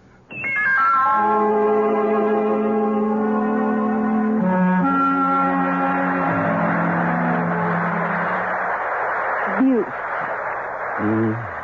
Oh, look at that. It started into rain. Such a pretty night, too. Let's go on up to bed, My husband. All he ever seems to think of now he's made me his little goods and chattels. Nancy Lee, all I mean was I'm tired. Tired of me after 2 short weeks? You know I didn't mean that. Well, come here then. Lay your head on Mama's breast. Don't say that. Well, heavens, don't be so sensitive. Your Mama's dead and gone. Yes. Although sometimes, I swear to goodness, I get the feeling in this rickety old house she's still sort of around. Oh? What makes you think that? Well, don't jump so, darling. It's just a spooky feeling. Maybe you and me should have gotten rid of Westerly and gone back on to South Carolina with Mom and Papa. No. We can't leave here. Well, all right, sugar. Don't take on so. I didn't mean to jump at you. Oh, of course you didn't. You're just so kind to little old me, and you were so generous to lend the Colonel all that money to go back south with Mama to build up our old, lovely old plantation again. It must be the size of half the state what it's costing to restore it. Well, it had gotten run down, sort of, but you've nothing to worry about, Buford. You'll get the money back. Of course, Nancy Lee. What is it? Oh, this old porch. It's starting to leak like a sieve. I'll have William look at it in the morning. That big old lame brain. Buford, if we're going to stay here at Westerly, I want some changes made. I'd like to do some rebuilding. We can discuss that in the and morning. I want some new servants. I don't want that silly old William and Hannah around. They've got to go. No. But, Buford... Whatever happens, William and Hannah stay. And we stay. That's final. My Buford, you are so masterful when you get mad I could just swoon. Come on, let's go on up to bed. And I'll show you just how wonderful it is to be married. I came out with your mother's tray, Master Buford, and she nearly caught me. What the Sam Hill was Nancy Lee doing in the cellar? I don't know. She didn't see anything. I'm sure not. Does she suspect anything? I don't think Damn that woman. That's her now. Get out, Hannah. I'll handle this. Yes, sir. Nancy Lee, what the devil were you doing down in the cellar? No need to take on, so I was just making up my mind where to put the wine cellar. What wine cellar? The one we're going to build in the back there. What for? Well, I intend to start entertaining, having guests to stay. Well, bring this house alive. No. No wine cellar and no guests. And you stay out of that downstairs. Don't you order me around. I'll do what I want in my own house. What did you mean by locking me out of our bedroom last night? I don't allow anyone who can't behave like a gentleman in my room. If you think just by withholding your favors from me you can get your own way... You listen to me, Buford. One way or another, I always get my own way, and don't you forget it. Master Buford, you can't sleep here on the floor, sir. What? Oh, yes. Got to, Hannah. Own wife won't let me in bedroom. Come on, sir. You've been drinking. I've made you up a bed in one of the guest rooms. Want to sleep on bedroom. Not guest room. Ironic, isn't it, Hannah? Don't have much luck with the ladies, huh? Out of the frying pan into the fire. She's got to go. Except can't. Because of baby. Got a child to think of. Can't figure that one out.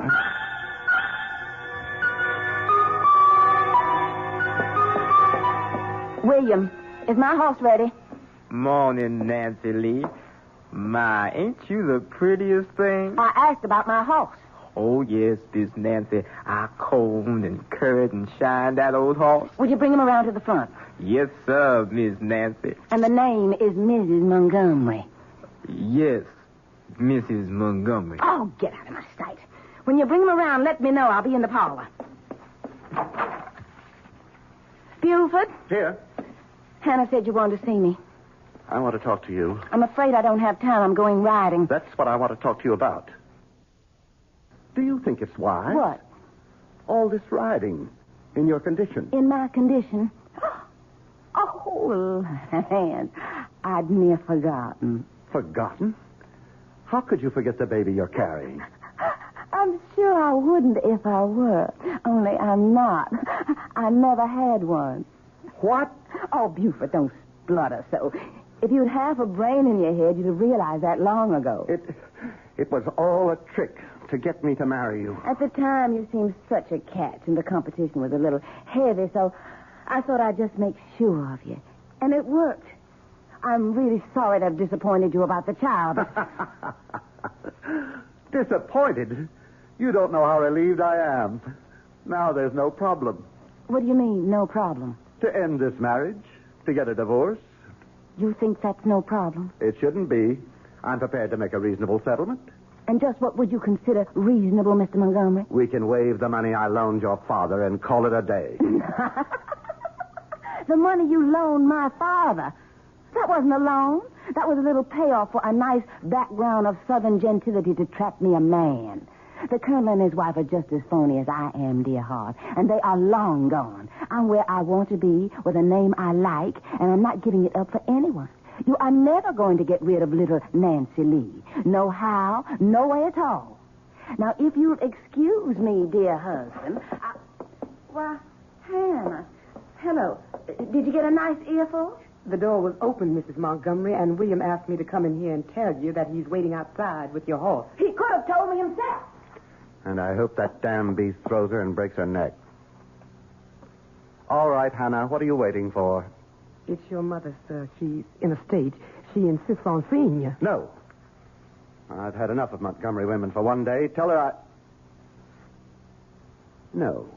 Forget that, Hannah. I've changed my mind. I think I will pay Mama a visit. I have a little surprise for her.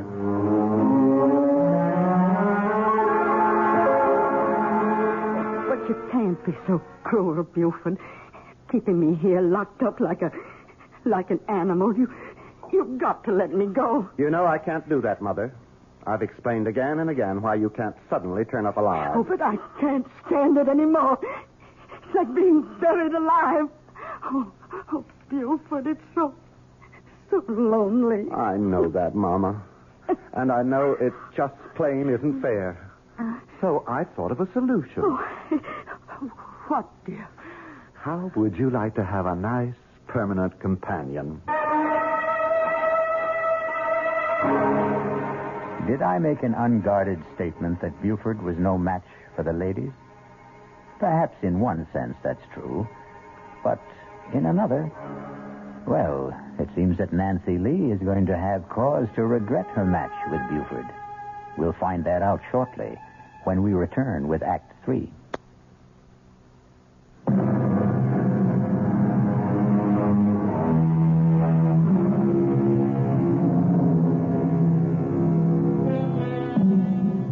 Now, it's one thing to get away with disposing of someone already legally certified as dead, and supposedly suitably interred. Nancy Lee is another problem. She can't have a convenient epileptic seizure. Can Buford get away with it? Nancy Lee, I've been thinking about us. Don't waste your time. Nothing's going to change. I've got nobody but you and nowhere in the whole wide world to go. I'm a permanent fixture, Buford. Oh, I know that, honey. And I was wrong to think anything else. Don't you know I really want you here with all my heart? On my terms. Don't you try to fancy talk me. Won't you please let me tell you what I was thinking about? If you make it short. And sweet. What I was going to suggest, just to clear the air, sort of, and give us both a chance to get a new perspective, was a trip. I don't want to go anywhere with you. Oh, I didn't mean together. I meant just you alone, sugar. Washington, Baltimore, Philadelphia. You could buy yourself a whole new wardrobe. Like it was the trousseau you never really had. Oh, Washington, Baltimore, Philadelphia. Even Paris, France, if you want. Paris, France. Oh, Buford. Do you mean it? Anything's worth trying just to work things out for us. And to prove I mean it, you just go tell all your friends and everyone around that you're on your way. Oh, won't I make them squirm with envy? Washington, Philadelphia, Paris, France. Then you'll go? What woman will pass up the chance? Well, I'll ride everywhere this week and let everyone know. Just one thing, Buford, you ought to understand. Well, what's that, sugar? This doesn't change anything. I'm still going to spend the rest of my life right here in this house. Oh, I know that, Nancy Lee. I know that for sure.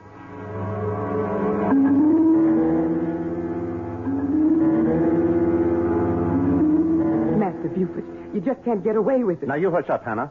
I'm going to. But what will other people say? There's nothing for them to say. Nancy Lee went off on a little trip, and she never came back. Master Buford, you're flying in the face of God. Hannah, to the devil with it. Now, you do as I say. Here? Yes, sir.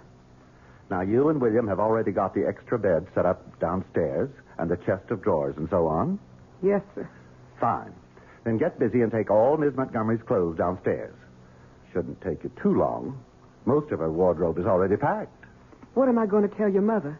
Ever since we moved the extra furniture in, she's been like to drive me out of my mind asking questions. You haven't told her who to expect. You said not to. That's quite right, Hannah. We have to preserve the proprieties. I think it's my place to introduce my mother to my bride.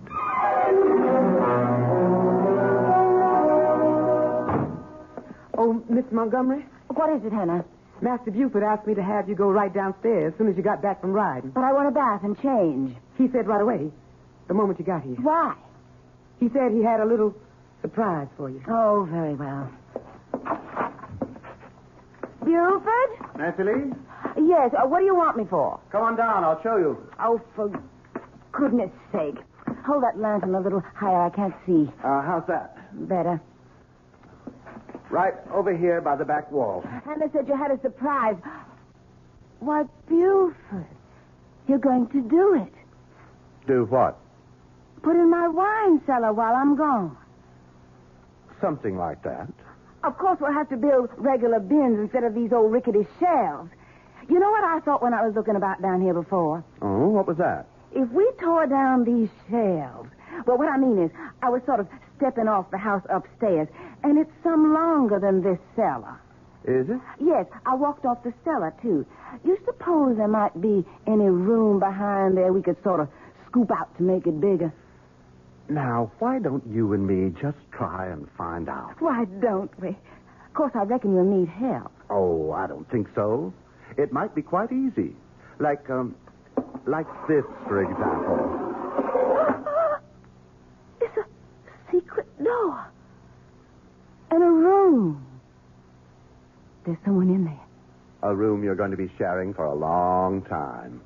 No, I won't go in Oh, there. yes, you will. I'll scream. You'll do as you're told.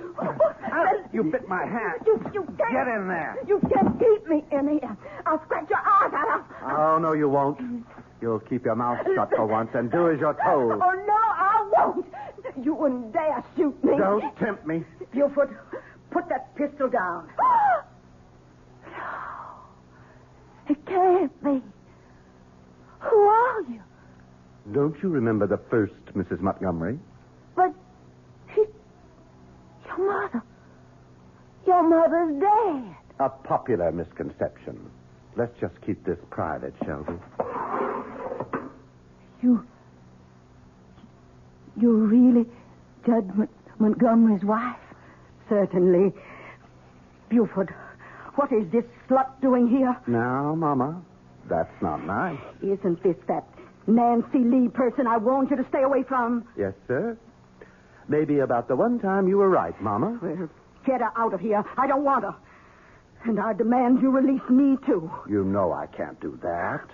The best I can do is provide you with Nancy Lee. You're not going to lock me up with this horrid old woman. Now, that's no way to talk to your mother-in-law. Her what? Oh, I'm sorry, Mama. In all the excitement, I forgot to tell you. Nancy Lee's my bride.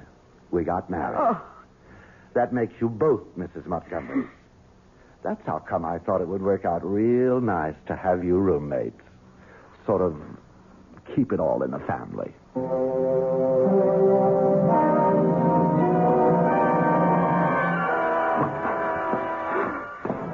Ma! Sakes alive, William. You startled me so I almost burnt my hand on the stove. Ma, what are we going to do? What is it, son? Here, sit down. It's shaking all over. You know that big old stone you wanted down in the preserve cellar to make a table of? For making cornmeal and such? Yes. Well, a while ago I took it to bring it on down for you. You lifted that heavy stone by yourself? It's what happened when I was down there. What? Well, I didn't have no light, and I didn't hear Master Buford come on down there. But all of a sudden, I see him light a lantern. And as far as I can say anything, Mrs. Montgomery come on down there to join him. I know. I sent her down there. You? You knew what he was going to do to her? Son, you got to understand. I can't help myself. You knew he was going to throw her in that hidey hole with old Mrs. Montgomery? I knew. But she's so pretty. And he hurt her, Ma. Master Buford hurt her. He took that little girl that's like a little chickadee bird. And he's going to shut her up in there. Don't think about it now, son. I got to think on it. I couldn't be shut up, Ma. I couldn't be shut up nowhere. I know that, son. I'll just take my own throat with my hands like I done with someone a long time ago. Don't, William. Don't do that to yourself. No. Not to me. To Master Buford. To Master Buford, unless he lets her go. That's who I got to. No, William, no. Listen to me. Let me explain. Let me go, Ma. Let go. William, you've got to understand that Ma? Ma, you all right? I hope I didn't hurt you. Ma? No. You all right? Just sleeping. I'll wake you, Ma. I'll wake you just as soon as I set that poor little bird free. I spent my life trying to get free of you, Mama, and I did. Then I got myself trapped again. Now I've got to get free of Nancy Lee, too. Goodbye.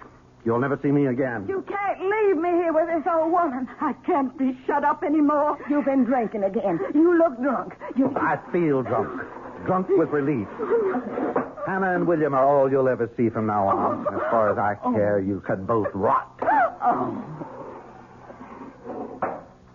What's that funny smell?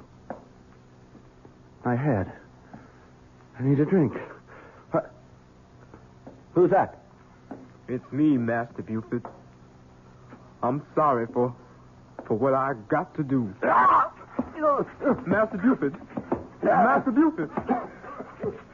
I didn't mean to do nothing, Master. I didn't mean to do nothing. It was just a bird has to fly free. You can't keep it locked up. William, William? Are you down there? I'm here, Ma. What are you doing?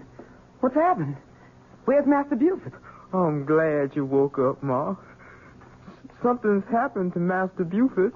Oh, my God. Move aside. Let me see. I didn't mean him no harm. It was just Miss Nancy. I didn't want to hurt him, Ma. Ma? He's dead. Oh, William. William, you killed him. I never even touched him, Ma. How would you know? Poor twisted mind.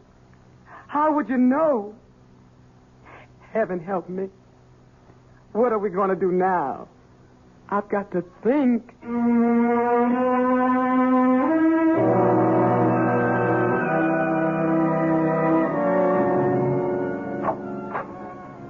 Well, I'm all packed. And William is taking my things down to the carriage now. What about you, Mother? I suppose you have to call me that. We might as well get used to it. Just as you'll have to try to sound a little fonder when you talk to your daughter, Nancy Lee. Very well. Nancy Lee. And I not only am all packed, but my trunks have already been taken to the railroad station. All ready for our new life. Yes. Oh, come on now. This was all worked out before the funeral. And you've had a lovely time of it, haven't you? Playing the bereaved widow, being wined and dined in sad farewell. Well, I had to stay hidden at home. Well, you could scarcely come popping out of the grave without creating a legal snarl. I know. It's better this way. I hope we can smuggle me out successfully. At night, in Hannah's cape, there'll be no question. Nothing left to be done. I don't think so. Hannah and William will stay with the house until the estate is sold, and the lawyer will forward us the money wherever we settle. Wherever we settle. You and I. Not much of a life to look forward to. It's the best your son left us. Your husband. Buford. I wonder about his death. Why? The doctor certified it as a heart attack. You don't think William... Oh, no. William is so simple-minded that if he says he never touched him, he never did. No, it was something else. What? That was the same doctor who wrote out my death certificate.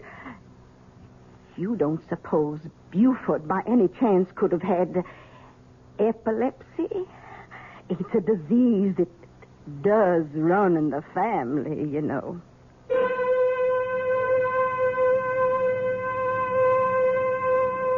If Sarah Montgomery should have been right, then poor Buford went to far more than his just reward. After all, the coffin was already in the ground for over a week. But that's really too horrible a prospect to dwell on, isn't it? I'll return shortly.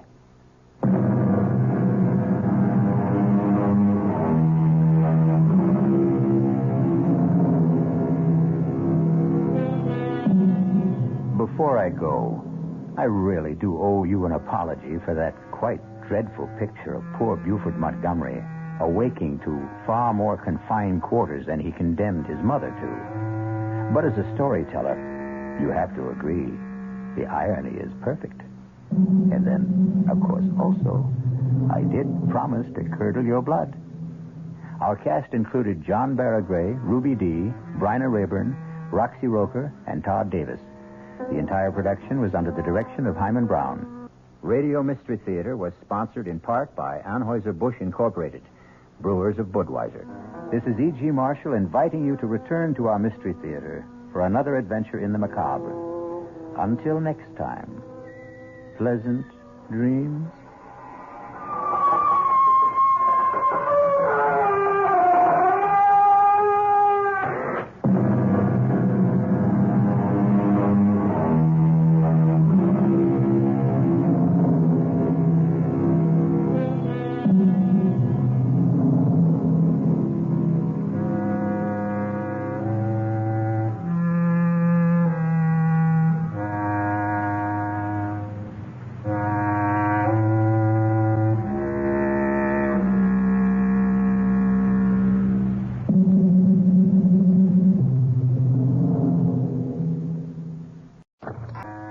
the next 52 minutes, I will be your trainer.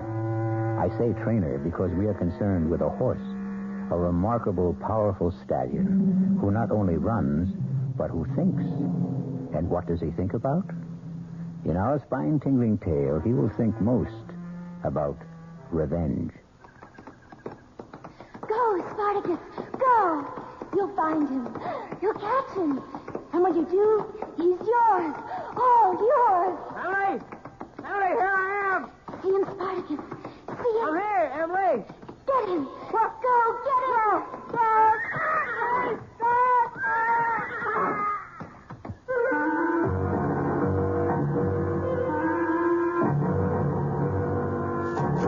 Our mystery drama, Death Rides a Stallion, was written especially for the Radio Mystery Theater by Sam Dan and stars Mason Adams.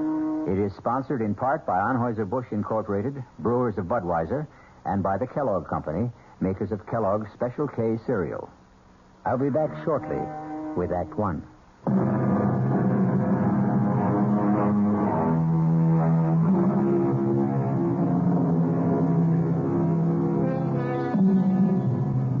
He's a big 5-year-old chestnut stallion. He's in the prime of his glorious life. He has fire in his eyes and steel springs in his legs.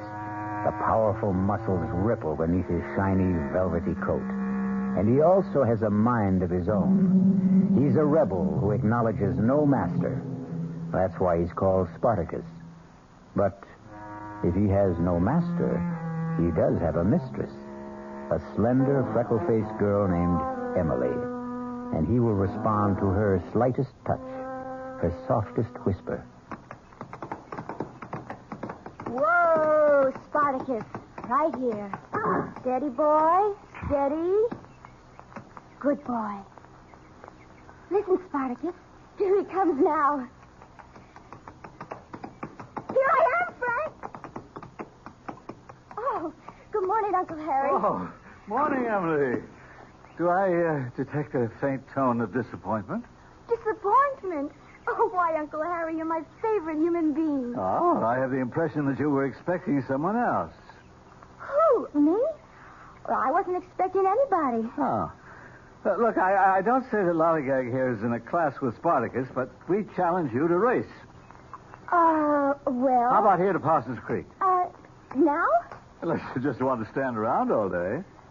The truth is, Uncle Harry, I am waiting for somebody. Oh, so that's the secret of your early morning rides.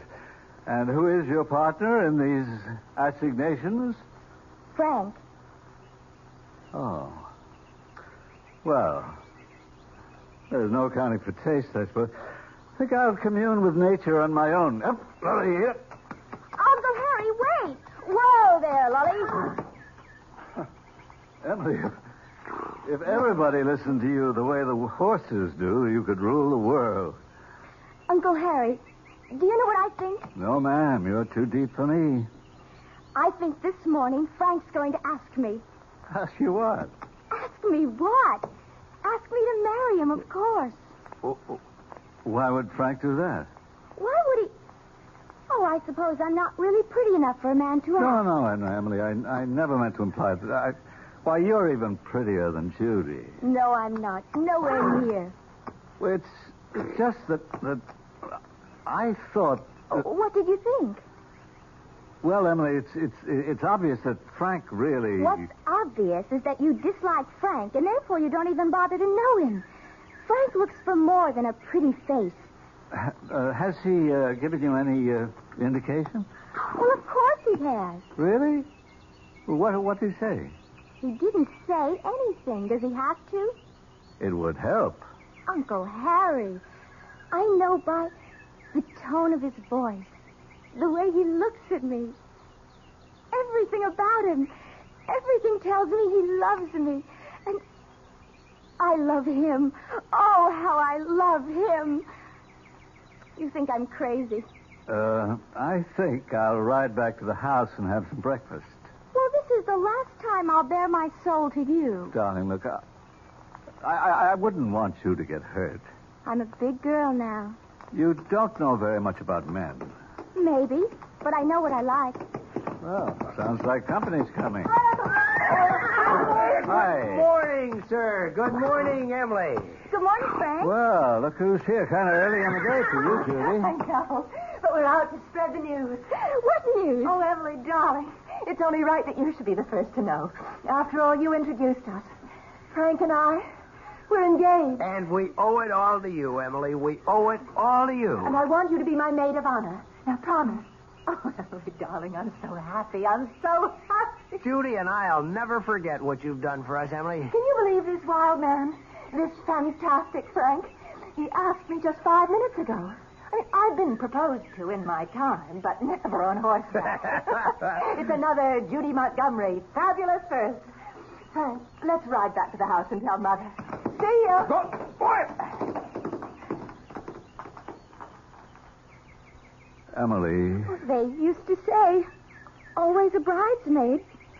But this time I'm doing better. Emily, I tried to I'm tell maid you. of honor. Maybe I'm getting there. Emily, he's not worth it. He is to me. Darling, please don't ride this morning. Why not? You're upset. I'm not upset. Oh, I can tell. All right, I'm upset. Emily, you'll get over it. I'm over it now. Emily, dear, one day you'll meet... I'll never get over Emily, it. believe me. Let's go, Spartacus. Go. Oh, Emily, wait. Emily. Go. Emily. Come on, Spartacus. Emily. Come on. Slow down. Faster, Spartacus, faster. Emily, you hurt your horse. Faster, Spartacus. Emily, please, you'll kill yourself. Go, Spartacus, go. Emily, look out. Jump, Spartacus, up. Emily, stop. Up, Spartacus, up.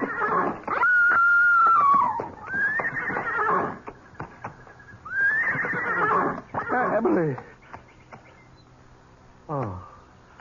Oh, no. No. Emily.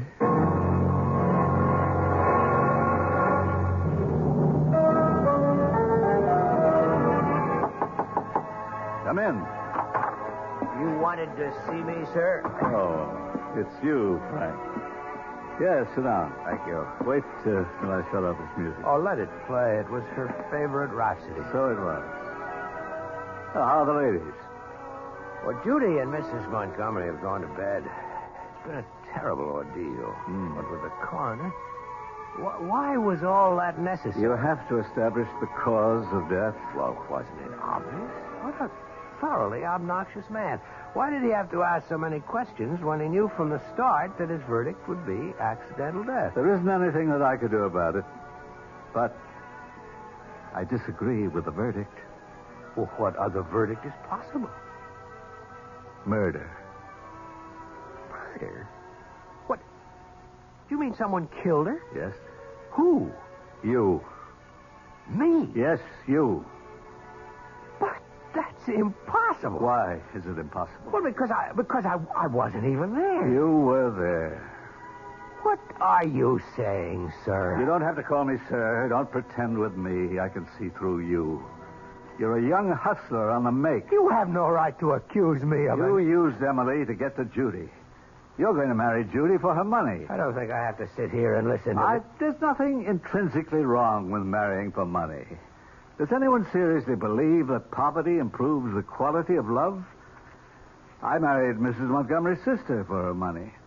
Yes, I married her for her money. She married me for my looks, and both of us knew it. And we've had a perfect marriage. But you're a scoundrel, and you won't even give Judy her money's worth. Now, look here, sir. I said don't call me sir. You can relax with me. Don't be afraid. Even though every word I say is true, I couldn't prove any of it. None of it's true. You accuse me of killing Emily. That's a lie. You say I was there. You know I wasn't there. I was with Judy. We were riding back to the house. You know it for a fact.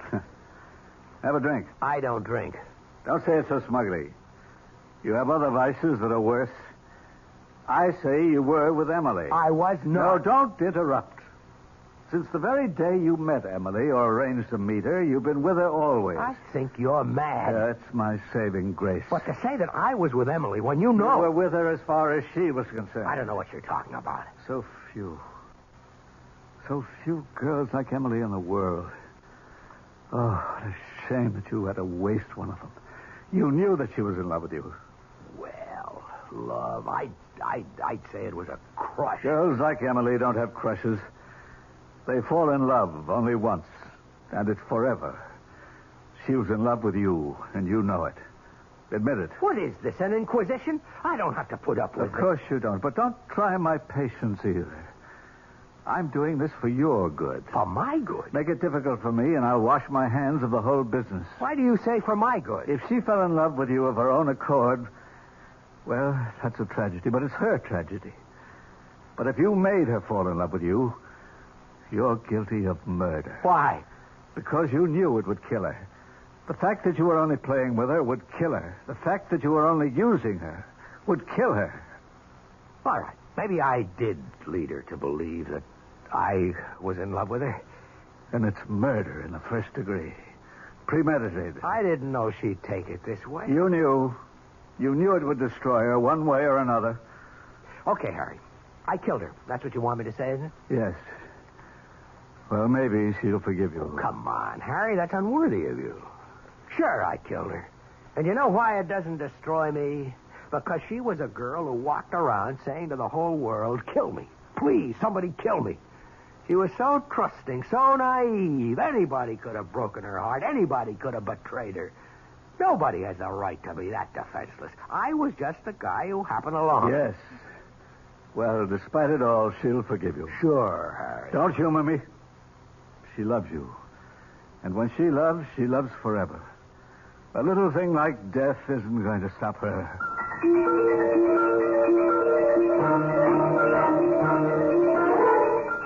Good morning, Mac. Morning, Mr. Frank. You going to ride? Who do you want? Spartacus. You do, huh? Saddle him.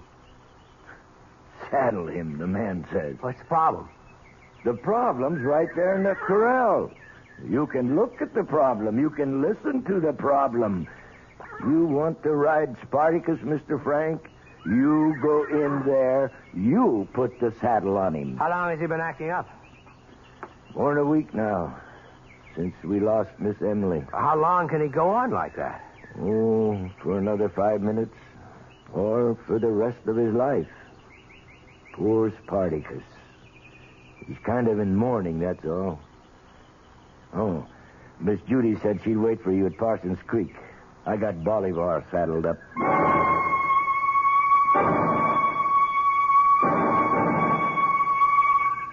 You know, Frank, ever since I was a little girl, nice things have always happened to me here at Parsons Creek. You're not listening, Frank. Judy, darling, I wait breathlessly for each word. No, your mind is somewhere else, and I won't have it. I want all of your attention. Now, what have you been staring at for the past few minutes? Judy, look straight ahead toward that clump of birches at the edge of the field. Why? There's a horse standing there. I don't see anything. Big chestnut. If I didn't know that Spartacus was back in the corral... Have you had breakfast? No, but that doesn't... It's the most important meal of the day. You're probably seeing things because you're faint with hunger. What do you mean you don't see anything? And it gives you a bad temper, too. Judy, don't joke with me. Missing breakfast is no joke. We're going to go right back and get you some. That's Spartacus standing there, and someone is on him. Wait. Whoever it was just moved behind the trees. Come on. Where? We're right over there. I'll prove it. I didn't see anything. I don't have to prove anything. Wait here.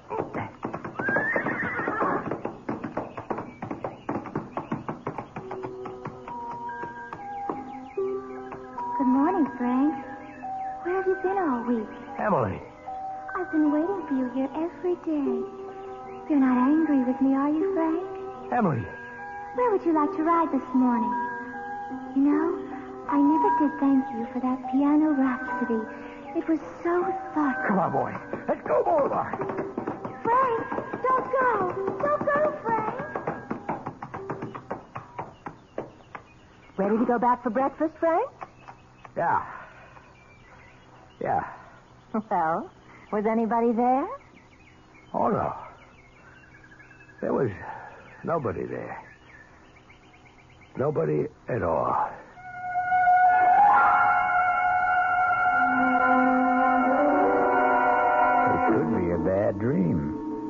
Everything will be all right when Frank wakes up.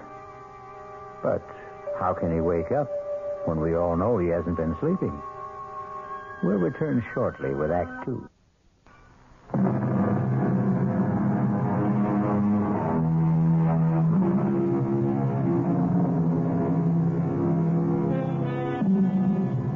And now, Act Two of Death Rides a Stallion. Frank has gotten over the shock of seeing and hearing a dead Emily, but not completely, it seems, as he has breakfast with Judy. More coffee, Frank, darling? Thank you. You know, you weren't exactly filled with chatter and high spirits this morning. Sorry, Judy.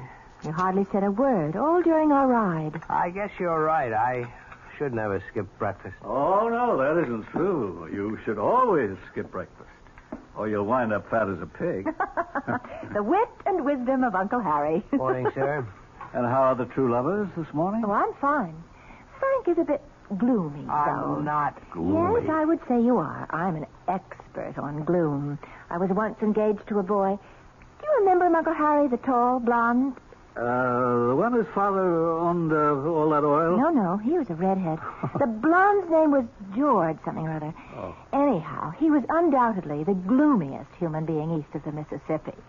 Well, Frank, what's the problem? There isn't any problem. Frank's been seeing things. Is that a fact? Now, Judy. Now, Frank, don't deny it. He was actually convinced he saw Spartacus out riding this morning. Spartacus? And somebody was on him. Whoa, that's remarkable. Not to mention impossible.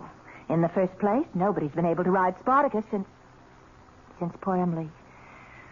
And in the second place, Spartacus hasn't left the stable in all that time. Who was supposed to have been riding him, Frank? Look, the whole thing was a kind of a hallucination. Now, please forget it. All right, darling. Will you be judge at the competitions this year, Uncle Harry? Well, is it still on? After all, darling, we're in mourning. Oh, would Emily have wanted us to call off the show? What better way is there to remember her?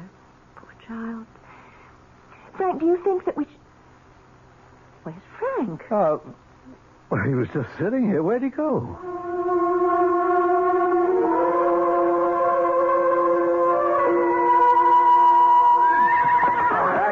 Come on, Spartacus. Come on, calm down, boy. Calm down. Everything's all right. Everything's going to be all right. I want to talk to you. Oh, good morning.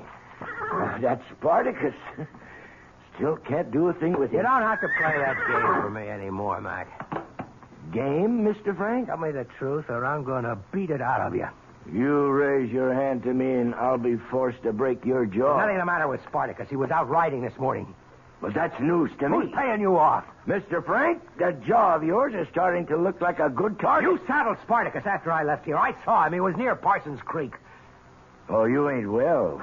You want to sit down? I'll get you a glass of water. Now, just get sit your down. filthy hands off me. Frank, what's the matter? Nothing is the matter, Judy. Mac? I think the sun's a little strong this morning, Miss Judy, and you know these city fellas, they never wear hats. Frank, you don't look well at all. I'm fine. Now, listen, darling, listen to me. I'm going to call Dr. Stoneman. I don't need a doctor. Yes, you do. You do. I don't want to hear another word. You just go to your room and rest.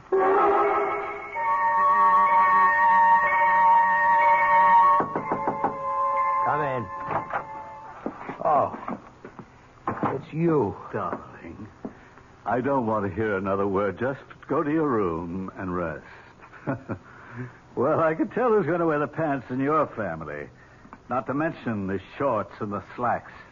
When $26 million tells me to go up to my room, I go. There's a bit of an exaggeration there. She only has 23. Well, it won't change my style of living. What's this I hear about you hallucinating? I'll admit you had me going, Uncle Harry. I had you going? For a minute back there, I believed. Oh, did I ever believe? What did you believe, Frank? I believed, and listen to this, I believed that the dead return. I believed that I actually saw Emily sitting on horseback, sitting on Spartacus. Oh, of course it was your imagination. No, it wasn't. You mean she was sitting on Spartacus? Let's say somebody was sitting on Spartacus. Somebody you hired, an actress made up to look like Emily. Why would I do a thing like that? Because you know I hate your guts. Oh, come on, Frank. You don't really. Oh, I do. And once I marry Judy and start assuming some control around here, you will be thrown out on your ear. Frank, you wouldn't. And you can either starve to death or you can find somebody else to sponge on. Oh, I see. That's why I'm trying to drive you crazy. Exactly, but it won't work. Yes, I could have hired someone to impersonate Emily, but I could never get her on Spartacus. That horse is completely unmanageable. I think you're bribing that fool down at the stables. Oh, don't let that pose of his throw you. He's far from a fool. Actually, he's a physicist. You plan to put this girl, this actress, on Spartacus, and my vivid imagination would then do the rest.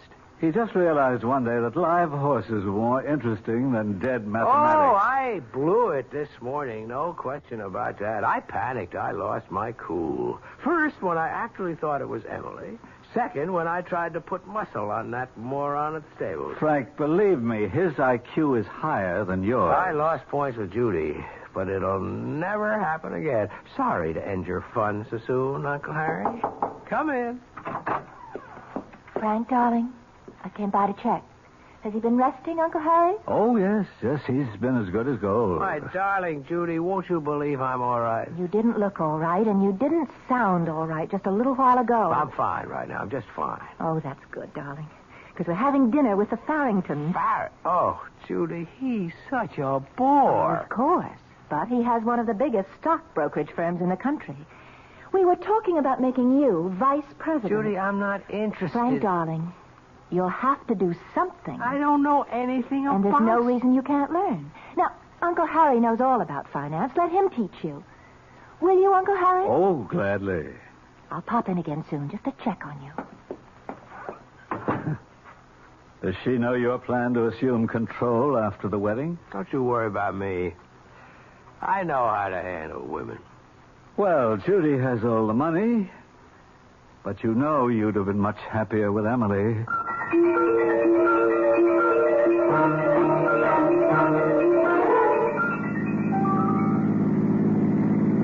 I was so proud of you this evening, Frank. You were so attentive and so interested. You hung on Jim Farrington's every word. I'm going to work for him. No, dear, not for him. With him. After all, Mother and I are major stockholders in Farrington and Company. Now, don't you find stocks and bonds fascinating? Slow down, Judy. Why? Slow down! Look out, Judy! Judy, you all right? Oh, of course I'm all right. Why did you make me skid off the road? There was somebody up ahead. I didn't see anybody. Yeah, there was somebody up ahead on horseback. On a horseback? At 11 o'clock at night? I could have sworn. Now, maybe it was the shadows. Oh, you have this thing for people on horseback, Frank. I'm never going to get out of this ditch. We're less than a mile from home. Let's walk. Oh, no. We'll have to wait till it lets up. Oh, we could wait all night. Tell you, I can run to the house, pick up another car, and be back in 10 minutes. Oh, I was waiting for you to suggest a gallant thing, darling. You mind waiting alone? Why should I mind? These are my woods. Well, there goes.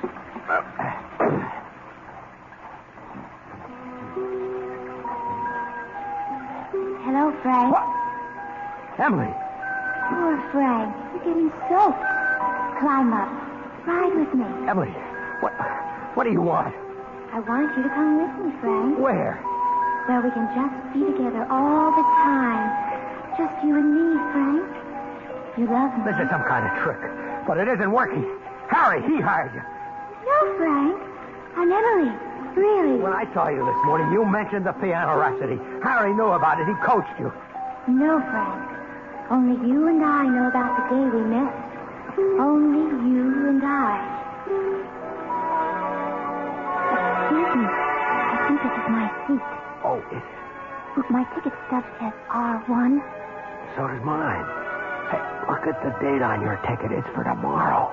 Oh. Well, look, you take the seat anyhow. Oh, but I couldn't. I insist. Now sit down and enjoy yourself.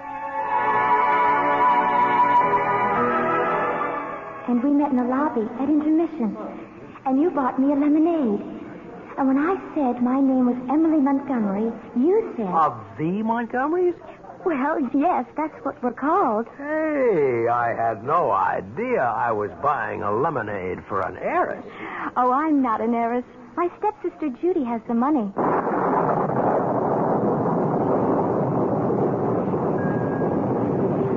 Come with me, Frank. No. Don't be afraid, Frank. I love you. I wouldn't harm you. Come with me. I can't go with you, Emily. Why, Frank? Why? Because you're dead. Oh, no, Frank. Love never dies. And neither do lovers. You remember that verse you once recited? So speak to me of parting never. For all who love shall live forever. Keep away from me. Frank, I forgive you for Judy. Keep away, I said. You were poor all your life, and when she smiled... Keep away, please. But I'm the one you love. I'm the one you want. Come with me, Frank. Keep away from me. Frank! Don't go, Frank!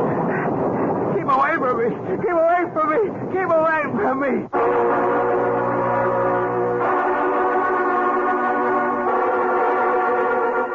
And so, we have here a man who is sprinting down a country road at midnight, in a pouring rain, shouting, "Keep away from me."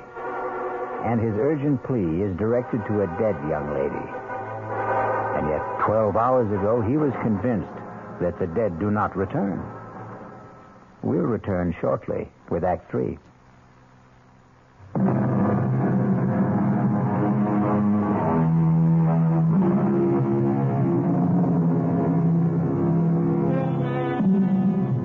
A lonely country road in the dead of night. It can try the souls of the most practical of men. Pragmatic, sensible Frank is now terrified, delirious Frank. Keep away from me. Keep away. Keep away. What? Lie back, Frank. Lie back and be quiet. What? How did I get here? What am I doing in bed? Judy found you lying on the road, unconscious. I waited in the car for almost an hour. I thought you'd taken this as an excuse to run out on me. Oh, Judy, don't say that. Darling, now don't excite yourself. No, I'm fine. I'm okay. See, the rain had let up, and I started to walk home. And there was someone lying in the road. And it was you. What happened? I must have tripped over something, or maybe I ran to a low-hanging branch. I guess I was knocked out. And you kept moaning, "Keep away from me." Why? Well, who? I don't know. I guess I must have been having a nightmare. Well, listen, the first thing in the morning, we'll see Dr. Stoneman. But right now, what you need is some sleep. And we'd better leave you alone. Are you coming, Uncle Harry? Yeah, just a minute. Frank, dear, you look very tired. You try to get some rest. Good night, my darling. Good night. So, you were running, you tripped, you fell, you were knocked unconscious. Oh, no. No, that story won't do. You don't have a mark on you. What are you talking about? She's starting to have second thoughts, Frank. Bad move. You should have chosen Emily.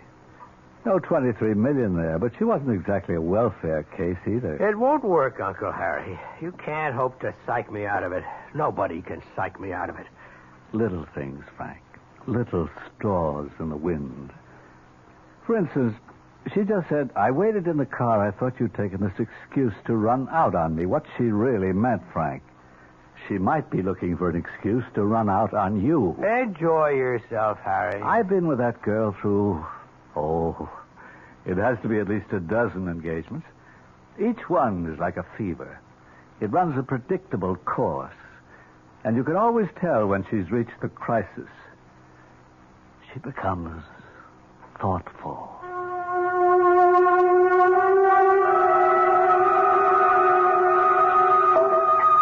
Pour you another glass of wine, dear. Judy, more wine? No. Oh, thank you. What a glorious spot for a picnic. Frank, did you tell Dr. Stoneman everything? Of course. You heard what he said. I am 100%. Did you say anything about that mysterious rider? What mysterious writing? Oh, I know for a fact you've seen it twice. Once yesterday morning and again on the road last night. The rider who's supposed to be on Spartacus. What's there to say about it? It's impossible. Who can even get a saddle on Spartacus these days? Then why do you keep seeing him with someone on his back? Judy, darling, didn't you ever have a momentary flash? Well, an illusion? No, not really. I take after Dad, both feet on the ground. You know, it's a pity you never knew my dad. There was a man for you. You're a lot like him, except when you get these, what do you call them, delusions? No, he wasn't like that at all. Who's that coming? I don't see anybody. Oh, Frank, not again. Hello, Frank. What's the matter, darling? Nothing is the matter. I'm fine. Well, you don't look it. Come with me, my dearest. Frank, are you sure you don't have some deep, dark secret? Come with me. She won't mind if you come with me. I always thought I wanted to marry a man of mystery, but... Judy and I, we grew up together.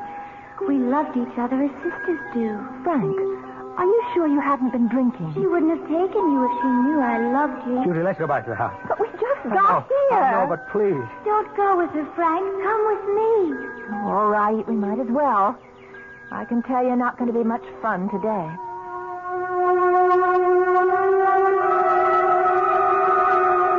Good morning, Mr. Frank.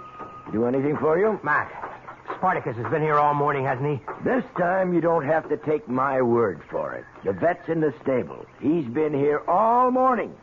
Ask him. Want me to call him? No, never mind. Hey, you look nervous, Mr. Frank. You ought to get some rest. Yeah, sure. The vet's been here all morning, and so is Spartacus. Why do you keep asking? How long will it take you to saddle Spartacus? The way he is now? Forever. I'm going to ride Spartacus. Mr. Frank, now that is a damn fool thing to do. If you won't saddle him, I will. I tell you what, Mr. Frank. This is a bad time. Toward evening, he kind of simmers down a bit, and that's the best time to try. Right now, he'd kill the both of us. That's 5 o'clock. Oh, I'd say 5 o'clock's just fine.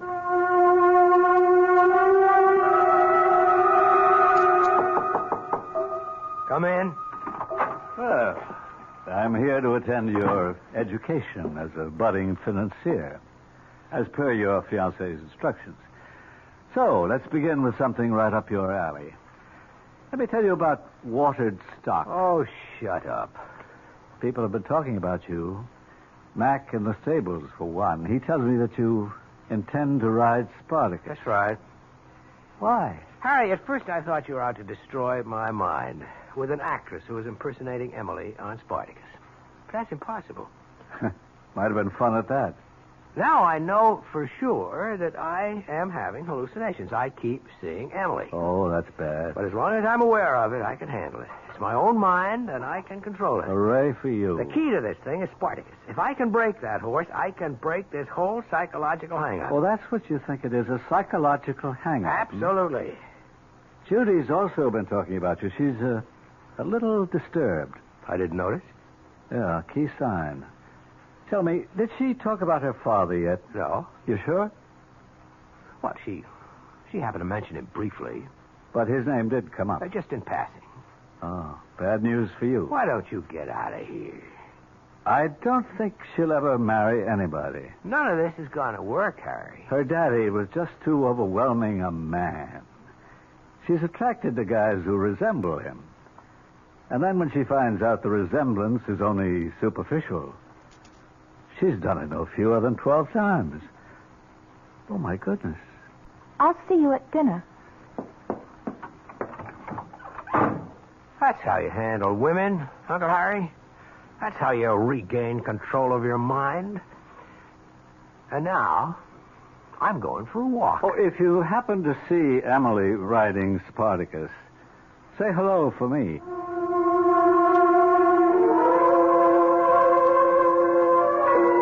Hello, Frank.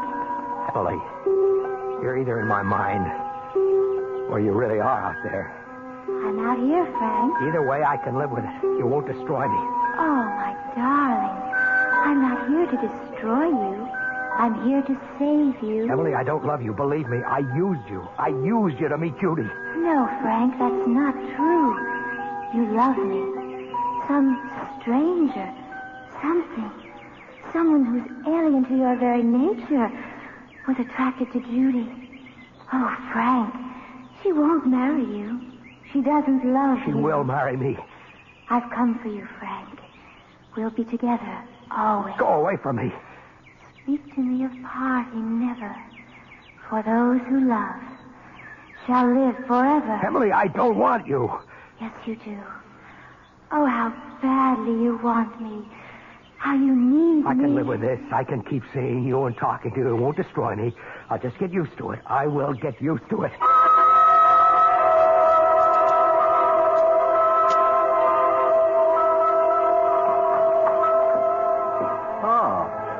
Back so soon, Frank? Have a nice walk? Of course. Thought Judy'd be here.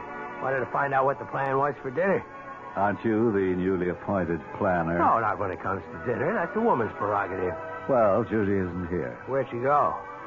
She left for the airport. Why? I wouldn't know. Did something come up suddenly? Probably. Oh, she left you this note. Thanks.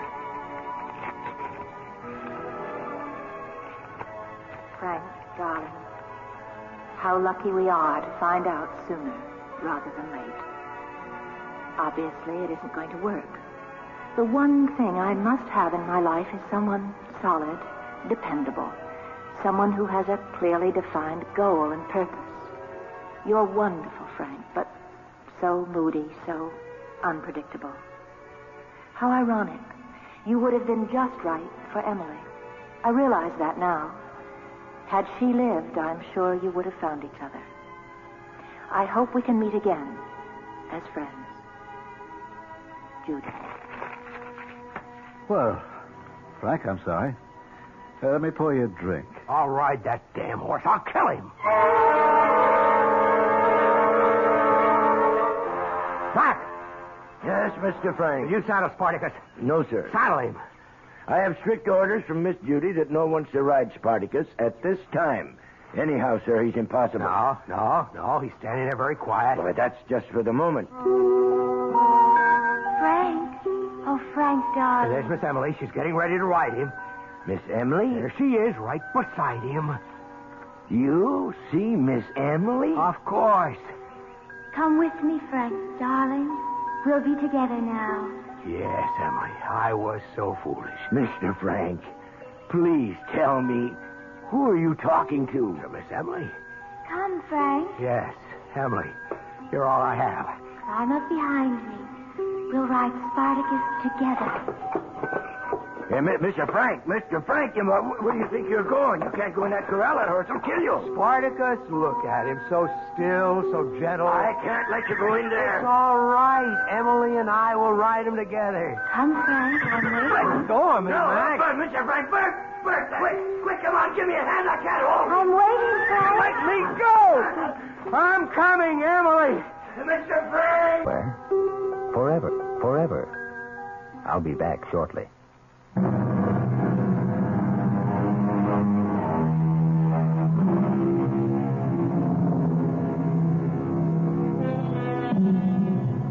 Do you believe the story of Spartacus? Well, maybe you should, because whenever we vouch for something, we say it's from the horse's mouth. That's because everyone knows that horses never lie. Our cast included Mason Adams, Marion Seldes, Paul McGrath, Barbara Worthington, and Harry Belliver. The entire production was under the direction of Hyman Brown. This is E.G. Marshall inviting you to return to our Mystery Theater for another adventure in the macabre. Until next time, pleasant dreams.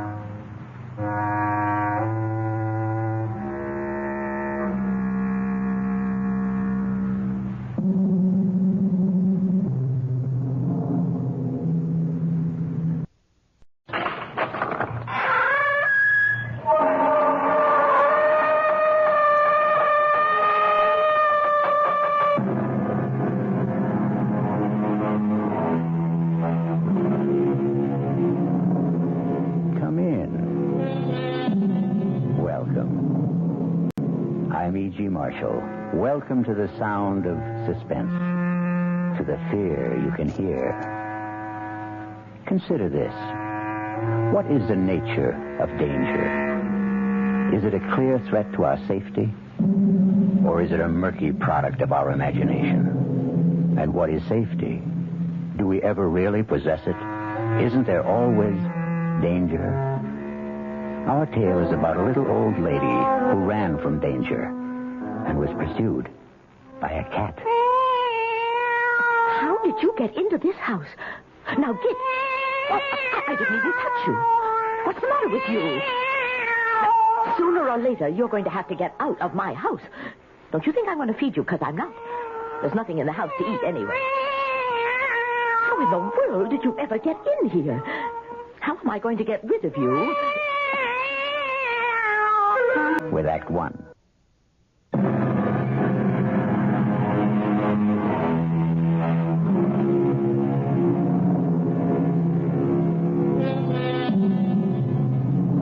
It's hard to live with danger.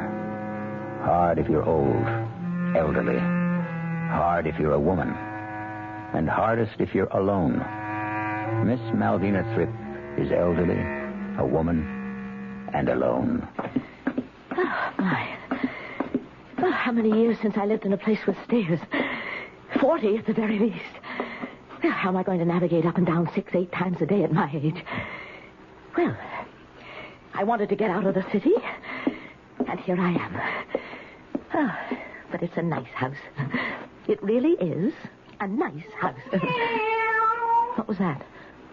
Was that a cat? Didn't I hear a cat? I'm sure... All right, Malvina. You heard a cat. There's nothing surprising about hearing a cat, nothing alarming. The thing is that I haven't lived in a house since I was a child. It makes me feel very alone. Not that I'm not used to being alone. I like being alone. But in the city, there was always somebody around. Other tenants.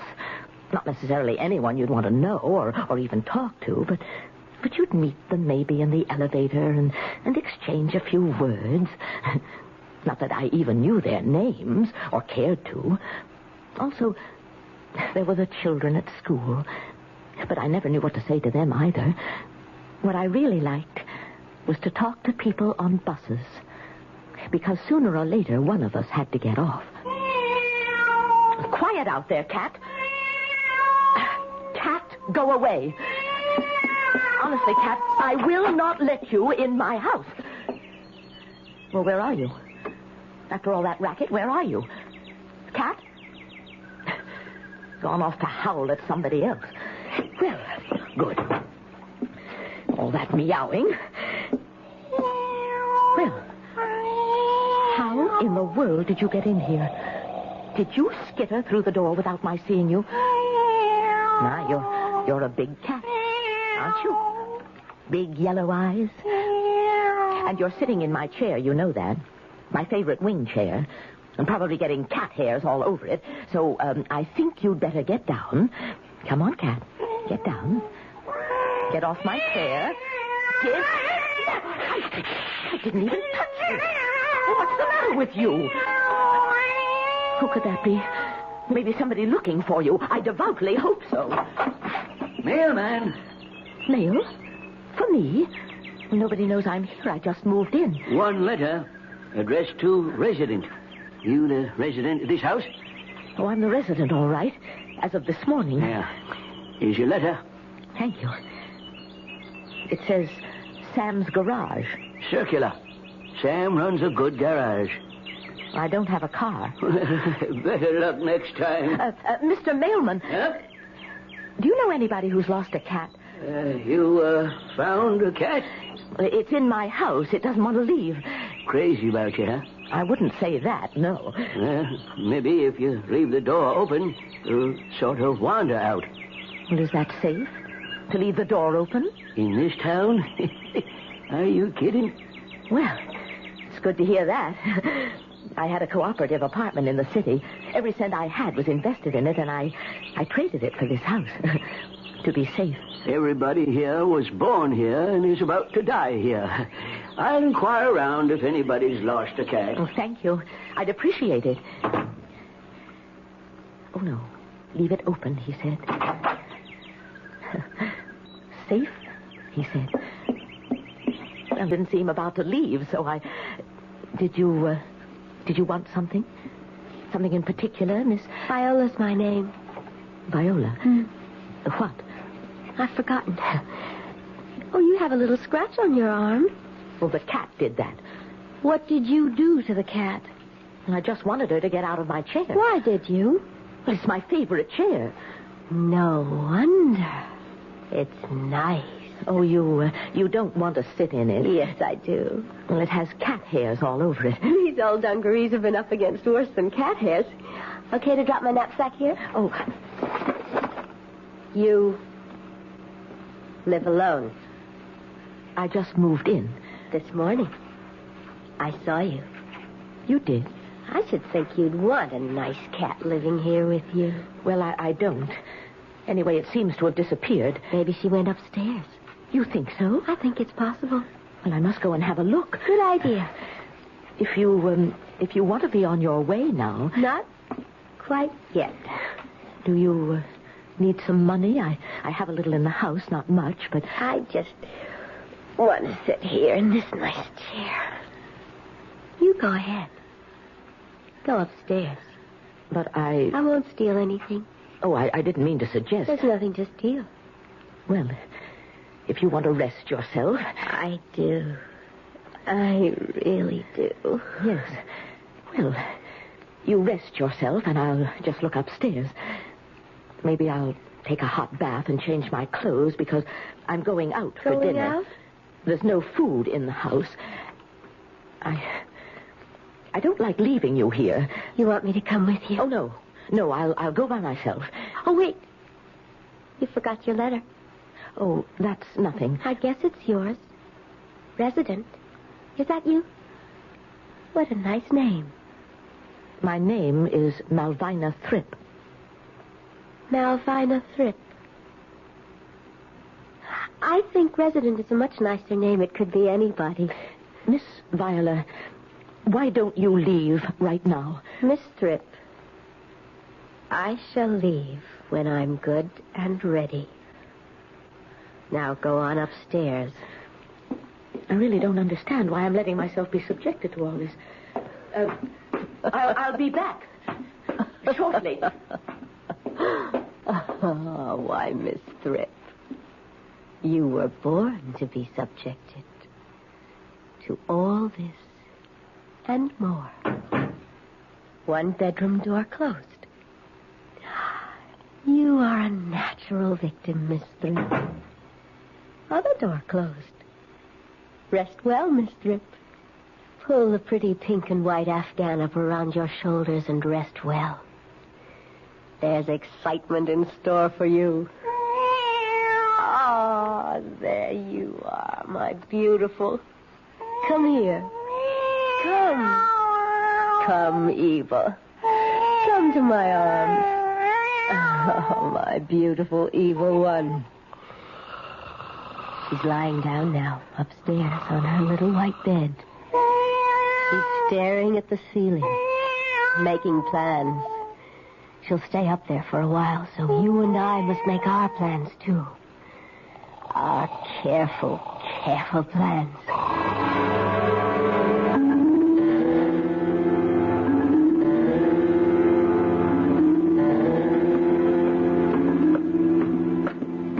Feeling better, Miss Thrip? You're still here. You've changed your clothes. What on earth are you doing? This is our dinner. I'm going out. I told you. A barbecued chicken and a bottle of wine. What on earth? I had them in my knapsack. On the road, I buy a chicken and a bottle of wine every day. Have a drumstick. I couldn't. Not hungry? Not a bit hungry. Oh. You pack up your chicken and your wine and your knapsack, and you get out of my house. Miss Thrip, you sit down. Sit down. You old fool. Now listen to me. You're a selfish old lady. Here you are with a little gem of a house, 2 bedrooms, and you won't even share a little corner of it. Well, It's my house. It's my house. Mine. What a way to talk. But it is my... Don't you know what it is to share? Why should I share my house with you? With anybody, if I don't want to? It's sharing that makes life beautiful, Miss Thrip. Don't you know that, for heaven's sake? No. Well, then you are going to learn. Here. Have some wine. Well, perhaps I'd better. Of course you'd better. There you are. Do you like me, Miss Thrip? Well, I'm sure you're a very nice girl, really, but don't you think you ought... I mean, do your parents know where you are, what you're doing? What are parents? Your father, your mother. Oh, my biological predecessors. Do they know what you're doing? Wandering about with a knapsack, living off of chicken and wine? Let me fill your glass. They don't care. And I don't care. It's very strange. Only the very weak cling to their families. Well, I know I'm not strong, but on the other hand, I'm not weak either. I don't think I am. Wishy-washy. I've supported myself. I've lived alone. I haven't complained. You call that being strong? Well, it isn't being weak. Anyway, I've never thought it was. You've endured, Miss Thrip. Strong people don't endure things. They change them. Well, they take things and they change them. I wouldn't know how to change. To take. If one way doesn't work, try another. That's how. The thing is, get what you want. Well, I want my house. I want my house. Take it. If you just go. Make me. If the cat would just go. If I could just have my house back again the way it was when I moved in. You want more chicken, Miss Thrip? Oh, no. It's the cat. She's back. You like those bones, do you, my lovely? My evil? My beautiful evil? What did you call her? Eva. That's her name. How do you know what her name is? Because I just named her. Evil is a horrible name. No, it isn't. Think about it, Miss Thrip. Evil, spelled backwards, is live. Think about that.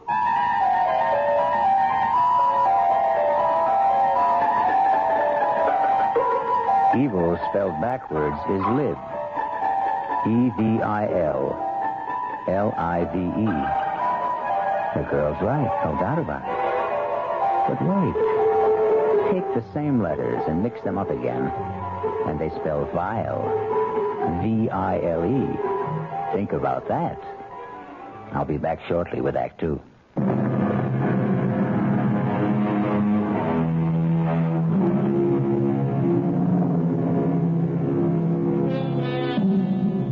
Now, let's get back to the story of a lady living alone until a cat moved in.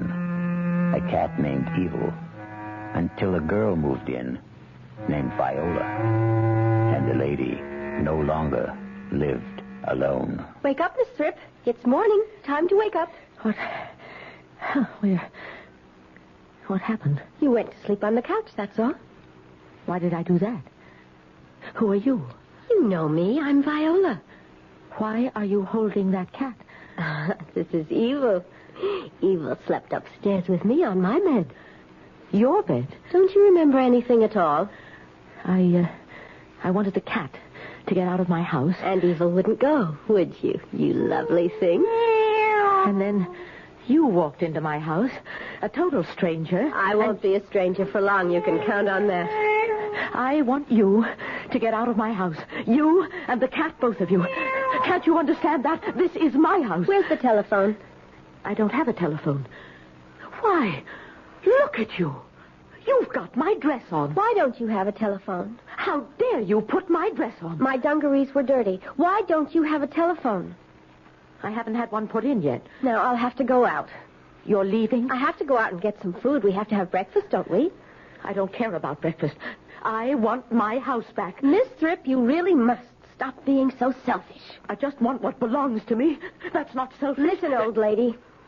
I'm going out, but I'll be back. Don't get any ideas in your foolish head that you can keep me out. I'll get the police. I'll tell them. Tell them a girl is in your house and a cat. Tell them they moved in and ate chicken and drank wine, and so did you till you fell asleep on the sofa. But it's true. Does it sound true? But I'll show them. They'll see. I'll hide. Where? Where would you hide? Under the porch. Behind a bush. Up a tree. In the attic. In the cellar. Under the stairs. Oh, I know how to hide. You've done this before. You've moved in on people before. I do it all the time. I have to live, don't I? Well, I've got to get going or we'll all starve. Please, take the cat with you. And leave you all alone? I want to be alone. It's what I'm used to. I'm off to the store. I won't forget you, Evo. I'll bring you something delicious. Be quiet, cat. I want to think. I'm afraid. That's what I am. Scared to death. Oh, I wish I had my little apartment back in the city. I loved it there. I really did. Well, no use thinking about that. Those people have it now. They'd never let me have it again and take back this awful house. Why, you're purring, aren't you? Are you talking to me? What are you saying? Tell me. Oh, tell me.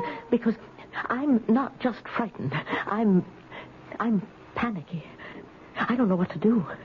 I don't want to do anything foolish. And when people are in a panic, they do foolish things. Anything I did might be foolish. There's no use locking the door, is there? Or there's no use going to neighbors. They don't even know who I am. They've never seen me before. Neighbors. The police. Well, those are things I do in the city. Sensible things.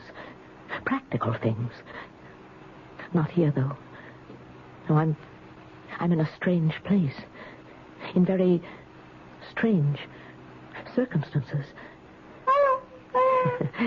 You're a very extraordinary cat. I'm not going to pretend I like you. I couldn't fool you anyhow, could I? Of course I couldn't. But you're very unusual. I'm sure you're very wise, very knowing. You must know strange things, secret things that I don't know, couldn't possibly know. Evil things. Evil, spelled backwards, is live. And I want to live. And I can't live being afraid like this. Fear is an impossible thing to live with. So tell me, cat, tell me what to do. I'm sure you know. And I'll do whatever you say.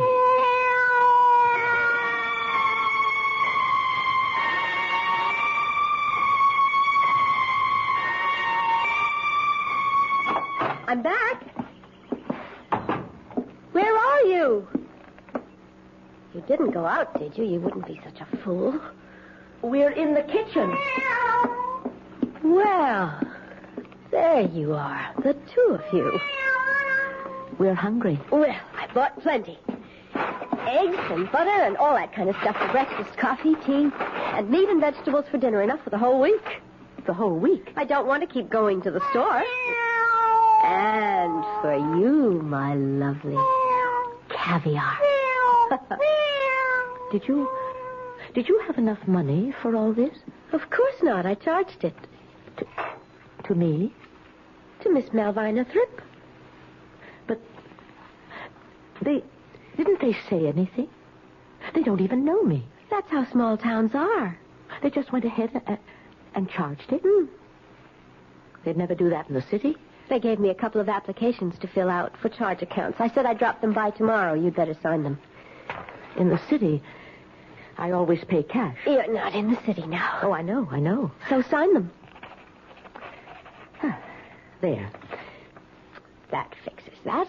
Viola, did you tell them at the store that you were me?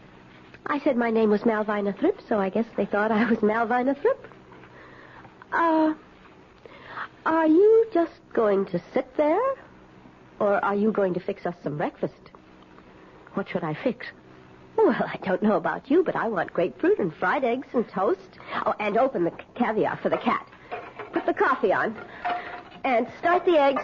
Before the coffee's ready? And put the bread in the toaster. Well, I haven't unpacked the toaster. Well, then butter some bread. Cut the grapefruit. There's no knife to cut the grapefruit. Oh, let's have a little efficiency around here. There's no frying pan. Hurry up! I can't. There, it's the butter, there's the bread. Now put the butter on the bread. Use your fingers. I can't understand why I'm doing all this. I am telling you to. There's no reason. And you like it.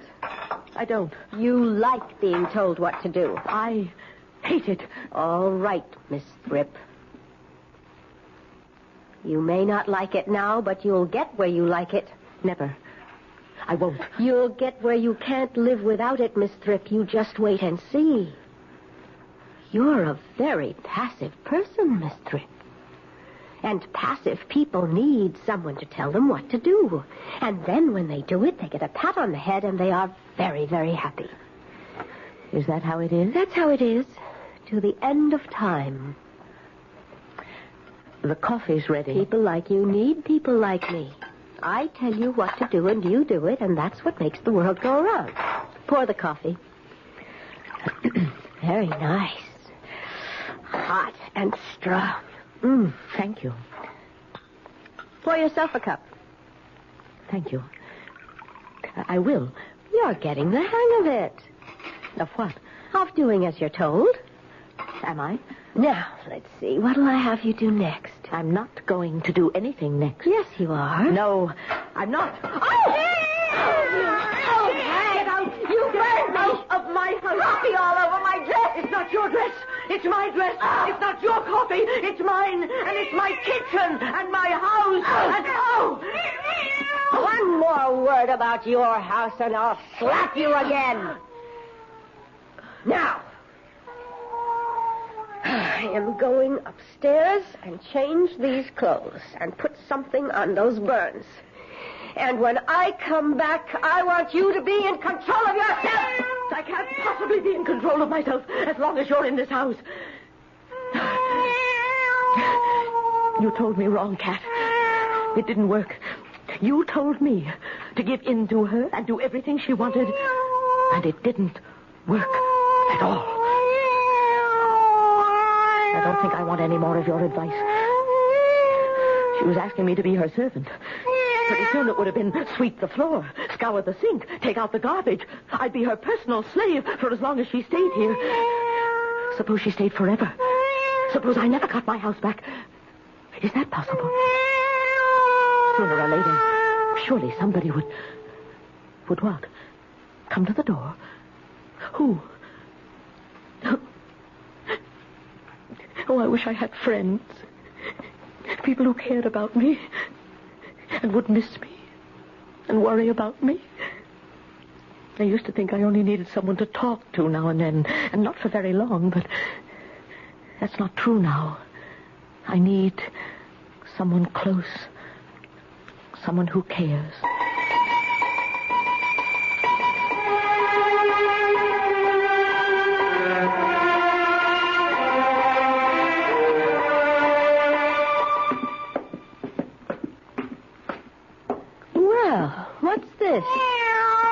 Both of you asleep? What kind of a household are we running here? I just put my head down on the table for a minute. Dirty cups? Evil, get off the table. I said get off the table.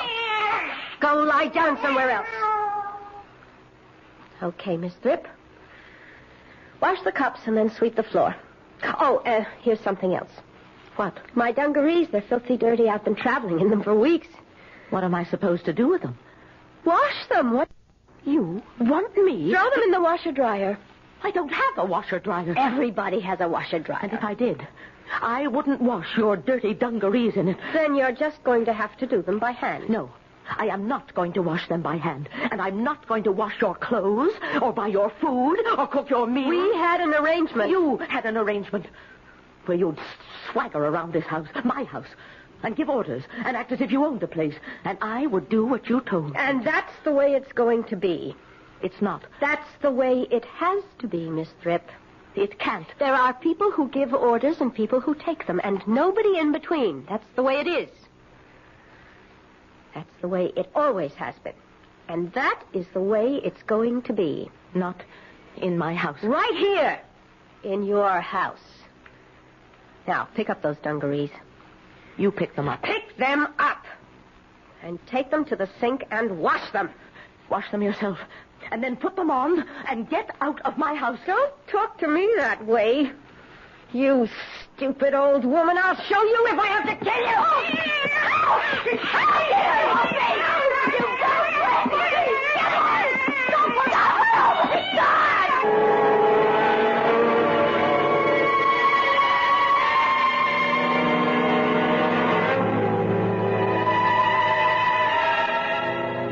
It's true what they say.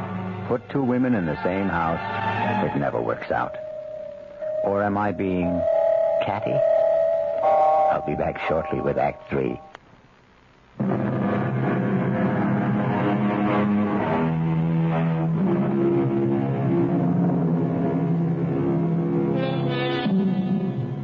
Two women in the same kitchen, plus a cat.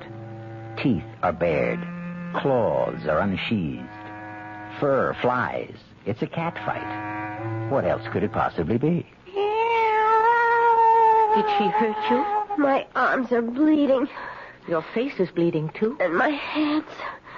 What got into her? I can't imagine. I thought she was asleep. Have you got some iodine? I haven't unpacked it Well, yet. unpack it. I wouldn't know where to look. Then give me some soap and water. Yes, that will do just as well. I thought that damn cat liked me. Well, you can never tell with cats. Maybe she didn't like me, but she respected me. It is very hard to get respect from cats. As hard as getting them to like you. Oh, here's the water. And here's a towel. There's no soap. This water isn't very hard. Well, it's the best I can do. Oh. Well, that's enough. You can use it now. I don't need it. Why don't you need... Why, look at you. You haven't got a scratch. That cat didn't even touch you. But we were standing right together. She came between us. Why didn't she scratch you? Why just me? I wouldn't know. It couldn't be that she likes you. No, I don't suppose so. Once in a very long while, a cat falls in love. Well, I've never heard of that. When a cat falls in love, it's disgusting. They lose everything that made them cats. Proud, beautiful animals, aloof, untouchable, sitting in the softest spots, staring at things no one else can see, thinking their secret thoughts. Why, the ancient Egyptians worshipped cats, kept them in temples, bowed down to them. They knew what cats are. The inscrutable, the unknowable. But when a cat falls in love, everything is changed. What happens, Viola? The cat becomes the lowest of the low. Shameless. Cringing, rubbing up against the person she loves, wanting to be touched, to be held. Not looking off into the distance anymore, only watching where the loved one moves. And when will he return to the cat who is waiting so patiently, loving and longing without dignity, without pride? It sounds sweet. It's sickening. Yeah, I suppose. And that cat is in love with you. Oh, I don't think so. It isn't reasonable. That's why she came between us when she thought I might hurt you, and she didn't scratch you. She only scratched me. She's in love with you. She's put me out of her mind, and she's in love with you. Well, that settles that. We'll get rid of her. Put her outside, you mean? What good would that do if she's in love with you? She'd get back in. No. We have to kill her. Kill her? Well, you couldn't do that. Have you got some poison? Poison? We'll put it in the caviar. But I don't have any poison. Why would I? A knife. Give me a knife. Well, there isn't any knife. A poker, a shovel. I don't have any of those things. I'll strangle her. That's what I'll do. You better leave her alone. You can't stay in my house. I don't hate you. She loves you. Viola, you don't mean that I should... Oh, no, I couldn't do that. I just couldn't. Pick her up. No, I... Pick her up. I can't do what you said. I can't strangle a cat. You didn't mean it, did you? We'll take her upstairs, and we'll throw her out the window. Come on. No, we can't do that. Nevertheless, it's what's going to be done. It's what you're going to do. Up the stairs now. I'm right behind you. Keep going. I never wanted this cat in my house, but that doesn't mean that I wanted this. Keep going. In here. Oh, good. The window's open. Go ahead. Throw her out. I can't. I can't do it. Yes, you can. Just lean out and drop her. The doorbell. The doorbell. Come back here. Come back. Oh, it's a friend. It's a friend. Someone remembered. I'm coming. Wait. I'm coming. Another letter, Miss Fripp. Oh, come in. This one's addressed to you. Oh, please come in. I'm so glad to see you. Miss Malvina Fripp, it says. Nothing like hearing from a friend, is there? Listen, they're in the bedroom. She's going to kill her. Hold on now. Maybe she has already. She wanted me to do it, but I couldn't. What bedroom is this, Miss Fripp? The front one. Top of the stairs. I look outside. Maybe she's there. Maybe she fell in a tree or a bush or something. Cat?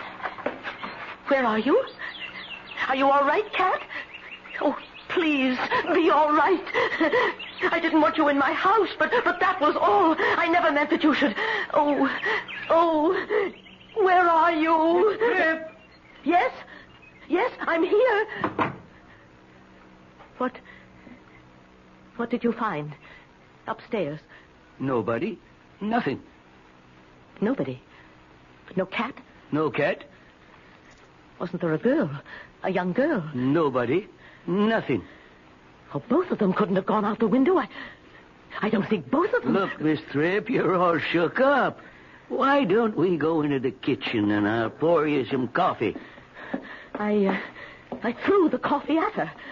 There isn't any. Well, I'll make some fresh, and you can tell me all about the cat and the girl, the whole dream. It wasn't a dream. Well, what if it was? Do you think it could have been a hallucination? Maybe something like that. You remember I told you there was a cat in my house. And I told you I'd inquire around about a lost cat, and I did. But nobody's lost a cat. This girl, this Viola, she went and bought things at the store. Look, all these groceries. She bought them. I didn't. And caviar for the cat. She charged everything to me. You sure it wasn't you charged all these things? I haven't been out of the house. What would I have done if you hadn't rung the bell? Viola was going to make me throw the cat out of the window. Miss Fripp, maybe I should call a doctor. Oh, I'll be all right now that you're here. You're my friend. You brought me a letter yesterday from Sam's garage, you remember? Addressed to resident. Yes, and I'm the resident here. I'm Malvina Fripp, and I'm the resident of this house. Sure you are. Although for a while there, I didn't know if I really was the resident of this house. Well, I wouldn't have taken the letter from you if I wasn't, would I? The resident means anybody who's living here. And I'm living here. I was at the time, and I am. Of course you are. You don't think I'm out of my head, do you? Oh, not necessarily. You're upset. I'm going to call a doctor for you, eh? Well, there's no phone. I haven't had one put in yet. I'll go next door. Oh, don't go. Don't leave me. You don't believe me. You don't think there was any cat here, or any girl.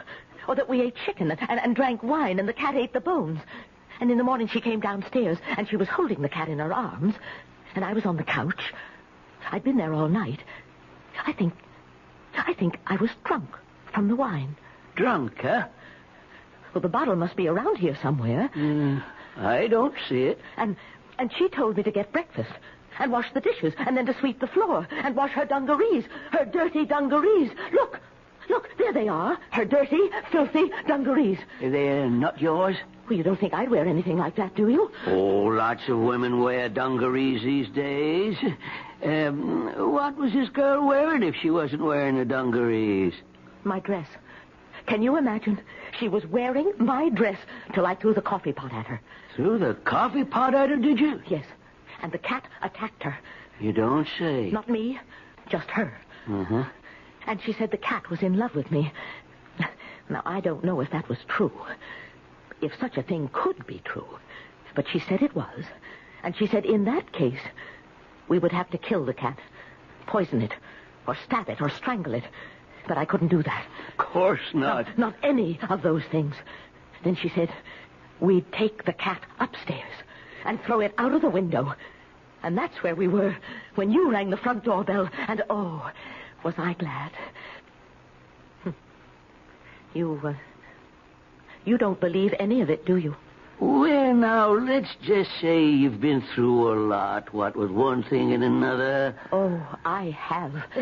What you need is something to calm you down. Well, I never take anything like that. Oh, just something mild to relax your nerves. I'll be all right. Now that I have my house back. There's a very nice doctor lives not far from here. He's on my mail route. I'll call him and ask him to stop over. Oh, please, don't go. He'll fix you up fine. Hey, look what's coming up the walk. Wyatt. Oh, cat. I'm so glad to see you. Careful, don't let her in the house. Oh, that's all right. I've gotten sort of fond of her, and she's rather fond of me. Oh, say, almost forgot what I came by for. Got a letter for you. Another circular? Not Sam's garage again. Oh, no. Addressed to you, Miss Malvina Thripp. Well, for heaven's sakes. It's from the city, my old address where I used to live. Miss you already, do they? Well, I don't think anyone misses me. I didn't even tell anyone I was moving. Well, open the letter, why don't you? Imagine. My hands are shaking. Want me to do it for you? No, that's all right. Why? It's from the people who took my apartment. The people who used to own this house. I told you, we traded. Well, dear Miss Thripp, we hope you are enjoying the little house as much as we are enjoying your apartment. One day soon, if it's you will love her as much as we do.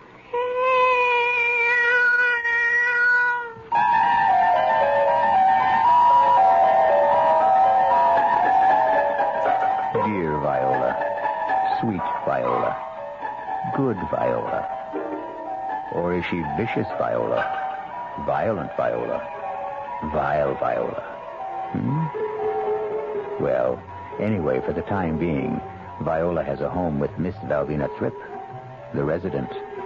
May they both rest safe and sound. I'll be back shortly.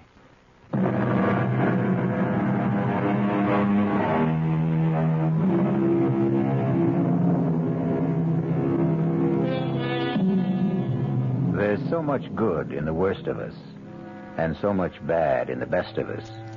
It scarcely behooves any of us to talk about the rest of us. So the poet said. Think about it. That's what I'm going to do. Our cast included Carmen Matthews, Joan Loring, and Gilbert Mack. The entire production was under the direction of Hyman Brown. This is E.G. Marshall inviting you to return to our Mystery Theater for another adventure in the macabre. Until next time, pleasant dreams.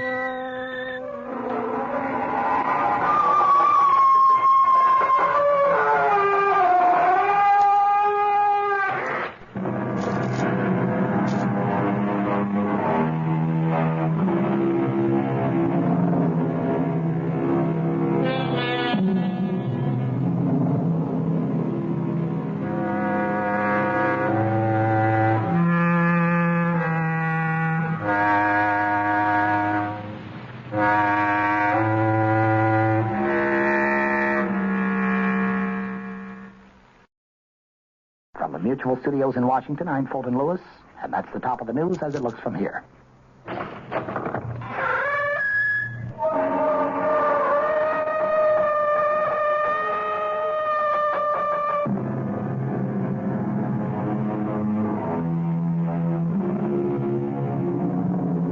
Come in. Welcome. I'm E.G. Marshall. Welcome to the sound of suspense, to the fear you can hear. I have an unusual story about a father and son. You know, it is said that love and hate are two sides of the same coin. If this is so, Phil, the son, never believed it. His hatred blinded him to the extent that he lost all humanity and compassion for his father. This is Phil Coleman. It's not in the past. It's now. Every day of my life since I can remember. It was my mother's life, the life of my sister. It wasn't only his miserable life that was destroyed. It was all of us. My mother dead at 43. My sister, I don't even know where she is or what became of her. Now, look, Mr. Coleman, I can appreciate what you've been through, but if you won't take him, he'll die here in prison. Let him. Let him. Phil Coleman parked his battered pickup truck in the prison compound marked for visitors. He walked 50 yards to the dirty gray guardhouse and presented his credentials to the stony-faced officer, who permitted Coleman to step out again into the rain and proceed toward the great, dirty granite complex, the maximum security prison for the state. Once inside, Coleman was ushered into the office of the chief prison doctor. Mr. Coleman, will you have a chair? I just want to get out the file on your father. I'm sorry I had to come out on such a nasty day. Let me see here. Coleman. Richard.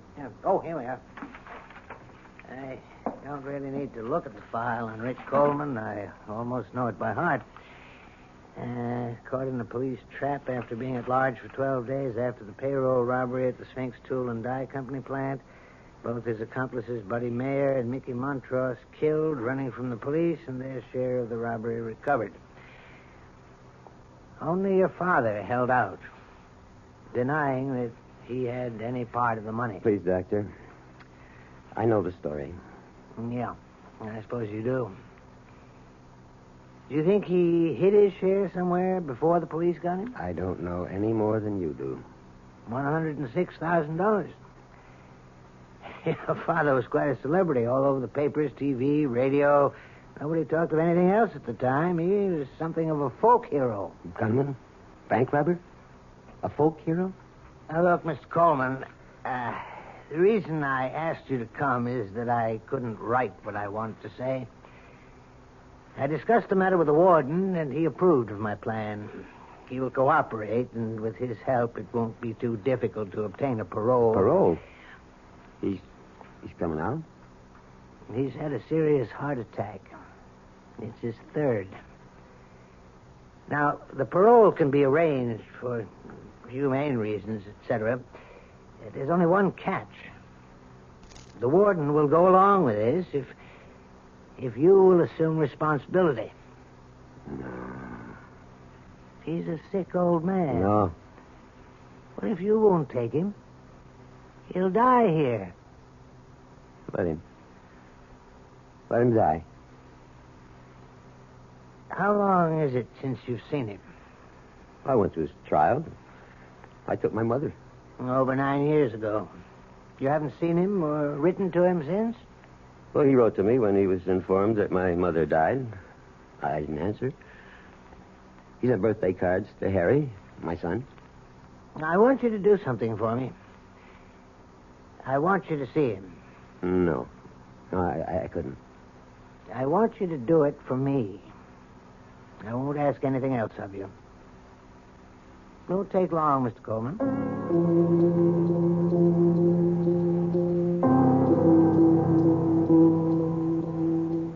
Rick? Rick? Think you can wake up a bit and talk? Oh, it's you, Doc. What do you want? I brought someone to see you, Rick. Hello. Rick? Who is it? It's your son, Rick. He's come to see you. Phil? You? Yeah? Yeah, Rick. How are you feeling? I feel fine. I've been a little under the weather. How's the kid? Oh, Harry's fine. He's going to school. Fine. Nina, how's she? I only saw her that one time at the trial. Oh, she's okay. She's getting on. Hey, Phil, I wonder if, when you get back, would you send me a picture of Harry? Oh, yeah. I guess so. I'd appreciate that. Well, sure. Sure, I'll send you pictures. Well, only, Phil, if you don't mind, I'd like to have my grandson send it.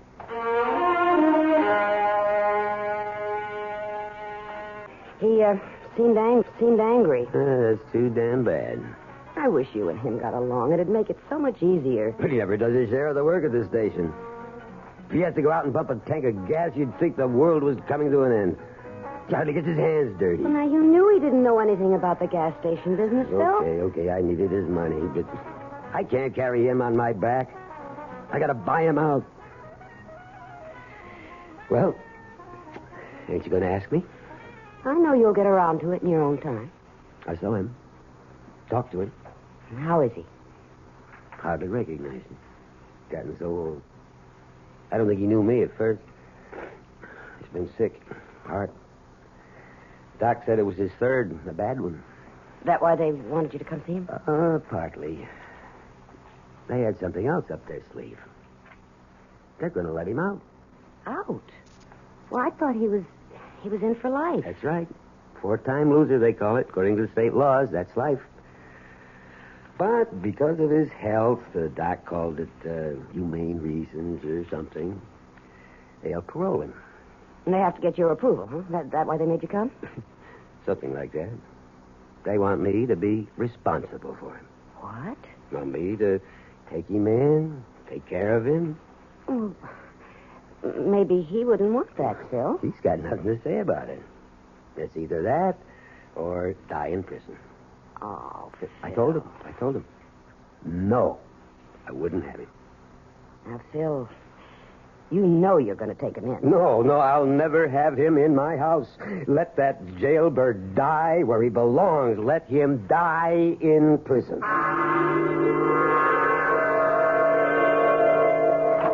Had this hot tip in the 7th. Skitch! Just a minute, Lou. Can't you see I'm busy, Coleman? Oh, anyway, so what happens? I plunge. I put 20 on his nose. Skitch, cut it short, will you? I want to talk to you. Lou, I'm sorry. I'll have to continue this later. Boy, have you got a nerve. Your damn telephone call's so important you can't wait on a customer. That punk, I knew he was there. Give me $2 worth. I'm trying to discourage customers like that. Looks like you're trying to discourage all of them. We're losing people every day to Ray Damon at the People's Corner. Good. Why don't you buy me out and go join up with your buddy Ray? You make me very happy.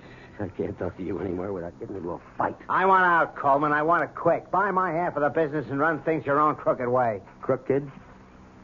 What are you saying? I'm wise to you, Coleman. I've known about you for the last 3 years. What? I should have known it 4 years ago. I could have avoided all this. Avoided what, Ames? Okay, buddy, if you want it cold and clear like a weather report, your father's a jailbird. Go on. Why should I go on? You get what I mean. No, I don't. I'd like to have you spell it out. All nice and slow. You know the old saying, like father, like... You're the lowest scub I've ever known. To lay on me about what my father's done. I've never cheated you out of one lousy cent. I put up with you, split even with you for 4 years. You haven't done 5 cents worth of work. This does it. I want you to get up 15 grand by the end of the month and buy me out. I'm seeing Clark Wetley at the bank tomorrow morning. As for you, you don't have to come around here to use the phone in the men's room. You just stay home. I'll send you your cut. Now get out of my service station.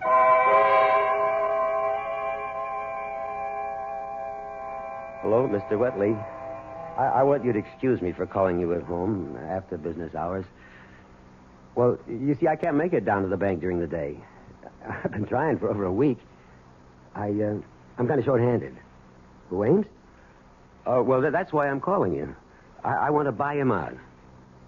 You see, it's a good business for one owner, but when you divide it in two, what I'm trying to say is I'm going to need a big loan from the bank. 15. Yeah, that's what he wants for his share. Well, he won't take less than that. Yeah, I know it's tough trying to do this over the phone. Maybe tomorrow morning. Oh, thanks. I appreciate that. Well, how'd he sound? Oh, I don't know. That's a lot I'm asking for.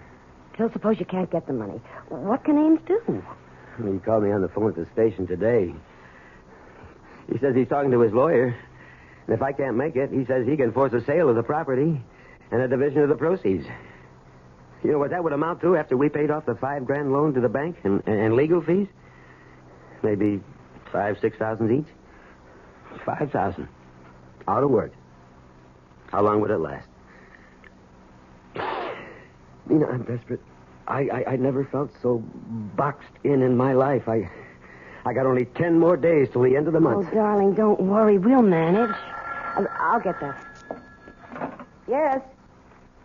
Yes, this is the Coleman residence. Well, yes, he's home, but I don't know... Who is it, Nina? Pardon me a minute. Phil, it's that doctor. The doctor from the prison? What do I need this for? At this time. I know what he wants, and he knows how I feel. Tell him to... No, give me that phone. Look, Doctor, why can't you leave me alone? You know, I don't want him now or ever. That's final. Goodbye. I can remember wanting a father so much it had hurt. I'd cry at night in my bed and quiet so my mother wouldn't hear. I'd pray. Please, God, let me have him around for a week, huh? A whole day. An hour. That's when I really believed in a God. I swore that if I ever had a kid, I'd love him, take care of him. Clean and honest like his father. I've never taken a cent that didn't belong to me, Nina. I know that, dear, and I love you for it. You're a good man. That wasn't the first time the doctor has called, was it? No, he's called at least 5 times in the last few days. Call him. Tell him that the old man can come. Oh, Phil.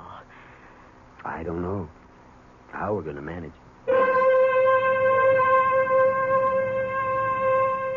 And so Phil Coleman yields to the pressure around him to accept his father into his home.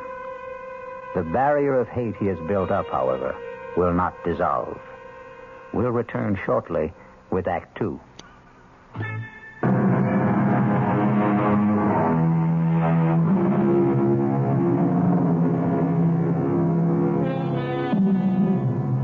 The first of the month has come, and Phil Coleman has not been able to raise the money to buy out his partner. Another event is taking place which brings him no joy. His father is coming today to become a permanent member of the household. It's them, Mom. They're here. It's Dad's pickup truck for Grandpa. Now, Harry, take it easy. You know how excited you get about things. Now, remember, he's an old man, and he's been very sick. I know. Mom, I'm really glad to see him. Well, go open the door. Dad's carrying the suitcase. Welcome, Grandpa. Here, let me take this suitcase. Dad, I'll show him to his room. Well, come in.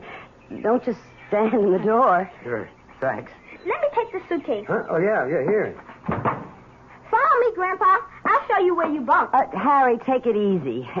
Give him a chance to catch his breath. You want to sit down, Rick? Okay to sit, Phil? Sure. If you want anything, coffee or tea or anything. I ain't allowed to drink coffee. Oh. Well, if you're tired... No, I ain't you can go to bed. Don't sit up to be polite. I ain't tired. Oh, Nina, I'm going down to the station. I got a little work to do. Well, Eddie called up at 7 when he closed up, Bill. What's the point of going there at this hour? Well, today's the first of the month. I said I'd pay my bills. Some people do, you know. Phil, your father just got here. I got bills to pay, Nina. How about a game of checkers, Grandpa? Homework, Harry? I did it this afternoon so I'd have a chance to spend some time with Grandpa. How about it, Grandpa? I'm going to show you how to play that game. I was a champ at it.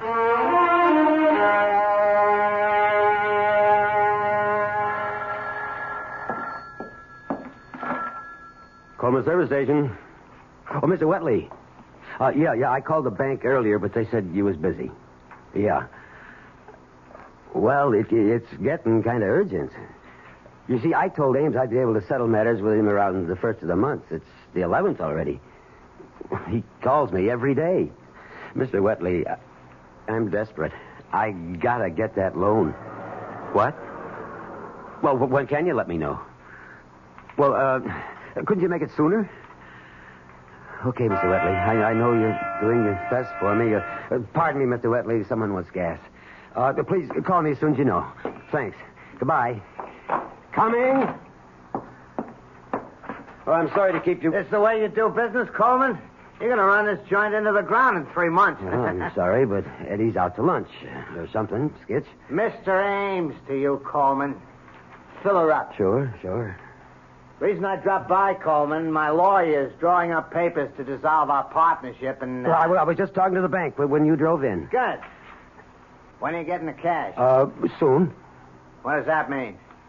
Either you're going to get it or you ain't.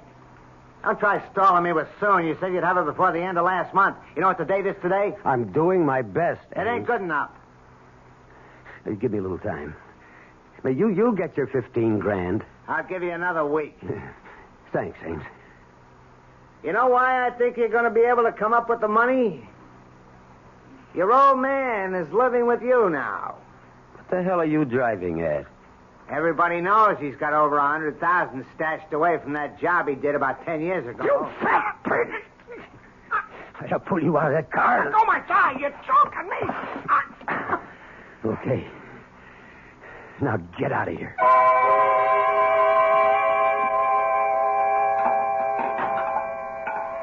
Coach says I'm an athlete for basketball, Dad. All I need is practice. Yeah, good. Nina, you know I got to get back and relieve Eddie for dinner if the meal ain't ready. It's all ready, Phil. It's all ready. Rick, food's on the table. Thought I'd join you for grub. I don't want to cause no trouble. Sit down, Grandpa. There was a man here to see you today, Rick. See me? Mm-hmm. Can't imagine who'd be coming around to see me. Maybe some old cellmate. Phil. Guess maybe Phil's right. One of my old buddies.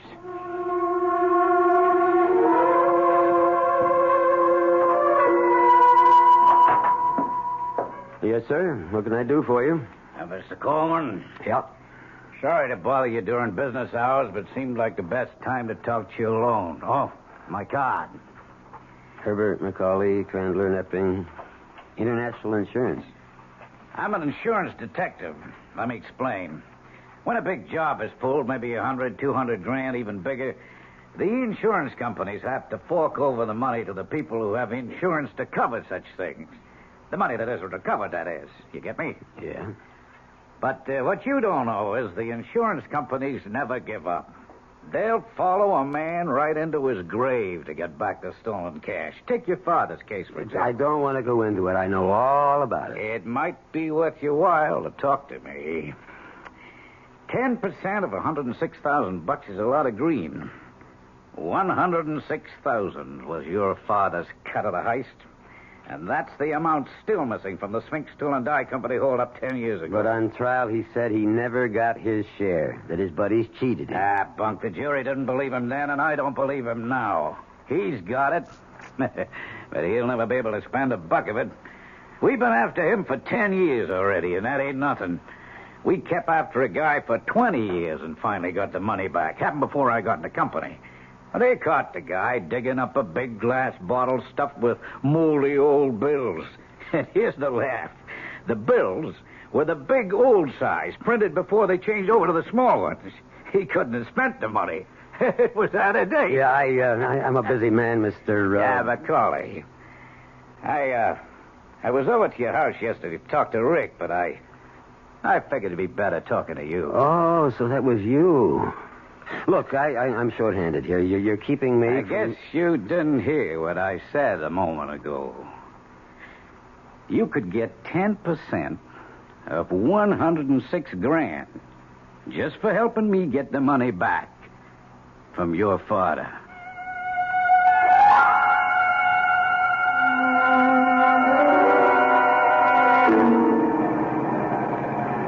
Okay, now, what's the big mystery? Where's Harry?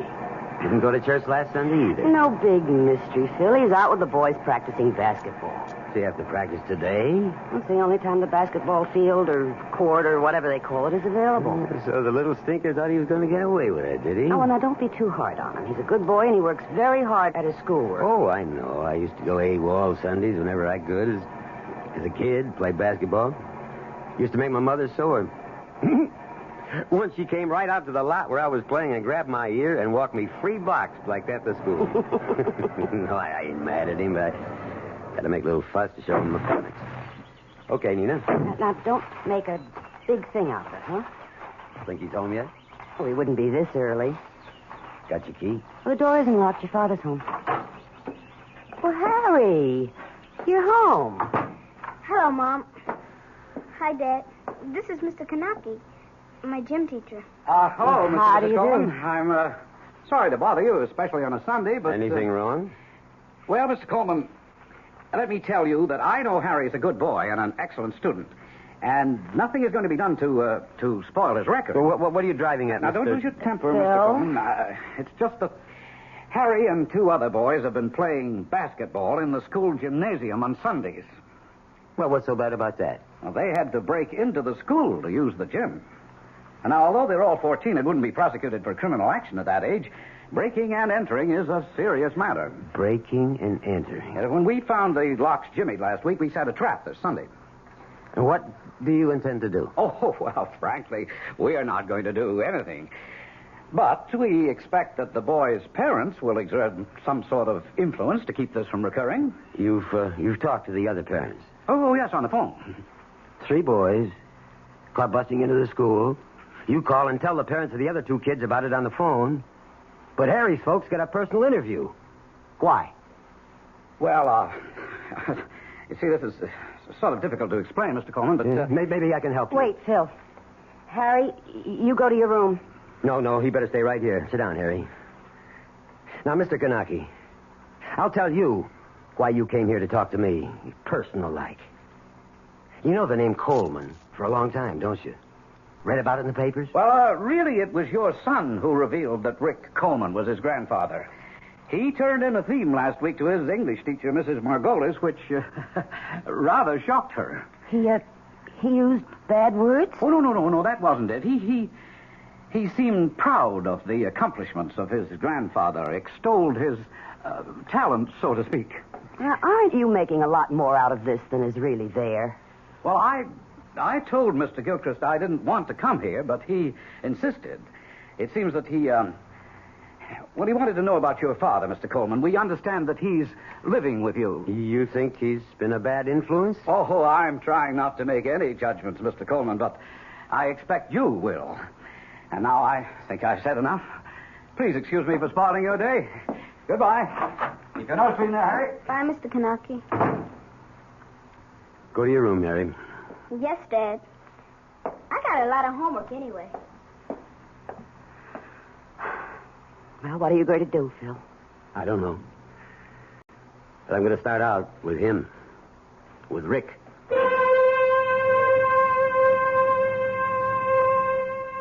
In Phil's mind, his father's influence was spreading like some evil disease. Now even young Harry was infected. But what he neglected to notice was the change in his own character. We'll be back shortly with Act 3.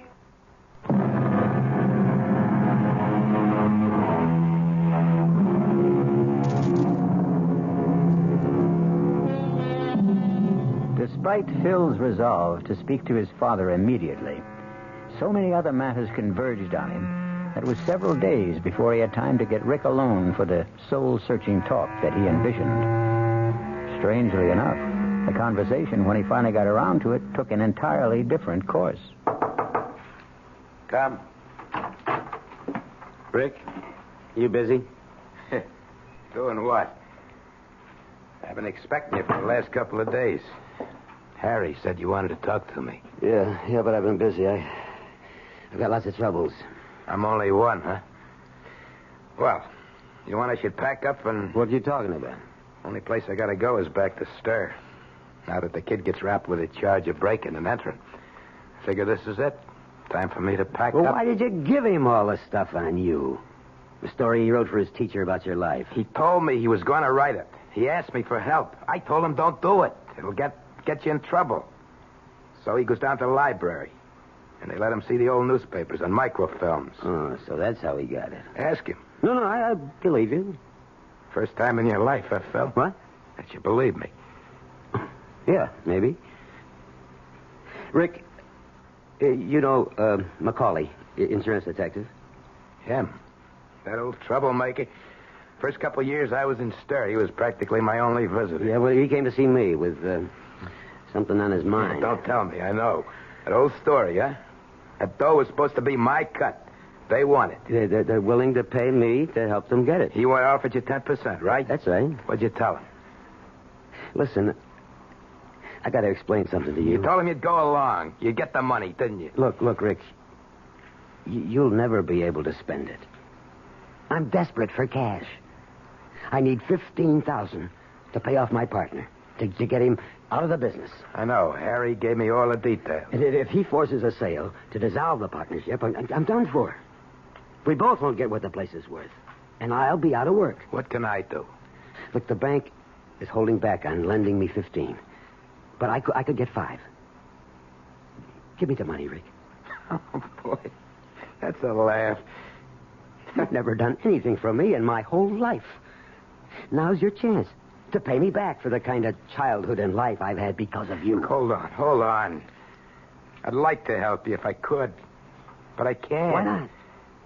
Because you want to hog the whole $106,000 for yourself? You think that? Yeah, Macaulay does too. I haven't got the money. You know where it is? No. I said at the trial I didn't get my cut. They cheated me. Yeah, they said you were lying then. I told the truth. You're lying now. Okay. Suppose I'm lying. I'm not giving up that money because there ain't no money.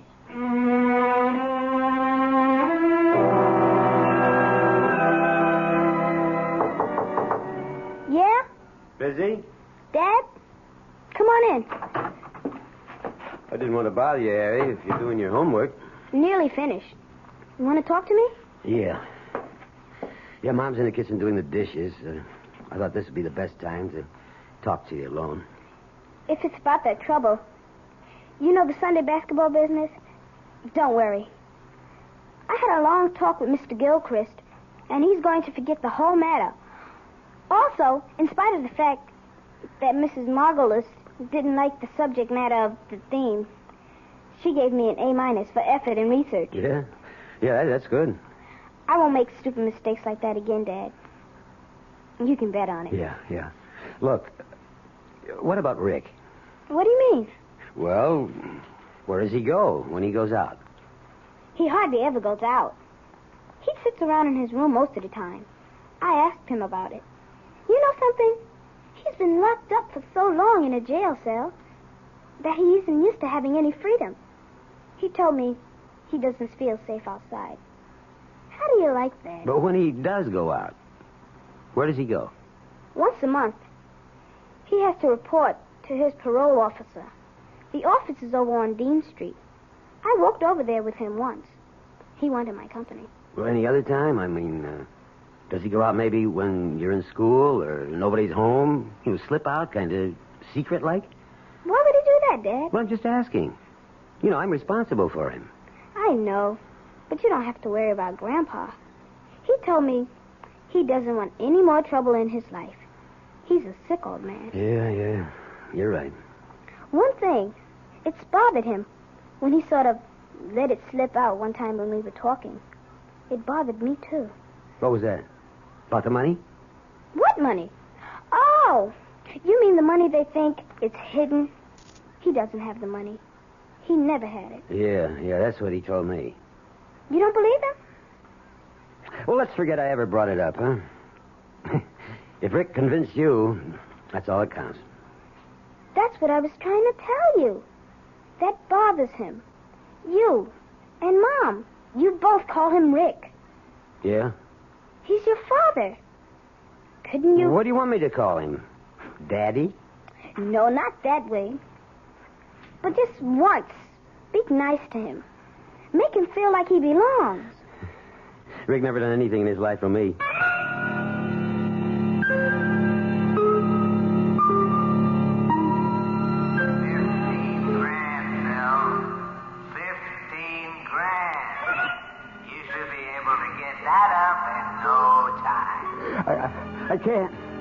I can't. The bank says I gotta get more collateral. Everyone knows he's got over 100,000 stashed away. I wouldn't touch that. I wouldn't touch... 10% of 106,000. I'll keep my mouth shut. 10%. That's fair. I wouldn't touch that dirty money. Take the money. All of it, Bill. It belongs to you. I stole it for you. 106,000. Rick earned the money. Phil, wake up. 10 years. Nearly 10 years. Phil, darling, you're having a bad dream. It's my money. Phil. It belongs to me. Darling, please, wake up. No, it's my money, all of it. Phil, open your eyes. You were having a bad dream. I could hardly wake you. Oh. Are you all right? Oh, yeah, I'm all right. Do you want a glass of water or something? No, I'm okay now. You were dreaming about that money, weren't you? You kept saying something about 106,000. And then you said, it's mine. It belongs to me. Oh, that's just a dream. You know, forget it. I'm getting up. Phil, it's 1 o'clock in the morning. You've only been asleep 2 hours. I'm getting up. Mind if I switch on the light? No. I'm going out, Nina. Out? At this hour? When will you be back? Later. I don't know. I don't want you to say anything to Harry about this. Or to anyone. Understand? No. But I won't say anything if you don't want me to. Well, I'd like to explain, but there's no time.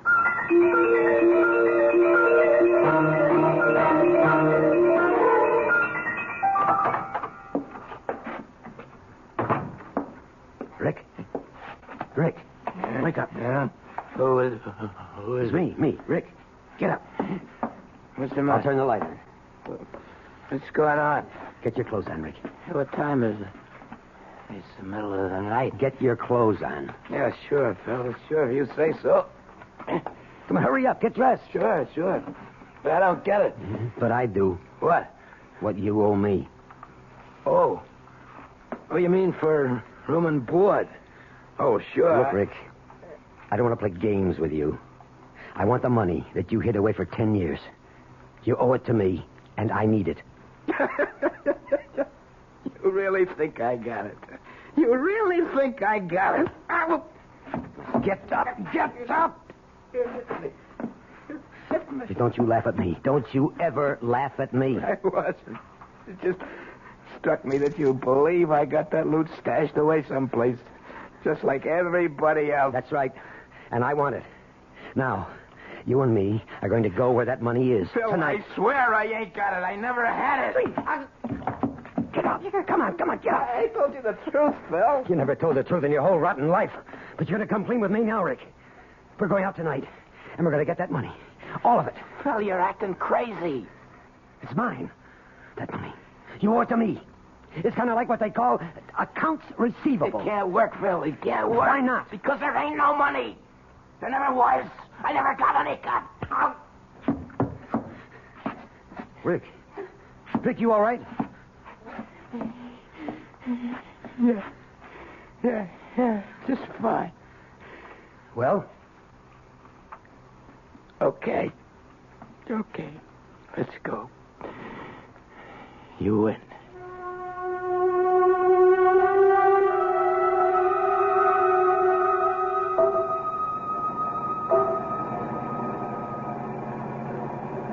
How much farther? We've been out nearly an hour. Keep going. It's near Plainfield. I'll tell you when.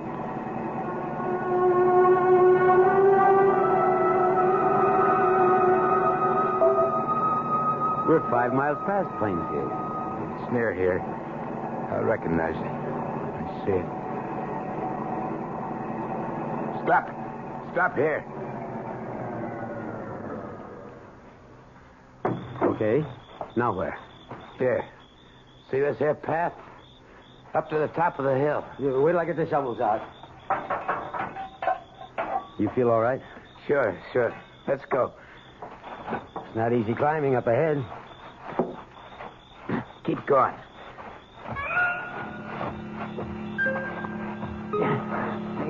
Keep going.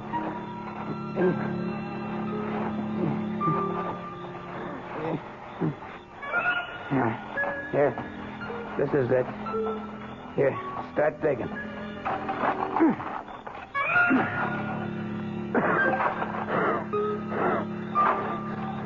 You sure this is the right place? Rick, you hear me? What? You all right? I was asking you if you could have been mistaken about the spot. What? The spot where you hid the money. No mistake. No. Down over 3 feet now. Deeper. Okay. I'm getting pushed. Give me a shovel. I'll help. No. I'm okay. Give me a shovel. Give me. Sure.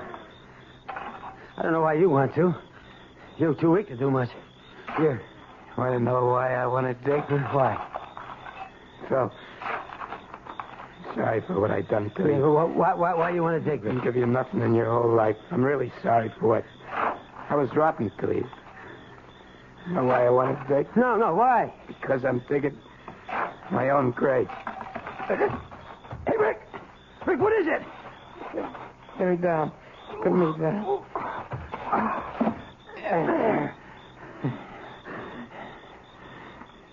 There ain't no money, Phil. Not a damn cent. No dough. I was telling the truth once in my life. Nobody believed me. Okay. I believe you. No, let's take it easy. You're going to be okay. No, never. So, why'd you want to go through with this whole digging business if you knew it wasn't there? I wanted to show you what wanting money can do even to an honest Joe like you. Now maybe you can understand the kind of mug your father was. Oh, Rick. Rick, listen. Everything's going to be all right between us from now on. Sure. Only one thing. Yeah? Call me something besides Rick. Yeah. I've been wanting to. I've been wanting to. That easy for me to say it. Pa? Get well. Don't die, Pa. Thanks, Phil. Thanks, son. Pa! Phil Coleman searched for a father all his life and lost him at the moment of finding him. I'll be back shortly.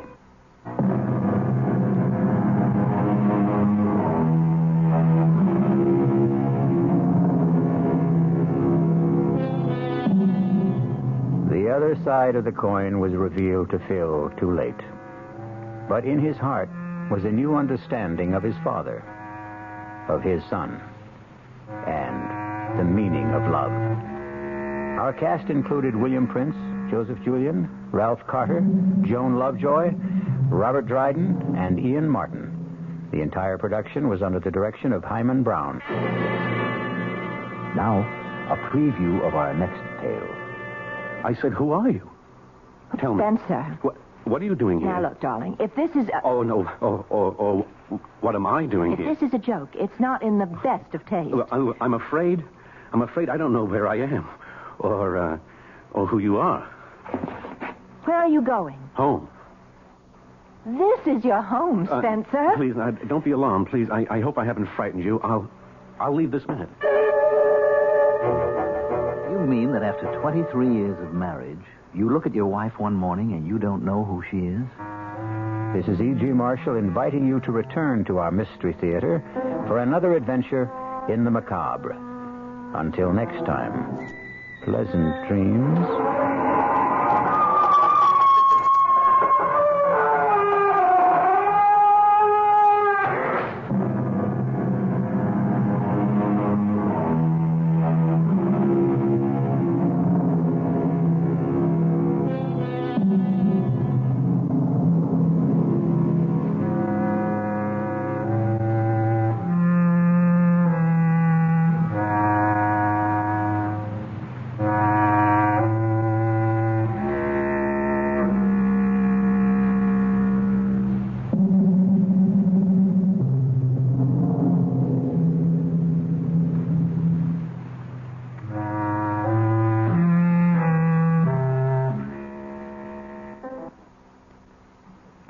The preceding Mystery Theater program was furnished by the CBS Radio Network. This is WOR New York, an RKO General Station, your station for news as it happens. Your dial is set for the latest international, national, and local news with John Scott reporting from the 710 newsroom. WOR New York, the time 8 o'clock.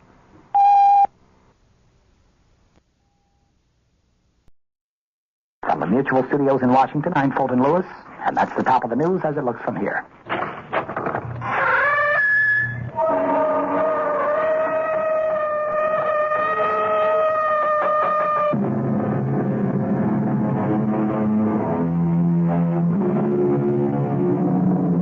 Come in. Welcome. I am E.G. Marshall.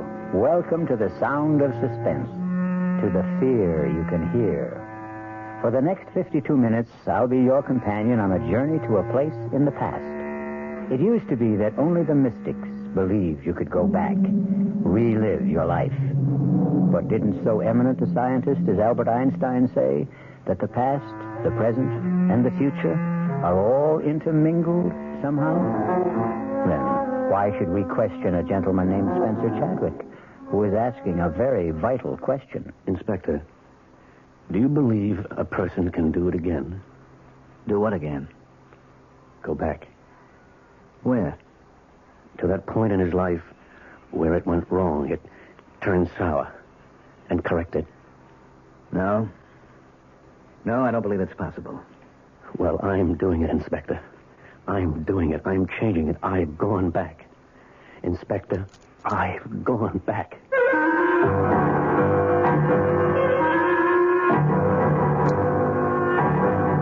Our mystery drama, You Can Die Again, was especially written by Sam Dan and stars Richard Mulligan. It is sponsored in part by Anheuser-Busch Incorporated, brewers of Budweiser. I'll be back shortly with Act One.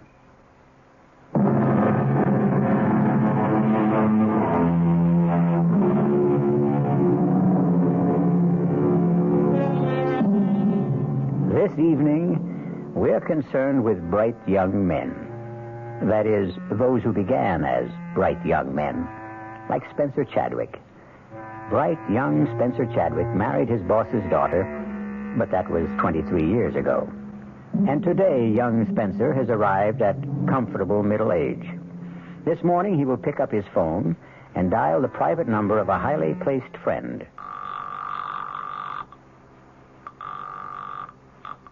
Chief Inspector Faraday's office, Sergeant Milrose speaking. Sergeant, this is Spencer Chadwick. Oh, good morning, Mr. Chadwick. Connect you right away. Spence, I hope you're not calling to cancel our golf date. No, Martin. I'm calling to tell you I murdered my wife.